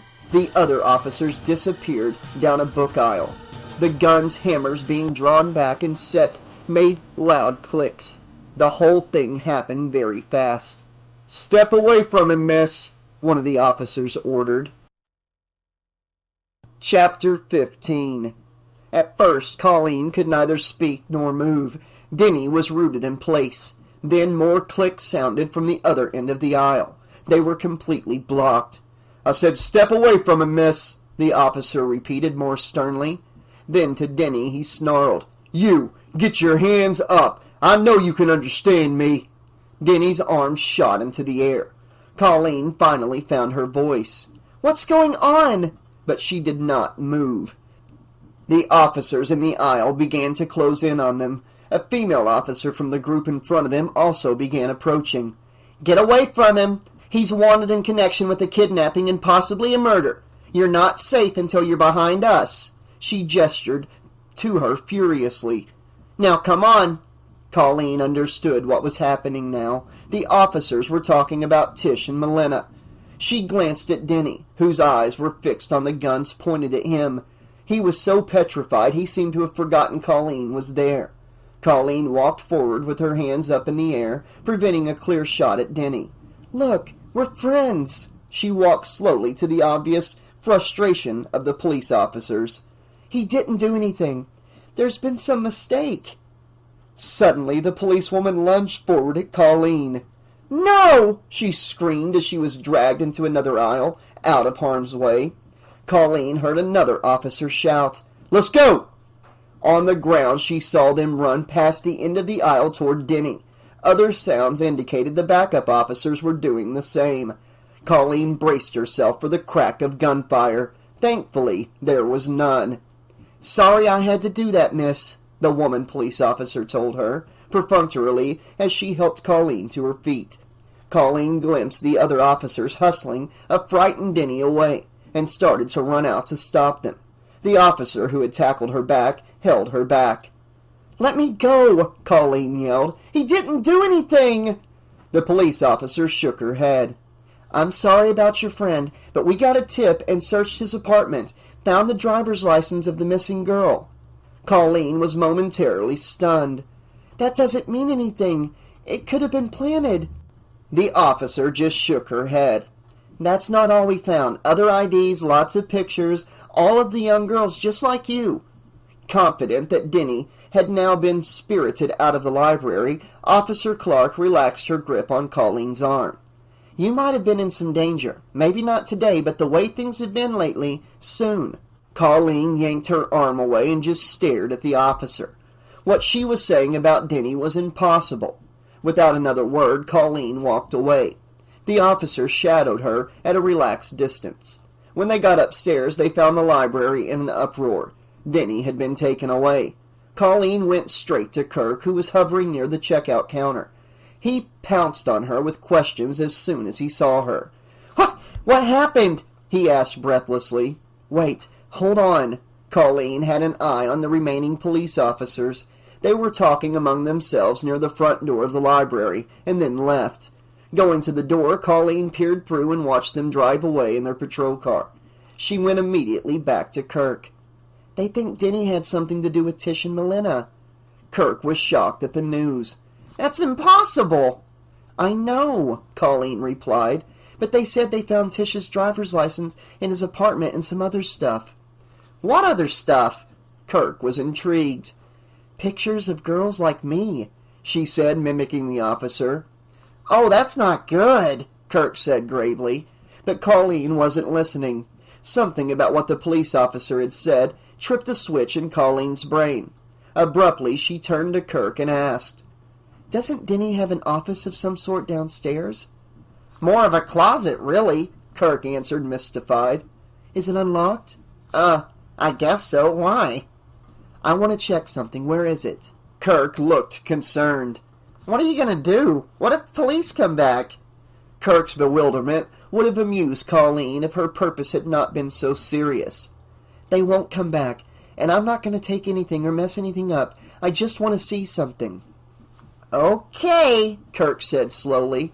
Fine. The door's off a little alcove in the back of the basement, on the left wall past the study table area. Great. This won't take long, Colleen said, and she started to walk away. Kirk's voice stopped her. Colleen? She turned to face him. He seemed even more concerned than before. You're going to look for something to prove that they took Denny in by mistake, huh? I don't know what I'll find, she answered honestly. Well? He looked down at his shoes before he continued. Then he faced her again. What if you find that it wasn't a mistake? Their eyes locked for a moment. It was a good question, one that Colleen didn't want to answer. I'll be right back, was all that she would say, but she pondered Kirk's question all the way down the stairs. Colleen found the alcove just where Kirk had said it was. The basement was particularly dark in this area, and the alcove was practically a black hole. Jigging a light switch up and down several times had no effect. It seemed a bulb had burned out in this area. Soon Colleen's eyes adjusted and she saw the door that led to Denny's office. Grasping the doorknob, she thought once more about Kirk's question. What if she found something that showed he was responsible for what had happened to Tish and Melina? What would she do? Steeling herself against the dreaded what-ifs, Colleen turned the knob. The door swung open silently. The room was pitch black. First, she slid her hand against the wall on either side of the doorway. No light switches. Then what little light entered the room glinted off a small metal object suspended in midair a few feet away. A string led up into darkness. Colleen pulled the string, and a single low-wattage bulb lit the small janitor's closet. Colleen's eyes went wide when she saw what it contained. Within 10 minutes, Colleen was back upstairs. When Kirk saw her, he quickly finished with the patron he was helping and ran over to her. So what's the story, guilty or innocent? His mood had lightened since she had gone down. Apparently he had spent the time romanticizing the incident. Colleen was irritated, but too distracted to show it. Well, the police weren't wrong about one thing, she said. Hey, wait! What's down there? Kirk was eager for dirt. Take a look when you get a break, she told him. I'll talk to you about it tomorrow. That's not fair, Kirk whined. I know, Colleen acknowledged. But there's some stuff I have to do, to think about, okay? Kirk decided not to push her. Okay, I'll talk to you later. Tomorrow, Colleen insisted. It's been a rough day. I'm going to try to get some homework done, then I'm going to bed early. Got it, man. I can't wait to see what's down there. Colleen ignored his morbid enthusiasm. Get some rest. Talk to you in the morning. Colleen went straight home. Her parents talked about Denny's arrest all through dinner, but Colleen said little. If they had known she had been present when the police took Denny away, a major family crisis would have occurred. Besides, Colleen didn't feel much like talking. She had too much thinking to do about Denny, about what she had seen in his office, and what could be done. Because for the first time, Colleen was certain she had to take action, and somehow she felt as though she was the only one who could do what needed to be done. After dinner, Colleen tried to call Lance. His mother said that he was at Mrs. Waddell's, and wasn't that terrible about the janitor? And Lance, not to mention helpless Mrs. Waddell, were in the same house with the murderer. Colleen gave a non-committal response and hung up. Colleen managed to borrow her mother's car by saying she had to take something to Lance at Mrs. Waddell's house.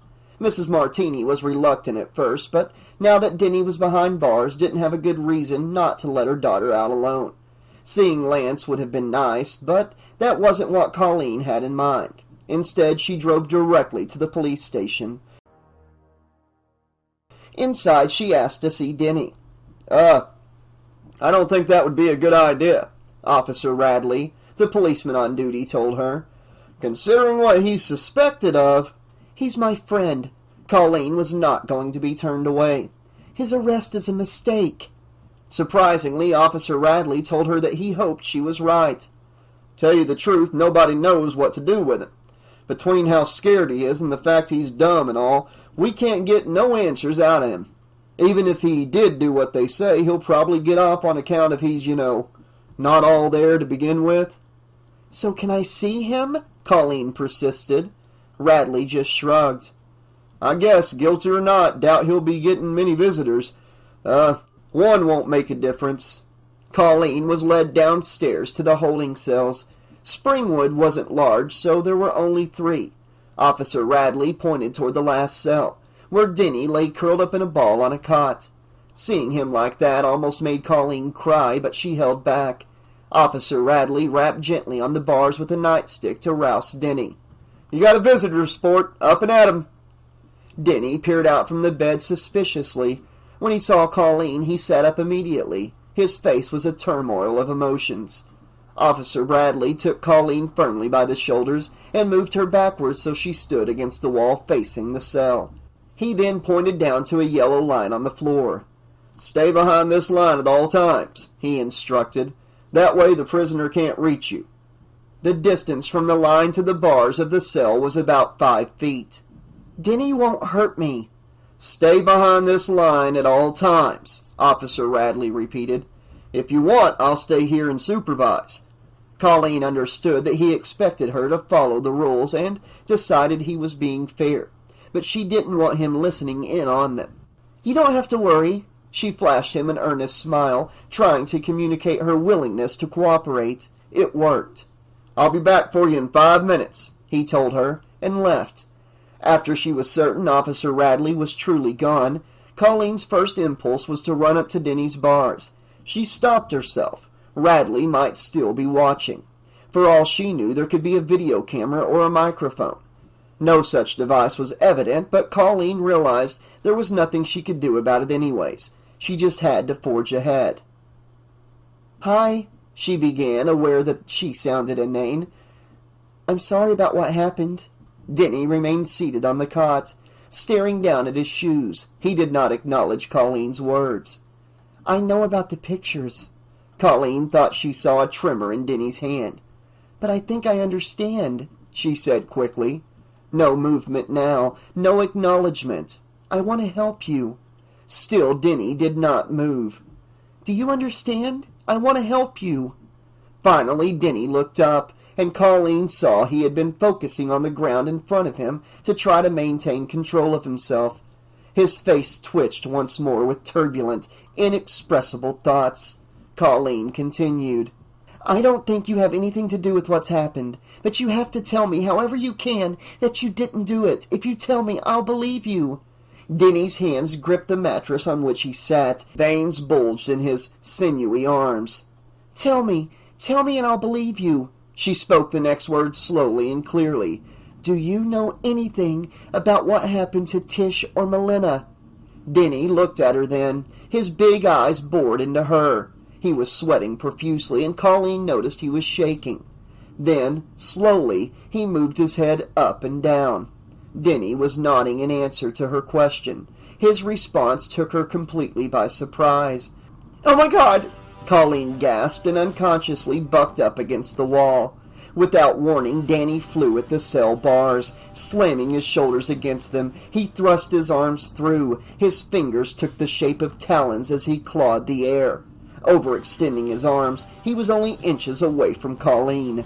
All the while, he made unintelligible guttural noises.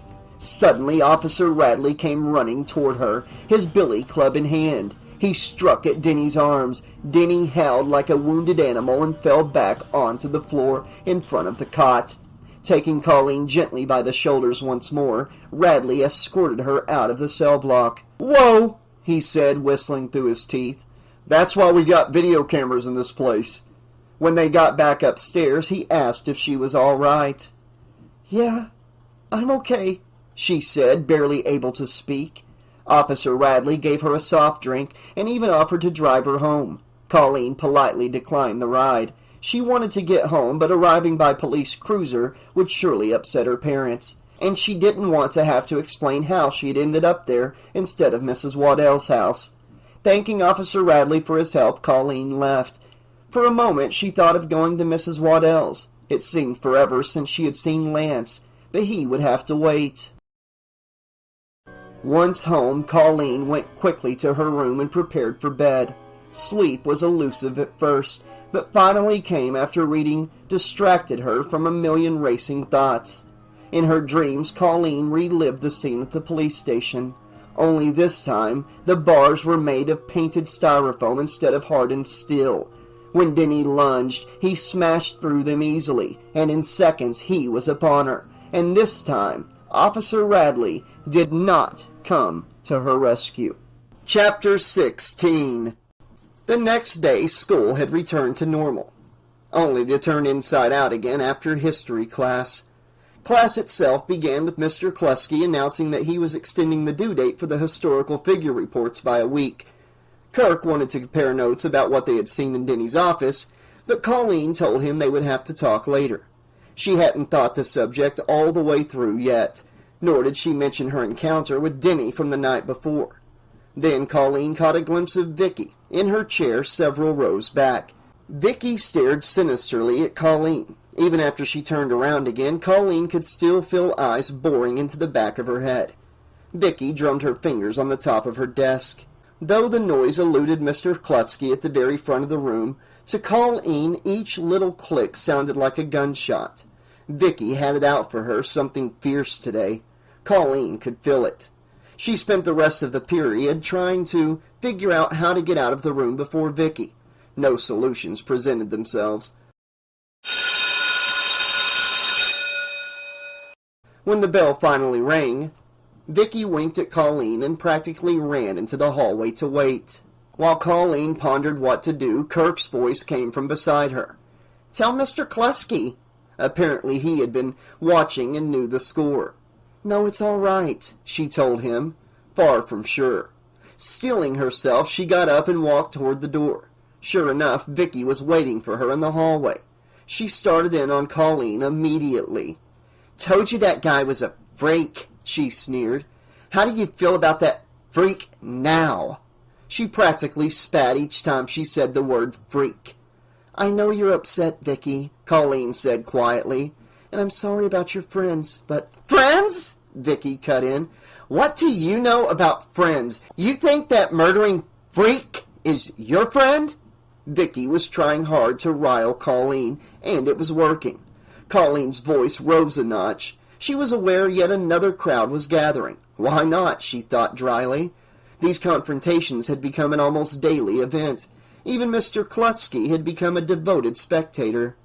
"Yes, Denny is a friend. No matter what anyone thinks, he is not a murderer." Tightly coiled anger started to unwind deep inside Colleen. "And if you weren't so upset, even you would realize that. I wonder what your college boyfriend would think if he knew his girl had a thing for a freak."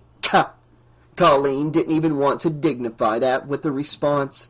Instead, she just shook her head disgustedly and tried to push past Vicky.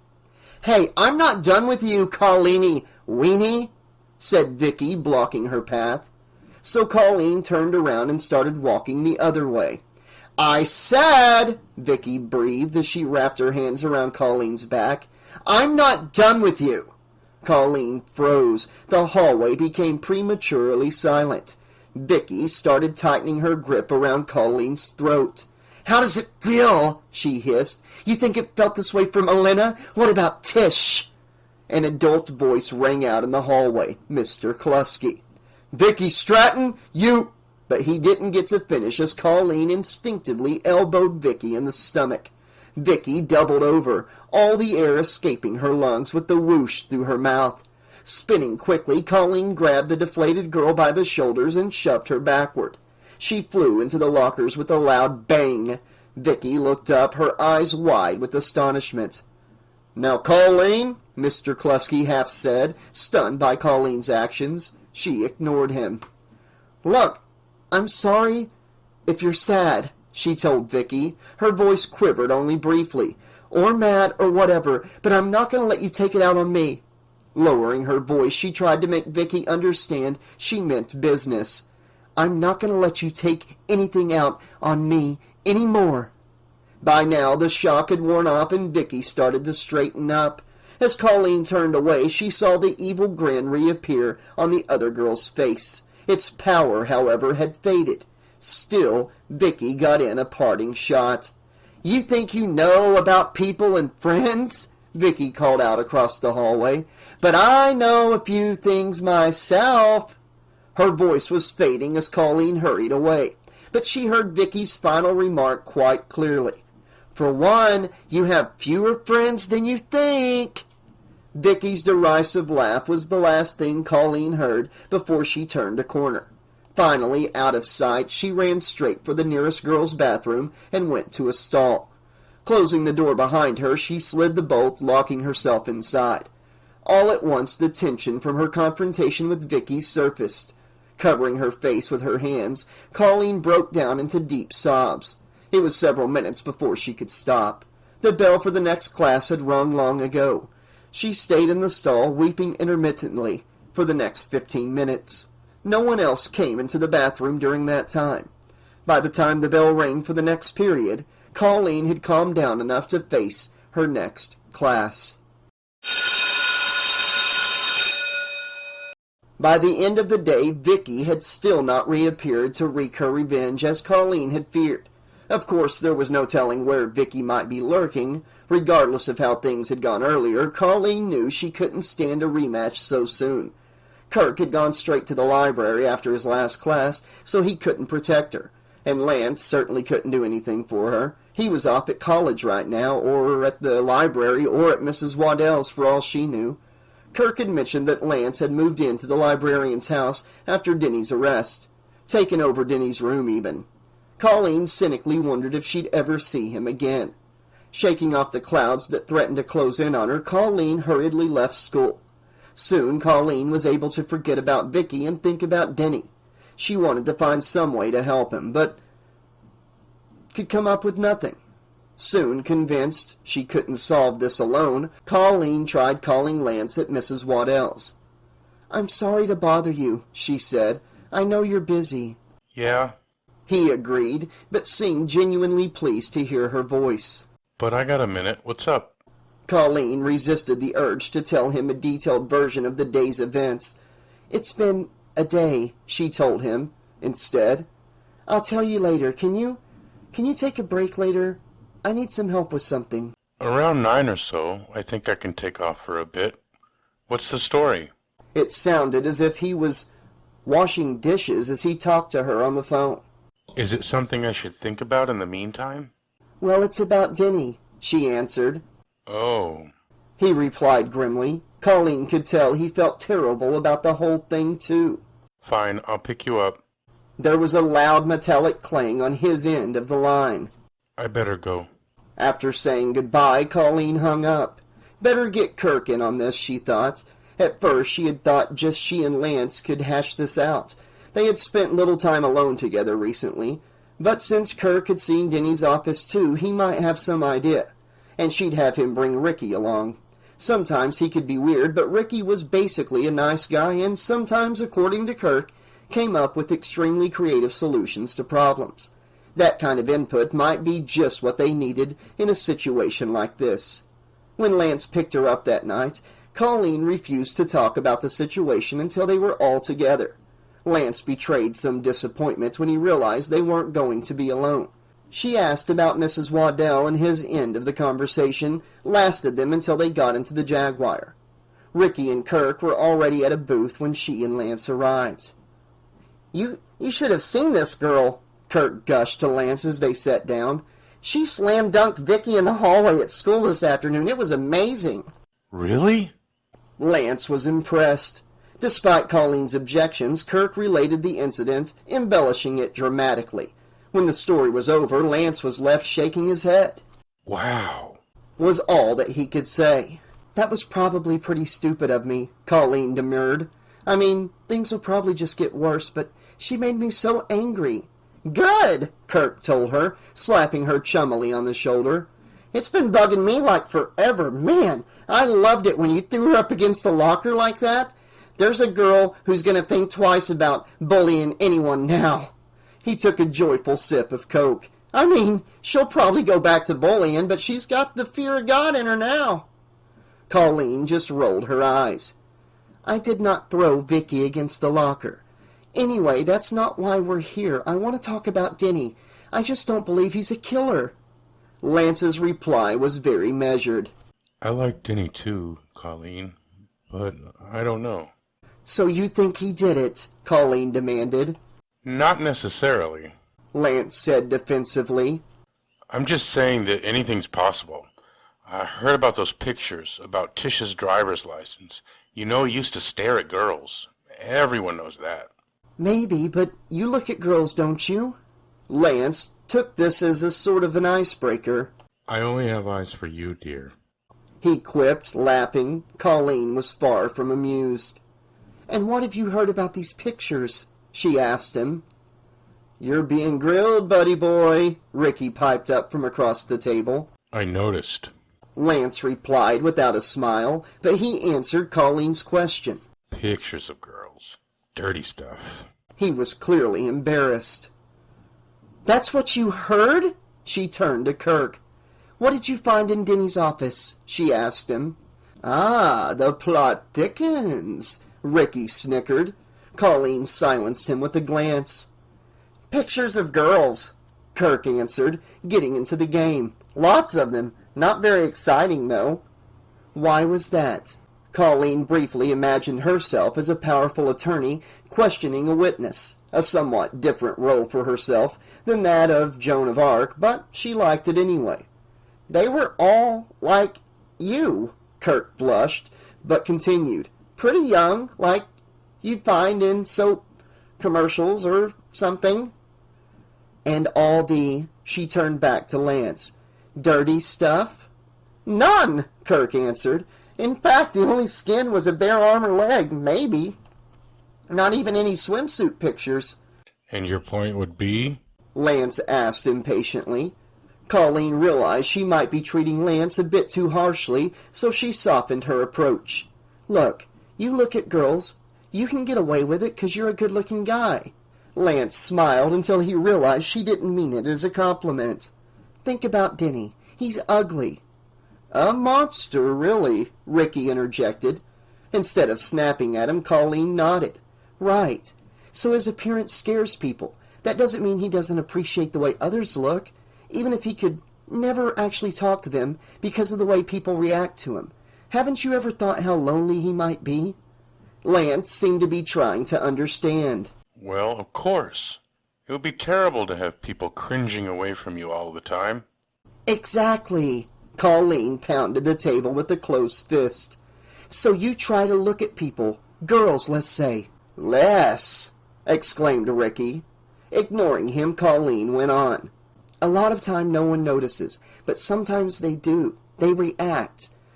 The rumors of staring get started, but you like it best when you can look, but not get a negative reaction, so... Pictures, Kirk nearly shouted. He gets to look at the things that make him happy, and even better, they never turn away or stop smiling. For the first time in her life, Colleen raised her hand for a high five. Kirk was so surprised, he almost left her hanging, but he came through just in time. Okay, Lance said. So Denny collects pictures of girls, totally wholesome pictures. If what you say is true, like others collect pictures of butterflies or flowers. He scratched his head. But what about the driver's license? That would indicate obsessive tendencies. Ricky snorted. Someone at this table is in Psych 101. He laughed. Lance started to say something, but Colleen stopped him. I know what you mean, she told Lance. But just because he had it doesn't mean he stole it. He could have found it, and maybe he should have returned it, but... You're reaching, Lance told her bluntly. Then, more gently, he asked. But what's the point of all this anyway? The pictures don't prove anything, really. Either way. I know, Colleen admitted. That's the problem, but I know that Denny is innocent. And I think the police are assuming he did it because of the pictures and because of the rumors about Denny and because it's just easier than considering anything else. What do you expect to do about it? That's what I need you guys for, to help me figure that part out. Everyone else exchanged looks with each other, as if to say, "Who, me?" "Denny doesn't have anyone looking out for him. I think Mrs. Waddell would if she hadn't had the stroke. Since she can't, I guess I've convinced myself that it falls to me." Her most recent surge of power was now ebbing. "I was hoping you guys could help me figure out a way to help him, given what we all know." But we don't know anything, Lance told her. "He's right," Kirk agreed quietly. "I mean, what we said about the pictures makes sense, but so do other less, heartening possibilities." "You're an ultra-sweet girl," Ricky managed to say, without sounding patronizing. "And as of today, pretty scary, in a good way, but I don't think there's anything we can do, except what you're doing, and that's just trying to be supportive. Positive thoughts and all that." Just when she thought she was drained, Colleen's anger flared and her energy surged. She stood up quickly. "That's the easy thing to do, too. Meanwhile, somebody innocent is in jail and some sicko is still out there, and no one's doing anything about it because it's easier not to." Whoa, Colleen! Lance was clearly alarmed. Calm down. She turned on him. "This isn't something I just think. It is an absolute truth that I know for certain. I don't know how, but I know." Tears began to stream down her face. "And I need your help to prove it." She began to say something else, then turned and fled the table. Minutes later, Lance found her waiting near the passenger door at his car. I think I better take you home, he said quietly. She agreed. Colleen broke the ensuing silence after a few blocks. "I'm sorry," she told Lance. It's okay. "It's just that I've been feeling so weird. Everything that's been going on. Lately I feel like I know the truth about so many things that I can't even say." She lowered her voice almost to a whisper. "And when I can say it, I can't prove it." Things have been crazy lately. Lance agreed. I'm going to drive past Mrs. Waddell's house on the way to taking you home. Colleen fell silent again, lost in swirling thoughts. Mrs. Gilliam from next door is there, but I just want to drive by to make sure the house hasn't burned down or anything, he said more brightly. They were 3 blocks away when they noticed the flashing police lights. 1 block away, they realized the police cars were parked in front of Mrs. Waddell's house. Lance stepped on the gas and zoomed up the street. Some of the flashing lights came from an ambulance. Lance's car screeched to a halt. Without speaking, he and Colleen leapt out of the car and ran up the front walk. A police officer stopped them. I'm Lance Matthews, He explained. Mrs. Waddell's caretaker. What happened? The police officer studied Lance suspiciously for a moment, then jerked a thumb toward the front door. "That's what happened," he said. Almost on cue, paramedics appeared, dragging a gurney through the front door. On it rested a figure covered by a white sheet. A dark red stain was spreading on the sheet. As the gurney bounced down the steps, a limp arm flopped out from underneath the sheet, and before a paramedic could tuck it back in, Colleen saw the smooth scar tissue. Stifling a scream, she turned to Lance. "Oh no!" Colleen cried. "Denny!" Lance put his arm around Colleen and asked the policeman what had happened. "About an hour ago," the officer explained, "the deceased escaped after pretending to have suffered an injury, and overpowering the officer, he lured into the cell. Apparently he came straight here. Officers arrived just as the deceased was attempting to strangle the old woman." Is she dead? Lance became frantic. What about Mrs. Gilliam? Is she all right? Geez, I never should have left. The police officer stopped Lance by putting a hand on his shoulder. "Except for the scare, they're okay. The janitor locked the neighbor in a closet and didn't hurt her. Mrs. Waddell's gonna be bruised, but we shot the guy before he could do much damage." "How did you know he was here?" Colleen asked. "Another anonymous tip, this time on 911. Got here just in time, too." The officer saw both Colleen and Lance were still distraught and tried to cheer them up. "Look at it this way," he said with a smile. "Looks like this ugly business is over with." "What do you mean?" asked Colleen. "We got the bad guy and you kids are safe." Colleen still wouldn't believe it. "But why would he attack Mrs. Waddell?" Who knows? The guy wasn't exactly the great communicator. Maybe she knew something and he was afraid she'd tell them when she got better. The police officer didn't seem too concerned with digging any deeper. Chances are he was crazy anyway, so there it is. Colleen read the look on his face quite clearly. Case closed. Gotta go help wrap this thing up, he told them, and walked away. Lance was still upset too, but for different reasons. I don't know what I'm gonna say to Mrs. Gilliam.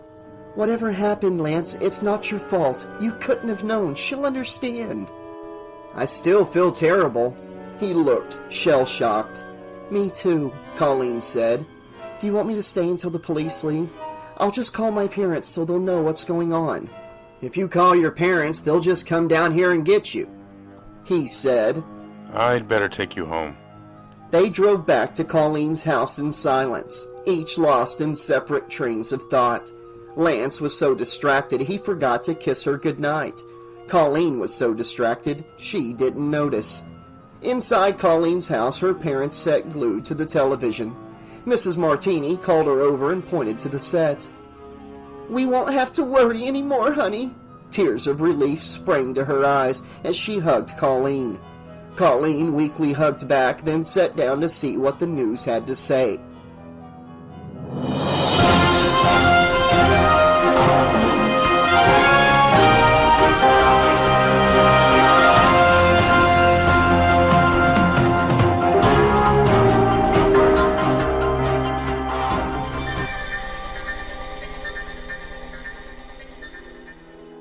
She had to close her eyes when cameras caught a glimpse of Denny's body being loaded into an ambulance.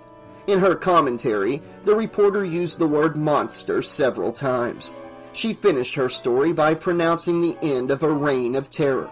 After that, Colleen excused herself and went to her room for the night. By morning, the newspapers in the entire town had declared the case closed on Denny. One news story even cited a police videotape that showed the janitor confessing to his crimes. The realization that this tape was most likely the video made the night she visited Denny depressed her even more. Looking back over the incident, Colleen didn't think Denny had confessed to anything at all. He had simply responded that he knew something about what was going on, not that he had killed anyone. But the chance of anyone believing her at this point was almost nil. For whatever reason, Denny had escaped from jail and had, according to the police, tried to kill Mrs. Waddell. Again, Colleen was left without an explanation. Chapter 17. Springwood had returned to normal by the next evening. Parents felt it was safe to let their children out of the house. The restaurants and coffee shops seemed to be busier than usual, as if customers were trying to make up for lost time. And since the weather was pleasant, couples again strolled Springwood Park, unaware that they were being stalked. One such couple, who had become engaged only a month before, walked blissfully down the path enjoying the night air. They were in their own world, oblivious to the dark figure that followed them at a steady distance. A horn honked from somewhere outside the park, causing the couple to look back. They caught a glimpse of the person behind them, but thought nothing of it. Certain he had been seen, the figure took the next fork in the path and slid away from the couple. Damn, Ricky thought to himself, I didn't even get close. As soon as the couple was out of sight, and he was certain no one else could see him on the path, Ricky stepped into the shadow of a tree. His black clothes made him almost invisible. At the moment, Ricky was out testing a theory that was central to his understanding of horror movies. The theory was simple. People really were as dumb as they seemed to be in the movies. To wit, Ricky loved that phrase, the most frequent complaint about horror movies was that the characters unnecessarily and unrealistically put themselves in great danger. Real people wouldn't be that dumb, they said. Ricky found the complaint to be invalid, and his lurking proved it. He had often come to the park during the last several months and lurked. He would hide in a certain spot until a person or persons walked past. Then he would follow them, gradually closing the distance and going in for the kill if possible. Of course, he never actually harmed anyone. Usually, if he did it right, they never even knew he had been there. But his point had been proven again and again. In real life, people just don't pay attention sometimes. They do, in fact, put themselves in great danger. If Ricky had actually been a crazed killer, in several instances, he could have gotten away with murder. Of course, that wasn't always the case. Tonight was an example. By random chance, the couple had seen him before he could do anything about it. And the other night, when he and Kirk had been stalking Lance and Colleen, Kirk had made too much noise. Cardinal rule of lurking. Ricky made a mental note to himself. It is only effective with one well-trained individual. Team lurking, especially with a novice lurker was involved, was not recommended. Kirk didn't know the first thing about lurking, always stepping on twigs and shaking bushes. It'd be a while before he would qualify as any kind of respectable psychopathic killer. Ricky, on the other hand, had well-honed skills that were a continuous source of pride. They came from a certainty of vision, willingness to take risks, and courage to follow through. This last trait was also something Kirk lacked, otherwise he would have stuck to their plan. But he had chickened out, not letting Ricky plant one more tarot card on Colleen's locker. It would have been the coup de grace, Ricky thought, but Kirk considered it cruel. Ah, love will make you soft, Ricky thought to himself. After the incident in the park the other night, Kirk had been desperate to find a way to win Colleen away from Lance, so Ricky had come up with the idea of taking them to Madame Zavira. It had all been set up ahead of time. Ricky spent a lot of money there. He was very interested in the occult, for research purposes, of course, and asked the fortune-teller for a little favor. For double her usual fee, she agreed. That part could not have gone better. Ricky had told her about Lance and Colleen, and so the build-up to the lover's card was perfect. Adding the second death card had been Ricky's idea. If Colleen bought the reading, which it appeared she had, the effect of the second death card would be unsettling, to say the least. On Monday he had planned to plant a lover's card on Colleen's desk. Of course she would suspect Kirk, but he would truthfully deny that he had put it there. Meanwhile, Kirk would have made a deal with Vicky to step up the harassment. And since most of this would happen at school, who would be there to come to Colleen's defense? Kirk, of course. This would all serve to undermine Colleen's relationship with Lance, who wouldn't be around at the right times, and strengthen Kirk's position. Ah, the simplicity, Ricky thought grandiosely. It was times like this that he knew he was going to make it. In the world, in Hollywood. Well, that was the world, wasn't it? Things had gone better than planned. When Tish had disappeared, Ricky saw a golden opportunity to really get to Colleen and substituted the death card for the lover's card. He neglected to tell Kirk of the change in plans. Of course, his friend had been furious, but Ricky ultimately calmed him down. "Look," Ricky told him, "your horror at the appearance of the card was genuine. Score one for Kirk." Kirk had had a hard time buying it.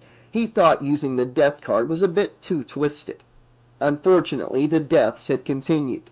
Even so, Ricky was ready to stick to the plan. At the diner last night, he could see the cracks forming in Colleen's relationship with Lance. Movement in the distance broke Ricky out of his reverie. Back to the task at hand, he thought to himself. Far away, heading in his direction, was another apparently loving couple on a pleasant evening stroll. Ricky licked his lips. Couples were his favorite. Double bonus. Kill points! Of course, couples were easier to stalk than individuals since they were distracted by each other. Reason enough not to be a part of a couple, Ricky thought. And I'm not just saying that because I'm jealous, he added rather defensively. Behind him a creature shuffled through the leaves. Damn squirrels, he thought, or rats more likely. The couple was getting closer, but was still too far away to see him. He didn't want to be given away by some stupid woodland creature, so he kicked a bush behind him to scare the thing away. Leaves shuffled one last time, and then silence. Now Ricky focused all his attention on the approaching couple. They were close now.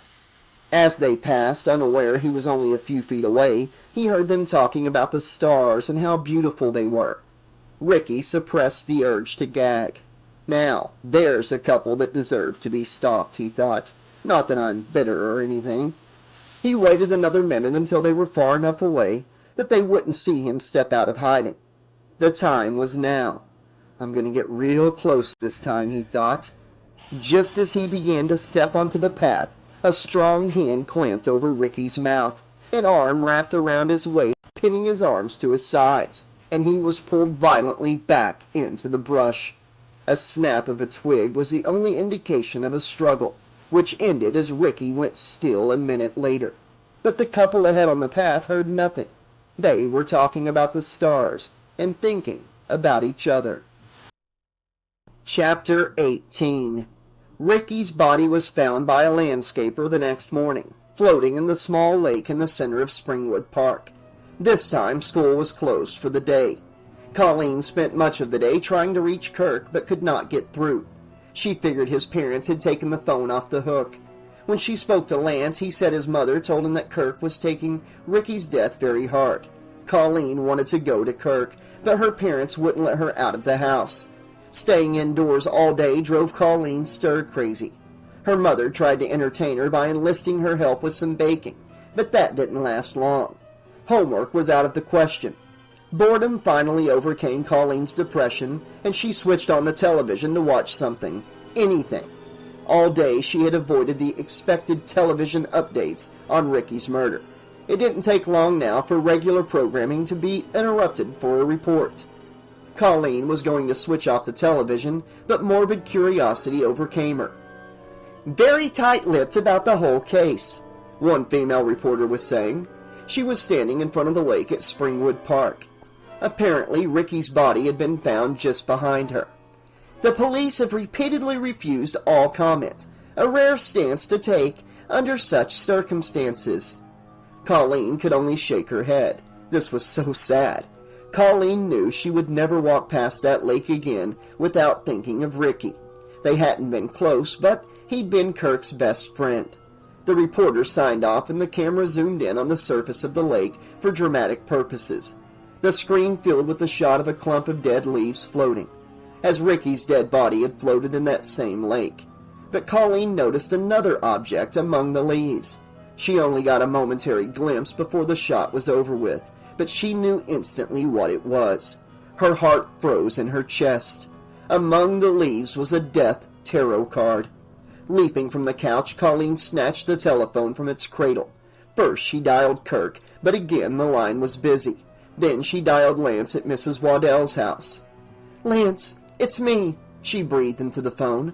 Hey, what's up? Colleen didn't let him finish. "It wasn't Denny.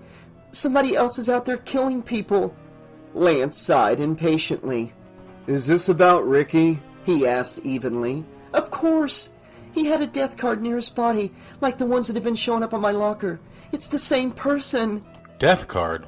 What are you talking about? "A tarot card. I've gotten 2 of them. Once after Tish disappeared, and once when Melina was murdered."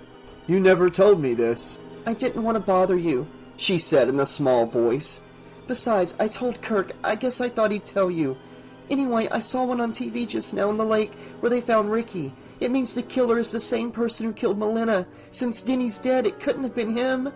Look, Colleen. Lance was not trying to hide his displeasure. I know you like Denny, but what happened to the girls is pretty clear. He admitted it. "No, he didn't. He told me he knew about it, but—" What? You knew this when we talked the other night and you didn't mention it? Come on, Colleen. Lance was angry now. "I'm sorry. I don't do everything right. I don't have everything figured out, but I'm close. And I know that a killer is still out there." Well, duh. he said meanly. But you're pretty obsessed about Denny. This is a weird town, in case you haven't noticed. People get killed around here all the time, by different killers. Denny was one of them, apparently. Now there's another, and hopefully the cops will get this guy too. In the past, Colleen would have burst into tears over his response. Not this time. "The point isn't even that Denny didn't do it. The point is that someone else did." Okay, whatever. Lance said disinterestedly. Join the police force then. Tell them what they're doing wrong. Colleen was on the verge of yelling at Lance. He was being so close-minded. "I gotta go," she said instead. I do too. He replied huffily. They both hung up at the same time. Now Colleen was angry on top of being stir-crazy. She had to get out of the house and talk to someone who'd listen to her. Kirk would, she knew he would, and maybe the chance to get his friend's killer was just what he needed at the moment. After getting another busy signal, Colleen decided on another tact. She asked her mother if she could use the car. When Mrs. Martini refused, Colleen told her it was so she could see Kirk. For good measure, she said she had talked to him and he had asked her to come over. Finally, Mrs. Martini relented and gave Colleen the car keys. Colleen was out the door in a flash before her mother could change her mind. Barely acknowledging stop signs, Colleen drove straight to Kirk's house. Mrs. Newman was reluctant to let her in when she arrived. Colleen pleaded with her. "Your phone's been off the hook, and I've been worried about Kirk." "I know, dear," Mrs. Newman told her. "We have been too. Kirk just came from Ricky's parents' house, and he's very upset. Would you at least ask him if he can see me? I have to talk to him." Mrs. Newman considered the request. "I'll tell him you're here." She turned toward the steps, then turned back around. "If he's asleep or too upset, I'll have to ask you to go. Please don't take it personally. It's just that this has been a trying day for our Kirk." "I understand," Colleen answered, and Mrs. Newman climbed the steps. A minute later, she came back down and motioned for Colleen to go up. She found Kirk in his room, sitting at his computer playing solitaire. "Hey," she said softly as she entered. "How are you?" "You tell me," he answered, swiveling around in his chair. "Now I know what it means when someone says, 'You look like you lost your best friend,'" he said humorlessly, "'cause it happened to me." "I'm sorry, Kirk, really." She pulled up a chair next to him and sat down.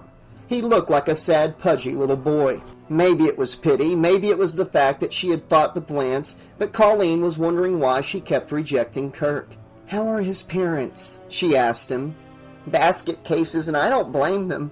He sounded monumentally weary. "I came to see how you were," Colleen began. The tone of her voice made Kirk look up quizzically. "But I also had to tell you something. Are you up for it? It's about Ricky." Kirk furrowed his brow defensively, bracing himself for something unpleasant. "What about him?"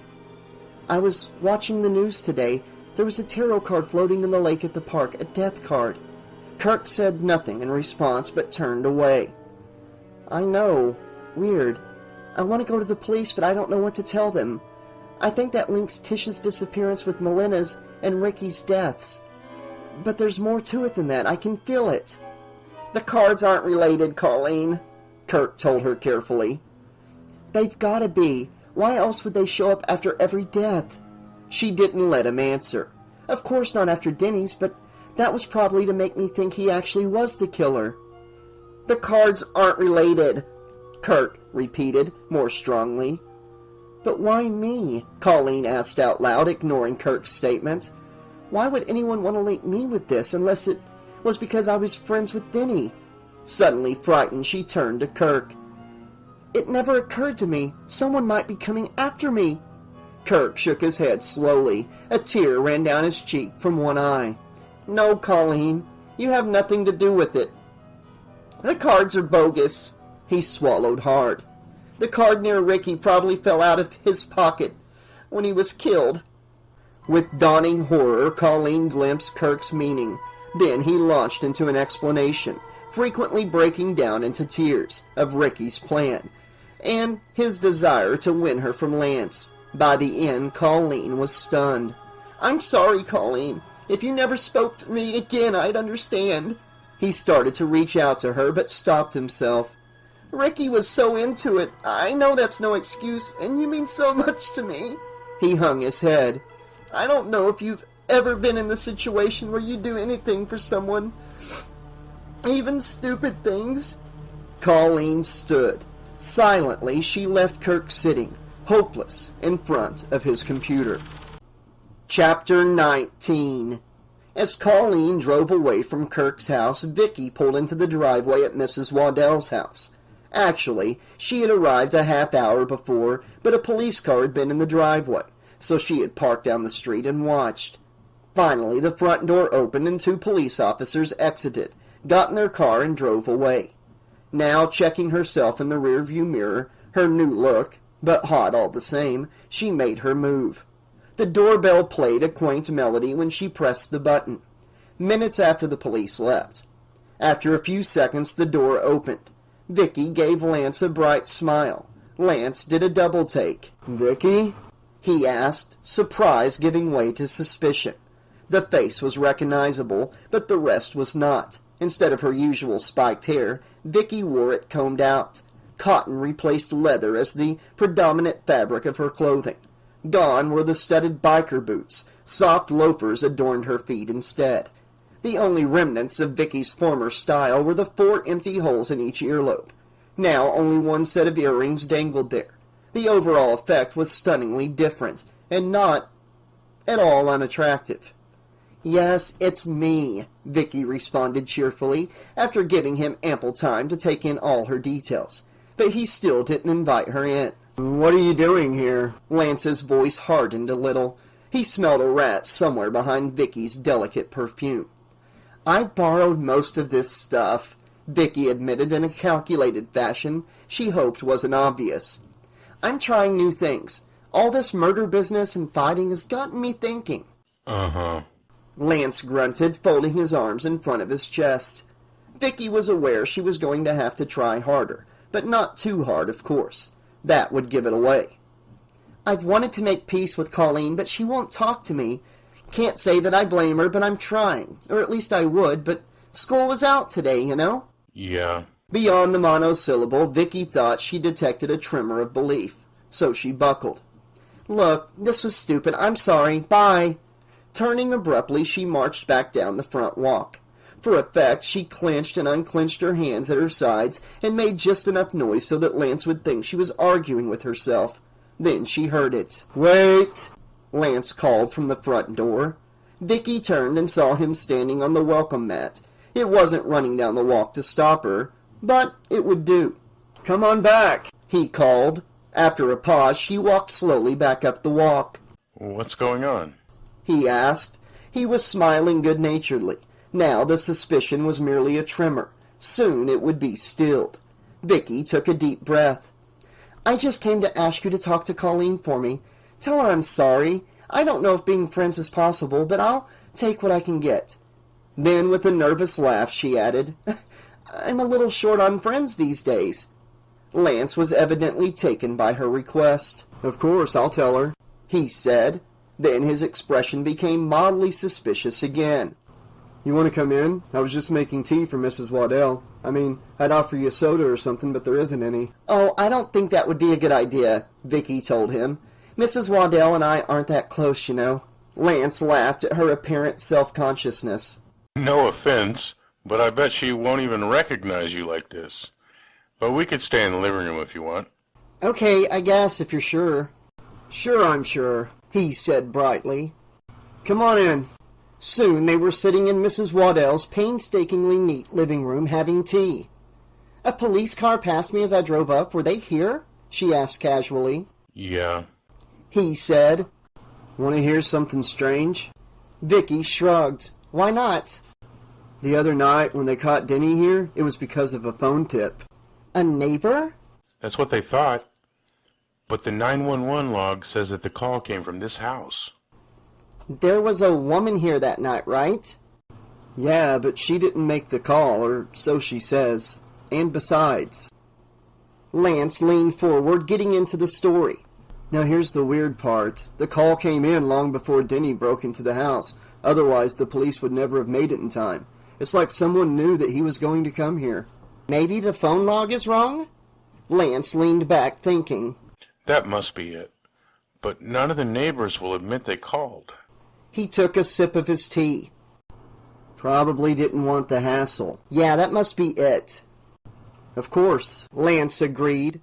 I mean, how could anyone know where Denny was going to go? Gravel ricocheted off the underside of the car as Colleen pulled into the parking area. Blue and red neon illuminated the night. Fortunes told. This time Colleen sincerely hoped so. The Indian woman's eyes flared wider than before when Colleen walked into the front room.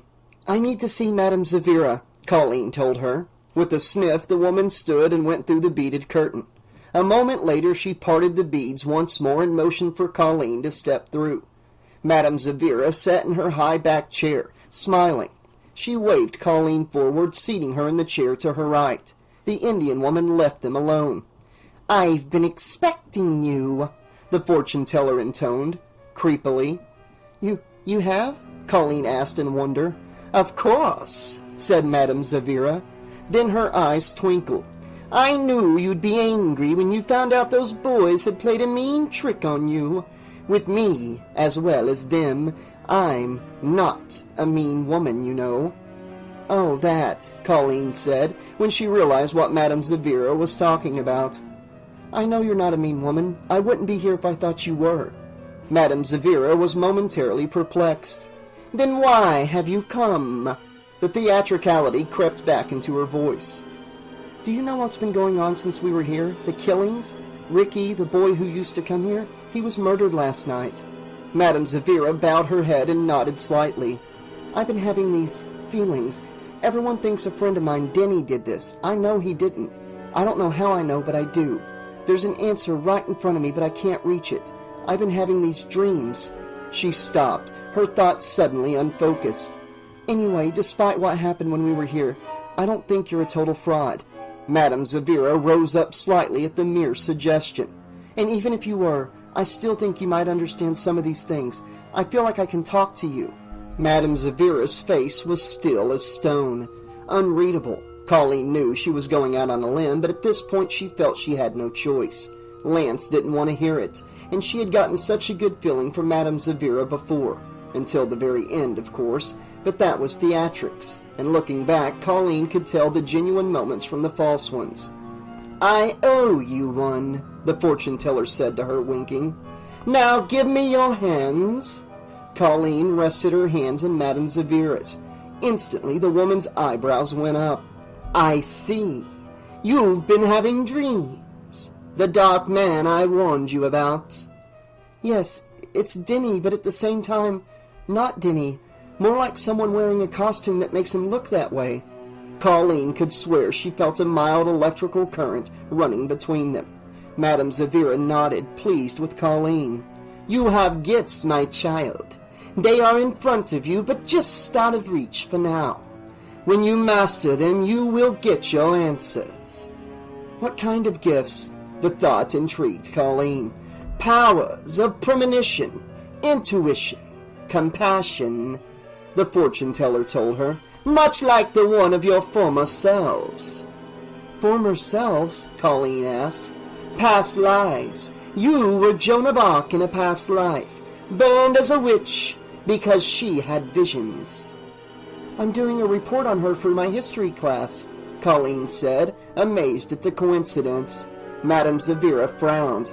Maybe I just picked that out of your brain then. She winked slyly at Colleen. Sometimes I read minds like that, but you never know. In any case, I bet your report will be the best in the class. Madame Zavira became serious once more. Unfortunately, I cannot tell you who the Dark Man is. Why not? Colleen asked. She realized that's what she wanted from the psychic, a quick, easy answer. I'm sorry to say that evil pervades this world. This place even more than others, Madame Zavira told her. To point out a particular motive evil here would be the same as trying to locate an individual drop of water in the ocean. Thank you anyway for talking with me, Colleen said as she stood and began to open her purse. Madame Zavira held up a hand. I told you already. I owed you one. Colleen accepted without argument, thanked the fortune-teller once more, and started back through the beaded curtain. But Madame Zavira's voice stopped her before she left. Beware of the Dark Man, child. He is still out there, and you are very close to him. Colleen nodded gravely. There was not a hint of melodrama in the fortune-teller's voice. She was being deadly serious. Chapter 20. During the ride home, Colleen reflected on her encounter with Madame Zavira. Despite the woman's dire warning as she left, Colleen felt much better. At last she had found someone who accepted her feelings as possibilities, and she had said that Colleen had powers that would bring her the answers. Colleen just hoped she would find the answers before someone else died. Rethinking the situation, she still felt certain there was a pattern to all of this. Now that the tarot cards had been eliminated, it must be something else, but what? First, she eliminated Denny, who was obviously outside the pattern. He was older and had been killed by the police. The students' circumstances had been more mysterious. That's when it hit her. They were all students, but not just students at Springwood High. They were all students in Mr. Kluski's history class. Tish in her class, Ricky and Melina in an earlier class. A connection danced in Colleen's mind, then spun away. She was stymied once more. All three had met their ends, or supposed ends in Tish's case, under vastly different circumstances. Another realization struck her. Ricky's death had not been fully explained by the police. Though his body was found in the lake, there had been no mention of drowning. Perhaps he was dead before he was put in the lake. That was the key, she thought, intuition. Somehow Ricky's death was the key to the whole business. But how would she find out? If the police weren't talking to reporters, she could hardly call them up herself, ask, and expect an answer. Ricky's parents might know, but asking them was out of the question, regardless of the stakes. Ricky's parents, Kirk had seen them, he might know. The business with the tarot cards became instantly insignificant as Colleen realized she had to talk to Kirk. Without stopping to phone ahead, she drove straight to his house. Luckily, Kirk himself answered the door. It was getting late, and Colleen hadn't prepared a good explanation about why she had returned. At the sight of her, Kirk gaped. "Can I come in?" she asked when he continued to stare like an idiot. "We need to talk." He hurriedly ushered her to his room. "Look, I promise I won't," he began pathetically. "Don't worry about it," she cut in. "I have to ask you a question. It's not a nice one, but I hope you know the answer." "I don't deserve nice," he said resolutely, "so shoot." "Do you know how Ricky died?" she asked quietly. "Did his parents tell you, or did you hear it while you were there?" "Yeah," he said, shivering slightly. The room was not cold. "This is what they're trying to keep out of the papers. He bled to death." Colleen's eyes widened in horror. She could never have guessed. "I know, and you're not going to believe this, but for history, his report for Kluski was on Vlad Sepesh." "Vlad who?" "Vlad Sepesh, the real Transylvanian count who was the basis for the legend of Dracula." Another chill seemed to run down Kirk's spine. Incredible for a guy who was so into horror and scary stuff to go that way. "No," Colleen said, almost inaudibly. "That's perfect." She felt faint. "What are you talking about?" Kirk was alarmed by Colleen's appearance. "We need to find out who Tish and Melina chose for their history reports." She began to pace the room for Aunt's earlier class. She shook her head. "No, that doesn't matter. We can get a list for both his classes at the same time, but how? Can't just walk up to him and ask. He'll want to know why." She stopped when Kirk suddenly stood and grabbed her by the shoulders. "What are you talking about?" he asked, concern bright in his face. "Why do you need a list of report subjects?" "I have a hunch, but unless I have proof, you'll think I'm crazy, like Lance already thinks." She forced herself to sit down. "Look, I don't think you're crazy. If you need to know what reports people are doing, we can find out." "How?" Kirk sat in front of his computer. "Pull up your chair," he ordered. She scooted over as he typed furiously at the keyboard. After a few seconds, she heard the sound of telephone touchtones. There came a click, then a high-pitched whining sound, then nothing. Soon the computer asked for a password, which he typed in. The screen blanked out for a moment and then returned with the greeting, "Welcome to the Springwood Library Online." "What's that?" Colleen asked, feeling a little dumb. Computer literacy was not one of her powers. "We're in the library. It's the same system we use to check out books. I'm accessing the database remotely." Colleen would have been impressed if she knew what the point of this was. "You want to know about book reports? Well, we all know almost everyone in the class got their books at this library, so let's see what they've got checked out, huh?" As his fingers danced on the keyboard, Ricky's name appeared on the screen. Tapping the center button made the screen go blank again. Then a list came up. Kirk pointed to the top lines. "See? European myths and legends, from Transylvania to Hollywood. A couple more. All books dealing with Vlad Sepesh." He waved his hands at the lines toward the bottom of the screen. "And here's his history. If we keep going down, we can find the name of every book he's taken out since the system was put in." Suddenly he realized he was talking about his friend who had died violently the night before. He suddenly seemed about to drown in melancholy. Colleen pushed her chair closer to his, as much to keep him on track as to look at the screen. "Try Tish. What books did she check out?" Kirk silently entered Tish's name into the computer. Her list replaced Ricky's on screen. "Amelia Earhart," he said dully. Colleen knew she was almost there. "Of course. Do you see what I see?" Kirk's look clearly said he didn't. "Amelia Earhart disappeared. So did Tish. Ricky bled to death. His report was on the guy who was the basis for Dracula." Now that he could see it, Kirk didn't want to believe. "That's impossible." "Melina," Colleen ordered. "Try Melina." After another few seconds, Kirk came back with the name Isadora Duncan. Both had heard the name, but neither knew exactly who she was or how she had died. "I got an idea," Kirk said, "but I gotta log off first." He did so, and after the computer dialed, it was soon connected to yet another computer system. Almost all the online services have electronic encyclopedia. He clicked his mouse a few times and apparently found what he was looking for. "Yeah, here it is. Isadora Duncan," he said as he typed in her name. He sat back as it processed his entry. There were 3 beeps, which meant either the results of his search were on screen or the fries were ready at a fast food place. "Isadora Duncan," Kirk repeated, reading from the screen. "Considered mother of modern dance, blah blah blah. Here it is. Died in 1927 in Paris when her scarf got caught in the workings of an automobile." He and Colleen turned to each other in amazement. "She was strangled." Colleen's manic energy returned. "That does it. The murderer knows the report subject of his victim." "That's insane!" Kirk exclaimed. When Colleen gave him a sharp look, he clarified himself. "I believe it, believe me, but it's incredible." "We need to know 2 things. First off, who has access to this information, and what about the rest of the class?" She had begun pacing again. Kirk made no attempt to stop her. He was pretty hyped up himself. "I'll log back into the library system," he spoke as he tapped at the keyboard. "But the access part is pretty easy. The only people who would know would be Mr. Klusky, since he has the assignment sheets, and us, library employees." "But that makes it harder," Colleen realized. "No one has a reason." "How much reason do you need?" asked Kirk. "Someone's just flat out crazy. Okay, I'm back in." "Can you print out lists?" Colleen asked. "We may need them for evidence." "Sure can," Kirk replied.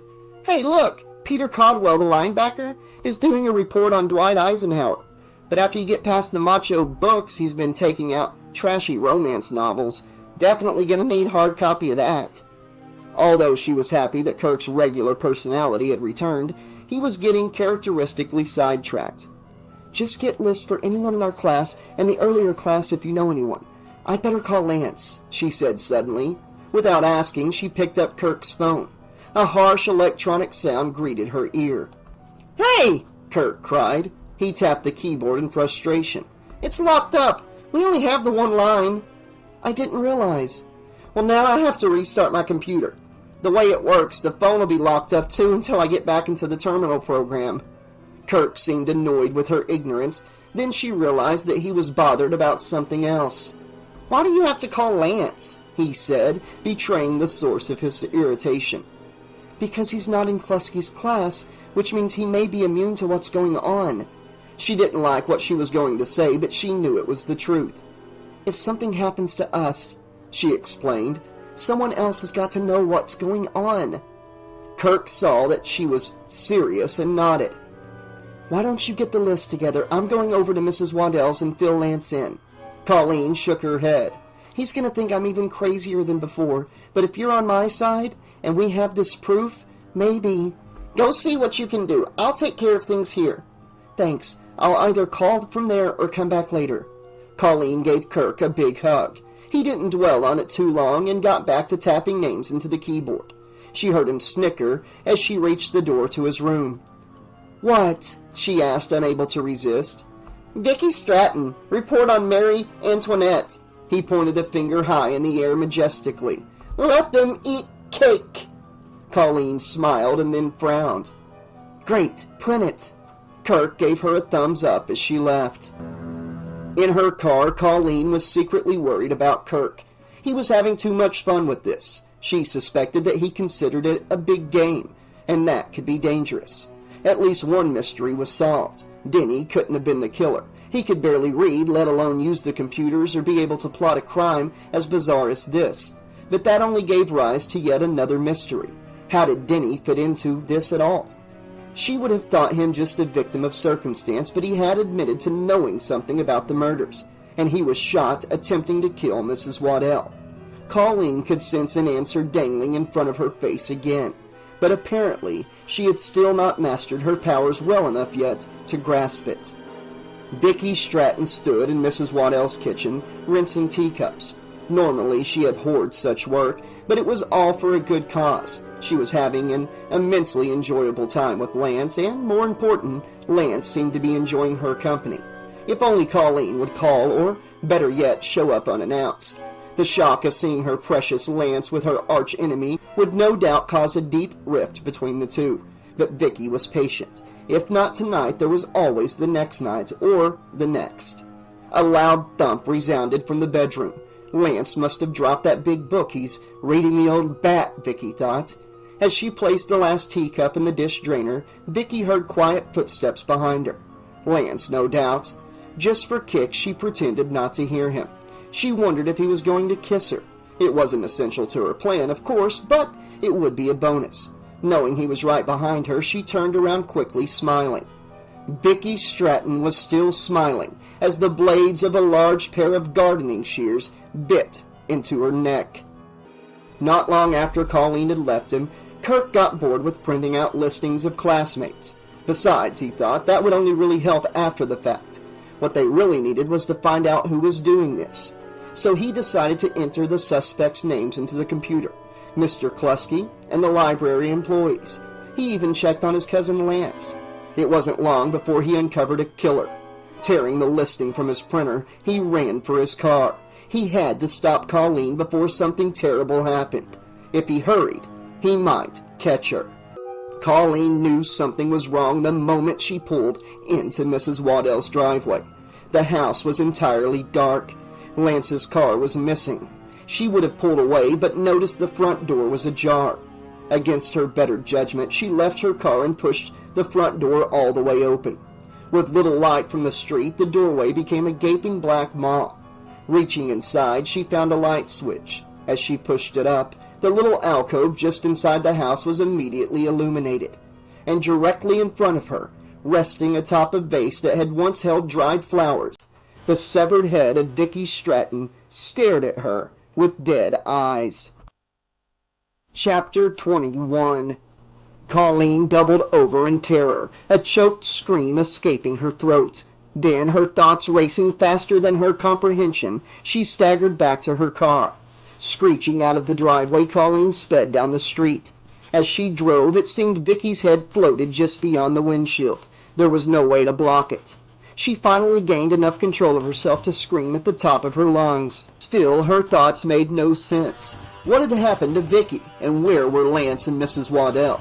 Colleen had gone no further into the house, but somehow knew it had been empty, at least devoid of anyone living. Lance's car was gone. Had he gone somewhere? Or... A terrifying thought occurred to her, and her greatest fear was not that Lance was dead, but that he was alive, and had been the murderer all along. The police, Colleen forced herself to think. I have to get to the police. Finally, seizing upon a course of action, she got her bearings and started driving toward the station. As she approached the Jaguar diner, headlights approached from the opposite direction. They swerved from side to side. At first, she thought the driver was drunk. Then, she recognized the car.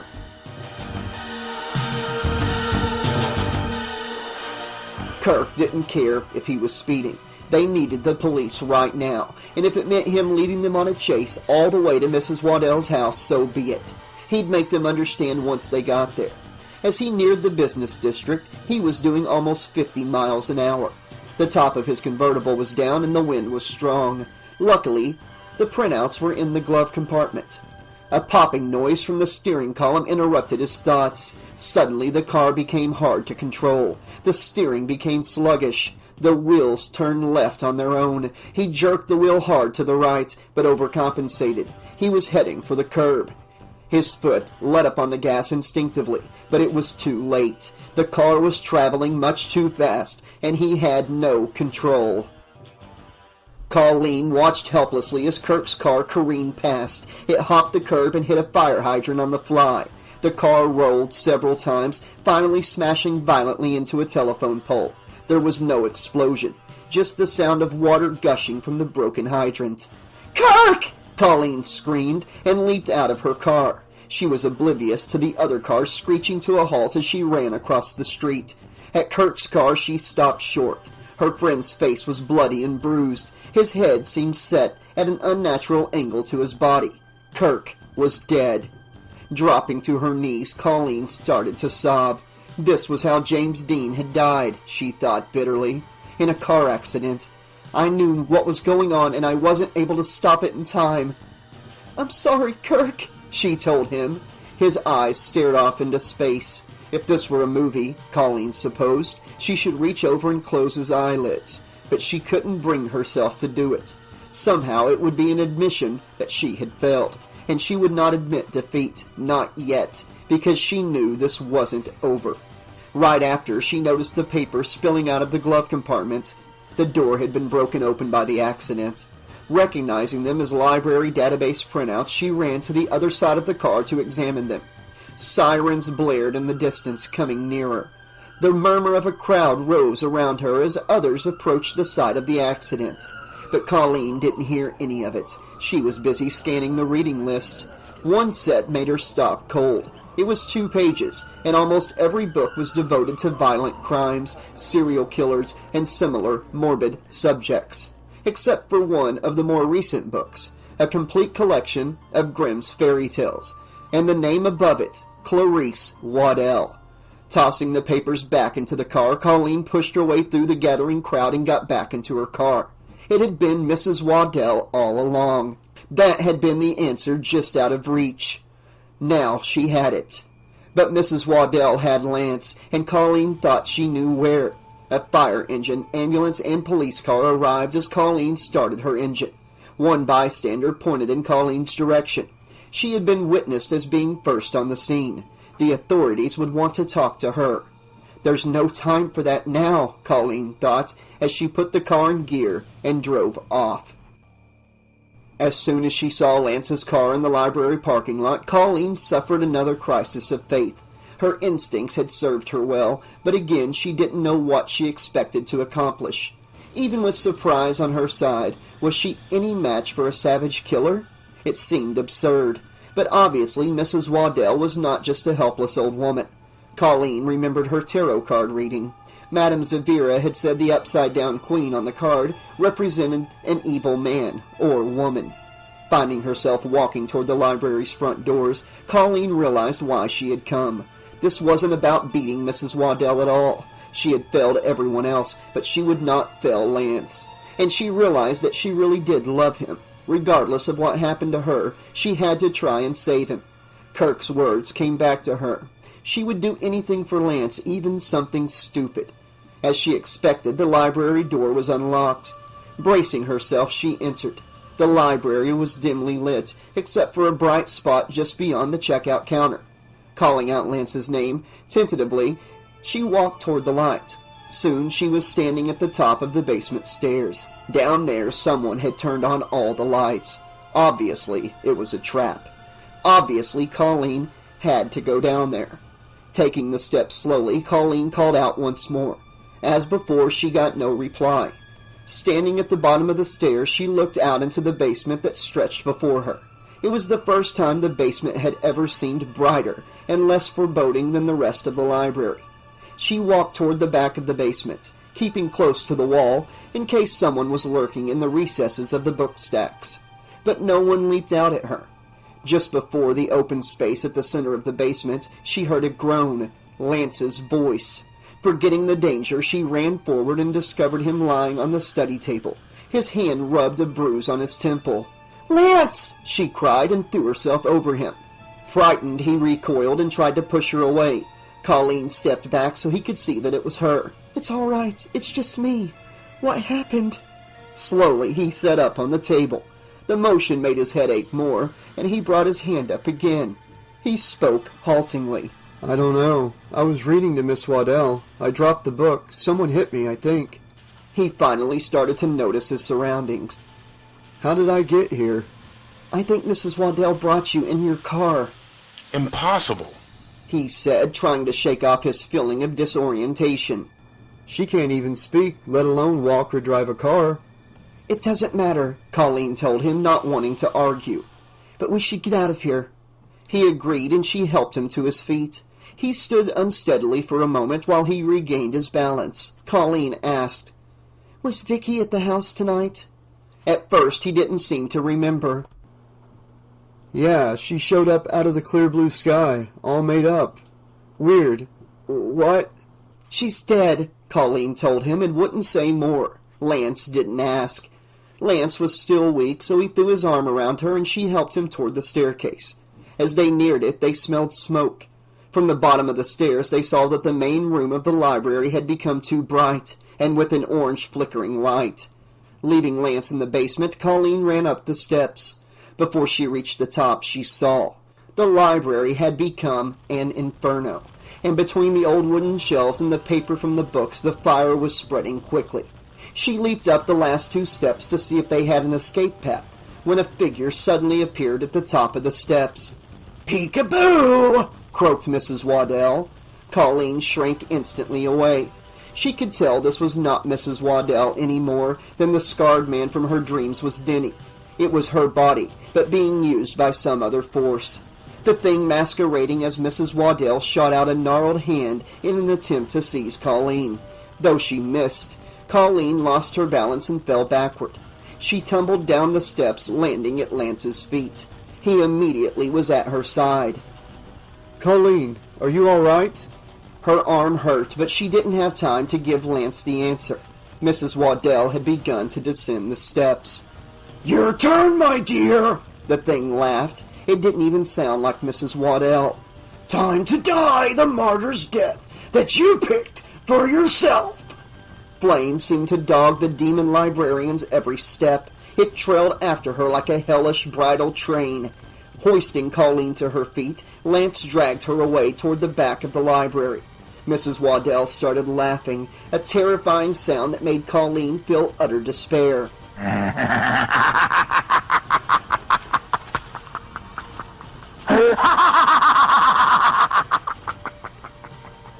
As they were about to lose themselves among the stacks of books, Colleen felt compelled to turn back.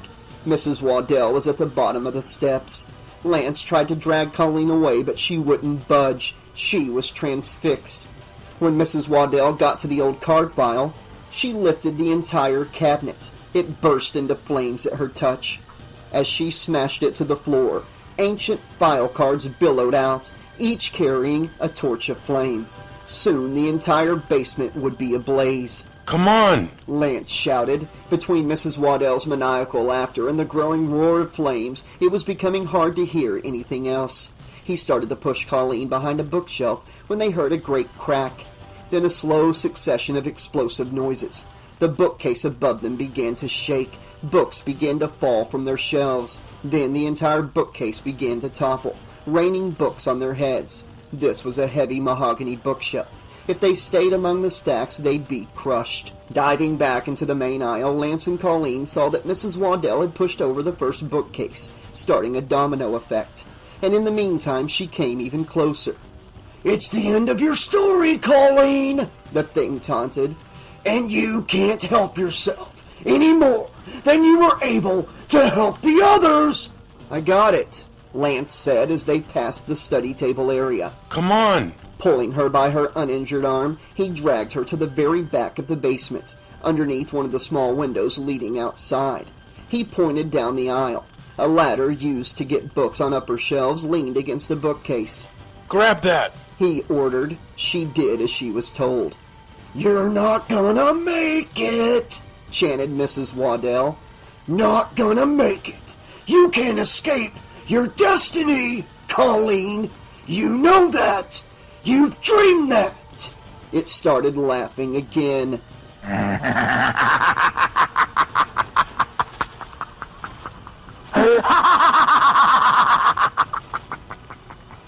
Why doesn't she just kill us? Colleen wondered desperately. The sound of the thing's laughter made her feel utterly helpless. I'm in no hurry, dear, the thing chortled. The fire will do my work for me. Don't listen to her, Lance said. Now get up that ladder. He pointed up toward the window near the ceiling. No, you go first, Colleen told him suddenly. What are you talking about? Get up there. I'll hold her off. No, you have to go first. She tried to push him. He wouldn't budge. Listen, you're stronger than me, and besides, my arm is hurt. If I go first and something happens, I won't be able to pull you up, but you can save both of us. Lance hesitated another minute. Get right behind me, he said, and started up the ladder. But Colleen could only make it the first step before she had to stop while he wrestled with the window. It was stuck. Now that's a good mortar, the Mrs. Waddell thing said. Sacrifice. Face your destiny. Your death will be a memorable one. Lance finally got the window opened and squirmed out. Colleen had no choice but to turn her back on the creature as she scrambled up the ladder. She was halfway through the window when Mrs. Waddell grabbed her by the foot. She's got me, Colleen cried. Lance grabbed her underneath her shoulders as Colleen kicked out, but Mrs. Waddell only tightened her grip.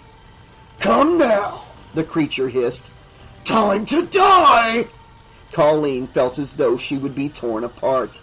Mrs. Waddell reached for her other foot, but Colleen drew it back. Then, taking aim, she kicked the woman squarely in the face. Her foot connected solidly. There was a crunching sound, and Mrs. Waddell let go. Falling backward, she managed to take the ladder with her, and Colleen was left dangling in the air. Lance tried to pull her quickly through the window, but his strength was failing. He waited a fraction of a second, and by that time Mrs. Waddell had wrapped her arms around Colleen's waist and was pulling her back down again.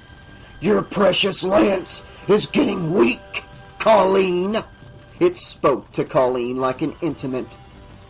I may be able to pull him down with you. Then I'll have you both. Colleen knew the thing was right. Lance was holding tight, but his strength was no match for the evil Mrs. Waddell. The flames and smoke were all around now. If they got pulled back in, they wouldn't last long, with or without Mrs. Waddell to dispatch them. Let go of me, she shouted to Lance. Get away from here. No way, he shouted back. I'm not giving up, and you can't give up either. Fight, Colleen. You know how to do that now, remember? Colleen wanted to argue. She wanted to point out the difference between defending oneself against a bully and fighting a demon like Mrs. Waddell, but she couldn't speak. The pain of nearly being torn apart was too great. Soon the roaring of the flames began to fade. So did reality. Colleen let blackness wash over her. That's right, Mrs. Waddell's voice seemed to come from close to her ear, whispering, Let go. It's over now. So Colleen let go. The blackness enveloped her completely. But she wasn't alone. Others milled about in the darkness. A sourceless light came up, revealing Tish, Melina, Ricky, and Kirk in a group. Even Denny was with them. They all looked at her with pleading eyes. It was Denny who spoke for them in a clear, deep voice. Give up on yourself and you give up on all of us. The light was extinguished an instant later. Colleen smelled smoke once more and felt pain and heard Lance calling her name. Instead of responding to him, she kicked out with all of her might. Both feet connected solidly with Mrs. Waddell's stomach. Her grip loosened slightly, and Colleen kicked out again. This time the librarian fell back. Denny was right, she realized. If I give up for more than just myself. And Lance was right, too. A bully's a bully. This time Lance was able to pull her through the window before Mrs. Waddell could recover fully. While the librarian was still doubled over in pain, Colleen shoved with her feet, using the leverage to knock the heavy bookcase onto Mrs. Waddell. She looked up just as it hit her. Lance pulled her onto the lawn of the library. Both of them lay still for a minute, breathing heavily. Smoke billowed from the windows of the library's upper floors. Lights and sirens from an entire fire department company approached. Colleen looked back into the basement. Mrs. Waddell lay pinned by the heavy bookcase. Only her face and right arm were visible. Whatever powers it had, it could not lift the bookcase to escape. And the flames were closing in. The screams rose in pitch. Mrs. Waddell's face became an almost unrecognizable mask of terror. Unable to look away, Colleen watched as Mrs. Waddell's white hair finally caught fire. All at once, her entire body was consumed in an intense blaze, the whole of Mrs. Waddell's burning away in an instant to reveal a form underneath. Still struggling, still screaming, the shape of a man now lay where the old woman had been only moments before. But this wasn't a normal man. His face was a mass of charred flesh, much more terrifying than Denny's. He stank of evil, and Colleen knew instantly that this was the true dark man who had plagued them all. And by the claw of his right hand, the way it slashed the air savagely, she knew the identity of the dark man. Freddy Krueger, legendary child killer of Springwood. The heat in the basement had become so intense, Krueger's steel talons had begun to glow red hot. Flaming books began to fall from the bookcase behind the demon, covering him like a swarm of deadly butterflies. Then the whole bookcase came crashing down on Krueger, becoming his funeral pyre. Colleen finally tore her eyes away. Lance sat beside her silently in shock. And later, explanations to the police and fire officials were not easily made. No body was found in the ruins of the library's basement. Epilogue. Time to write the end for another tale of terror. That girl Colleen may have burned me up, but I still got plenty of recruits for Freddy's summer reading program. It's gonna be a hot one, believe me. And don't feel too bad for my latest batch of victims. They all got what they wanted beyond their wildest dreams. Kirk is now sitting at the wheel of his very own Porsche Spider, the same kind of car his idol James Dean died in. At his side, the wind blowing through her spiked hair, is Vicky. She's more his speed than Colleen was anyway, don't you think? And in the back seat sits Ricky, bookended by Tish and Melina.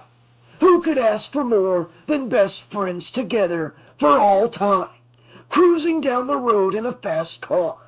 And they lived happily ever after life, right? Right. Except for the concrete wall Kirk runs into while driving over 150 miles an hour. And just to make sure he gets it right, I let him do it over and over again. Forever. He and his friends had become eternal crash test dummies.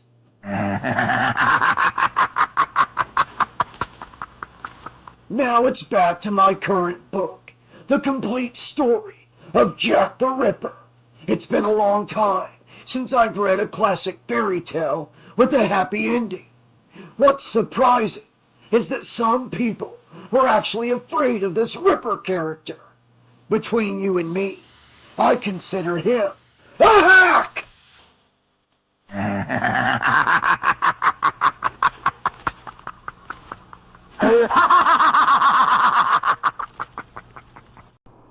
Okay, Slashaholics, this has been Freddy Krueger's Tales of Terror, Twice Burned by David Bergantino.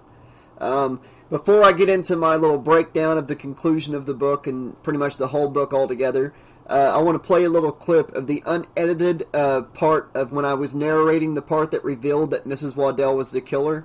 Check this out here. Tossing the papers back into the car, Colleen pushed her way through the gathering crowd and got back into her car. It had been Mrs. Waddell all along. Ha, knew it.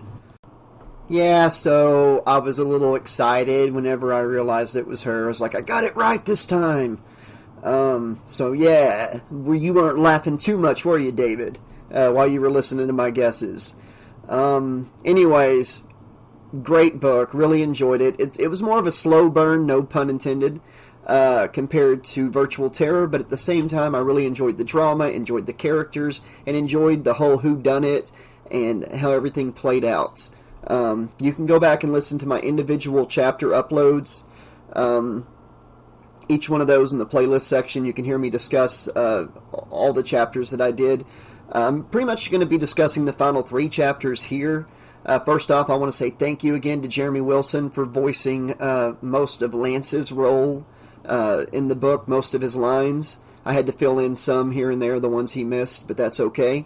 Thank you, Jeremy, and your friend PMDG for helping you edit your lines and get them to me to make my job easier placing them in the audiobook. Thank you, David, for writing this book and letting me narrate it. It's been a blast. Wow, those last 3 chapters were a marathon. It's like I had to catch my breath when I was done. So yeah, let's talk about Twice Burned. So straight out of the gates, when we got introduced to Colleen and Kirk, I think we all knew somebody like Kirk at some point in our lives. Pretty much seems like a good friend, good goofy friend, but you never expect them to really be a winner or have the girl or whatever. You kind of underestimate them. Sure, Kirk later in the book kind of did some questionable things because he was in love with Colleen, couldn't take no for an answer. But you know what? Sometimes nice guys don't need to finish last, and I was a little bummed out that Kirk didn't survive the story, but he did do a couple fucked up things, especially with the death card and lying to her face. But yeah, when we met the characters, Colleen was likable, but I don't know, there's just something about the way she was thinking about Kirk. You know, it's like, oh, come on, you're not that shallow, are you? Which we found out later, maybe not so much. The mean girls, they were definitely a lot of fun. Vicky, Melina, and Tish. Like someone asked, I think Mac888 asked, how did they ever become friends? And I think your guess was right, Mr. Mackey. That, you know, Vicky one day said, "You two bitches are my friends." That's the way I see it, and that's the way it went down. I gotta say, the last book, Virtual Terror, I really enjoyed like the roller coaster ride of the whole thing. A lot of action throughout the whole book. The deaths, you know, spaced out in the book. And going into this book, after the first couple chapters, I thought it was going to go the same way. It was, like I said, it was much more of a slow burn. But the ride getting there, and once we got to like the last 4 or 5 chapters, and things really started to pick up, people started getting knocked off. The deaths were very, very gruesome for a young adult novel. I really enjoyed the whole twist that everybody that died the way that their history reports person died in real life. That was a really cool twist, David. Thanks for that. That was a very intriguing way of going at it. And the reveal, I gotta say, I'm happy that I was right, that it was Mrs. Waddell, but I think the whole stroke scene that she had kind of gave it away to me a little bit, or at least really made me suspicious of her, maybe a little too much, but hey, I got it right this time. And even though that scene did make it seem like she was definitely the killer, there were still things that happened after that and in the same chapter as that had me second guessing myself. So I can't say it was too easy to predict, because there were times where I was thinking, okay, it's Ricky. You know, I never thought it was Denny because I thought that was a little too on the nose. I enjoyed the whole Joan of Arc of the story. I enjoyed her having the nightmares where she's getting burned at the stake by Freddy that looks like Denny, kind of, or whatever. I enjoyed the scene that she had with Freddy, you know, where he's like the torchbearer like Denny, but still Freddy, you know. That was a really cool scene with all of her friends in that little corral, you know, miniature, and the death card catches them on fire. I love the Madame Zavira of the story. That was a lot of fun, getting to play this, just hamming it up as a fortune teller. And the reveal was great. The whole scene with Kirk rushing to find her, losing control of the car, and the final battle in the library. I gotta say, when the place started going up in flames, I was like, how the hell are any of them going to get out? I thought everybody was going to die. So it was a really intense scene, really put me in there, really put me in the moment. Great writing for a young adult novel. Great writing in general for a horror slasher book in general. I know that David wasn't allowed to use Freddy very much, but he made great use of Freddy. Even when Miss Waddell hadn't revealed to be Freddy yet, when she was doing the voice, the book even said her voice wasn't hers. And, it was gravelly or whatever, like Freddy's. Great stuff, really creepy. I could just picture this sweet-looking old librarian talking like Freddy, setting it on fire, trying to kill Lance and Colleen. It was a really hardcore ending. It was exciting, it was suspenseful, and it was terrifying. For a young adult novel, I gotta say, it really exceeded my expectations. Virtual Terror might have been more fast-paced, and this one might have been more slow-paced, but they both did a great job at what they set out to do. I gotta say, David did a great job on this book, and I'm looking forward to reading Help Wanted. I love the way that Freddy went out in this book, being pinned down and burning to death again. And I always love like the Crypt Keeper-esque stuff with him in the prologue and epilogue of these books. And this has been Twice Burned, folks. I look forward to the podcast about a print slashers where we talk about it. David's going to share some stories. He said a lot of this book came from his real life experiences, so I can't wait to hear what that's all about. And I'll be back very soon, where we're going to be starting up Freddy Krueger's Tales of Terror, Help Wanted by David Bergantino. It's the last book in the series written by him that I've done on the channel. I've already done Deadly Disguise and Virtual Terror. Help Wanted's the last one by David. A little later on, I'm going to do the first two books in the series that were written by Bruce Richards. They're not connected story-wise with David's books. It is cool how David's books kind of mention the book before each time. I did enjoy that aspect too. Great connections. Until next time, this has been your friendly neighborhood 80s slasher librarian saying, thanks for listening, be excellent to each other, pleasant dreams, and we'll see you next time. Late at night I hear a scream, pages turning in my dreams. Watch narrates a killing spree, horror tales set my soul free.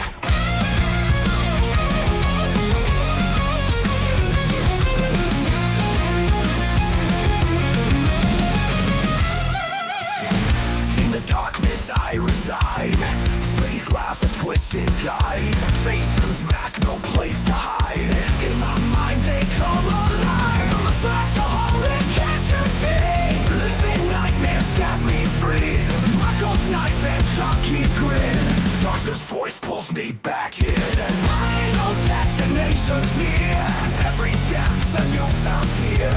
All to madness year by year, Josh's words I always hear. Bloody pages, crimson tea, monsters crawling from my screen. Dust describes it all obscene, lost in horrors dark and lean. I'm a social that can't see, living nightmares set me free. Michael's knife and Chucky's grin, Josh's voice pulls me back in.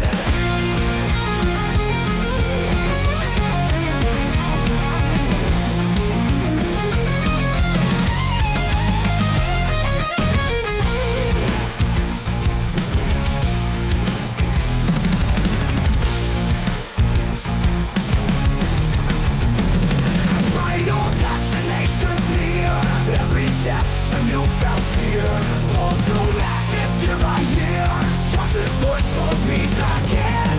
Final destination's near, every death's a newfound fear. All to madness year by year, Josh's voice pulls me back in.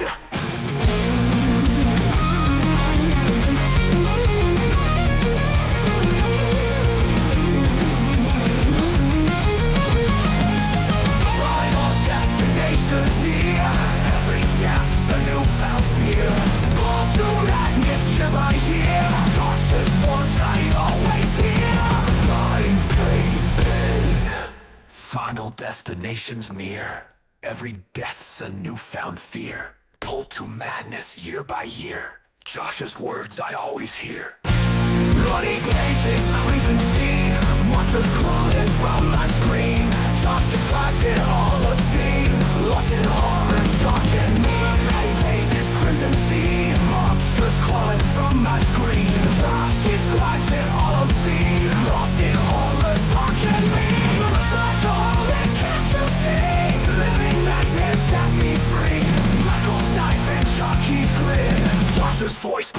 back in.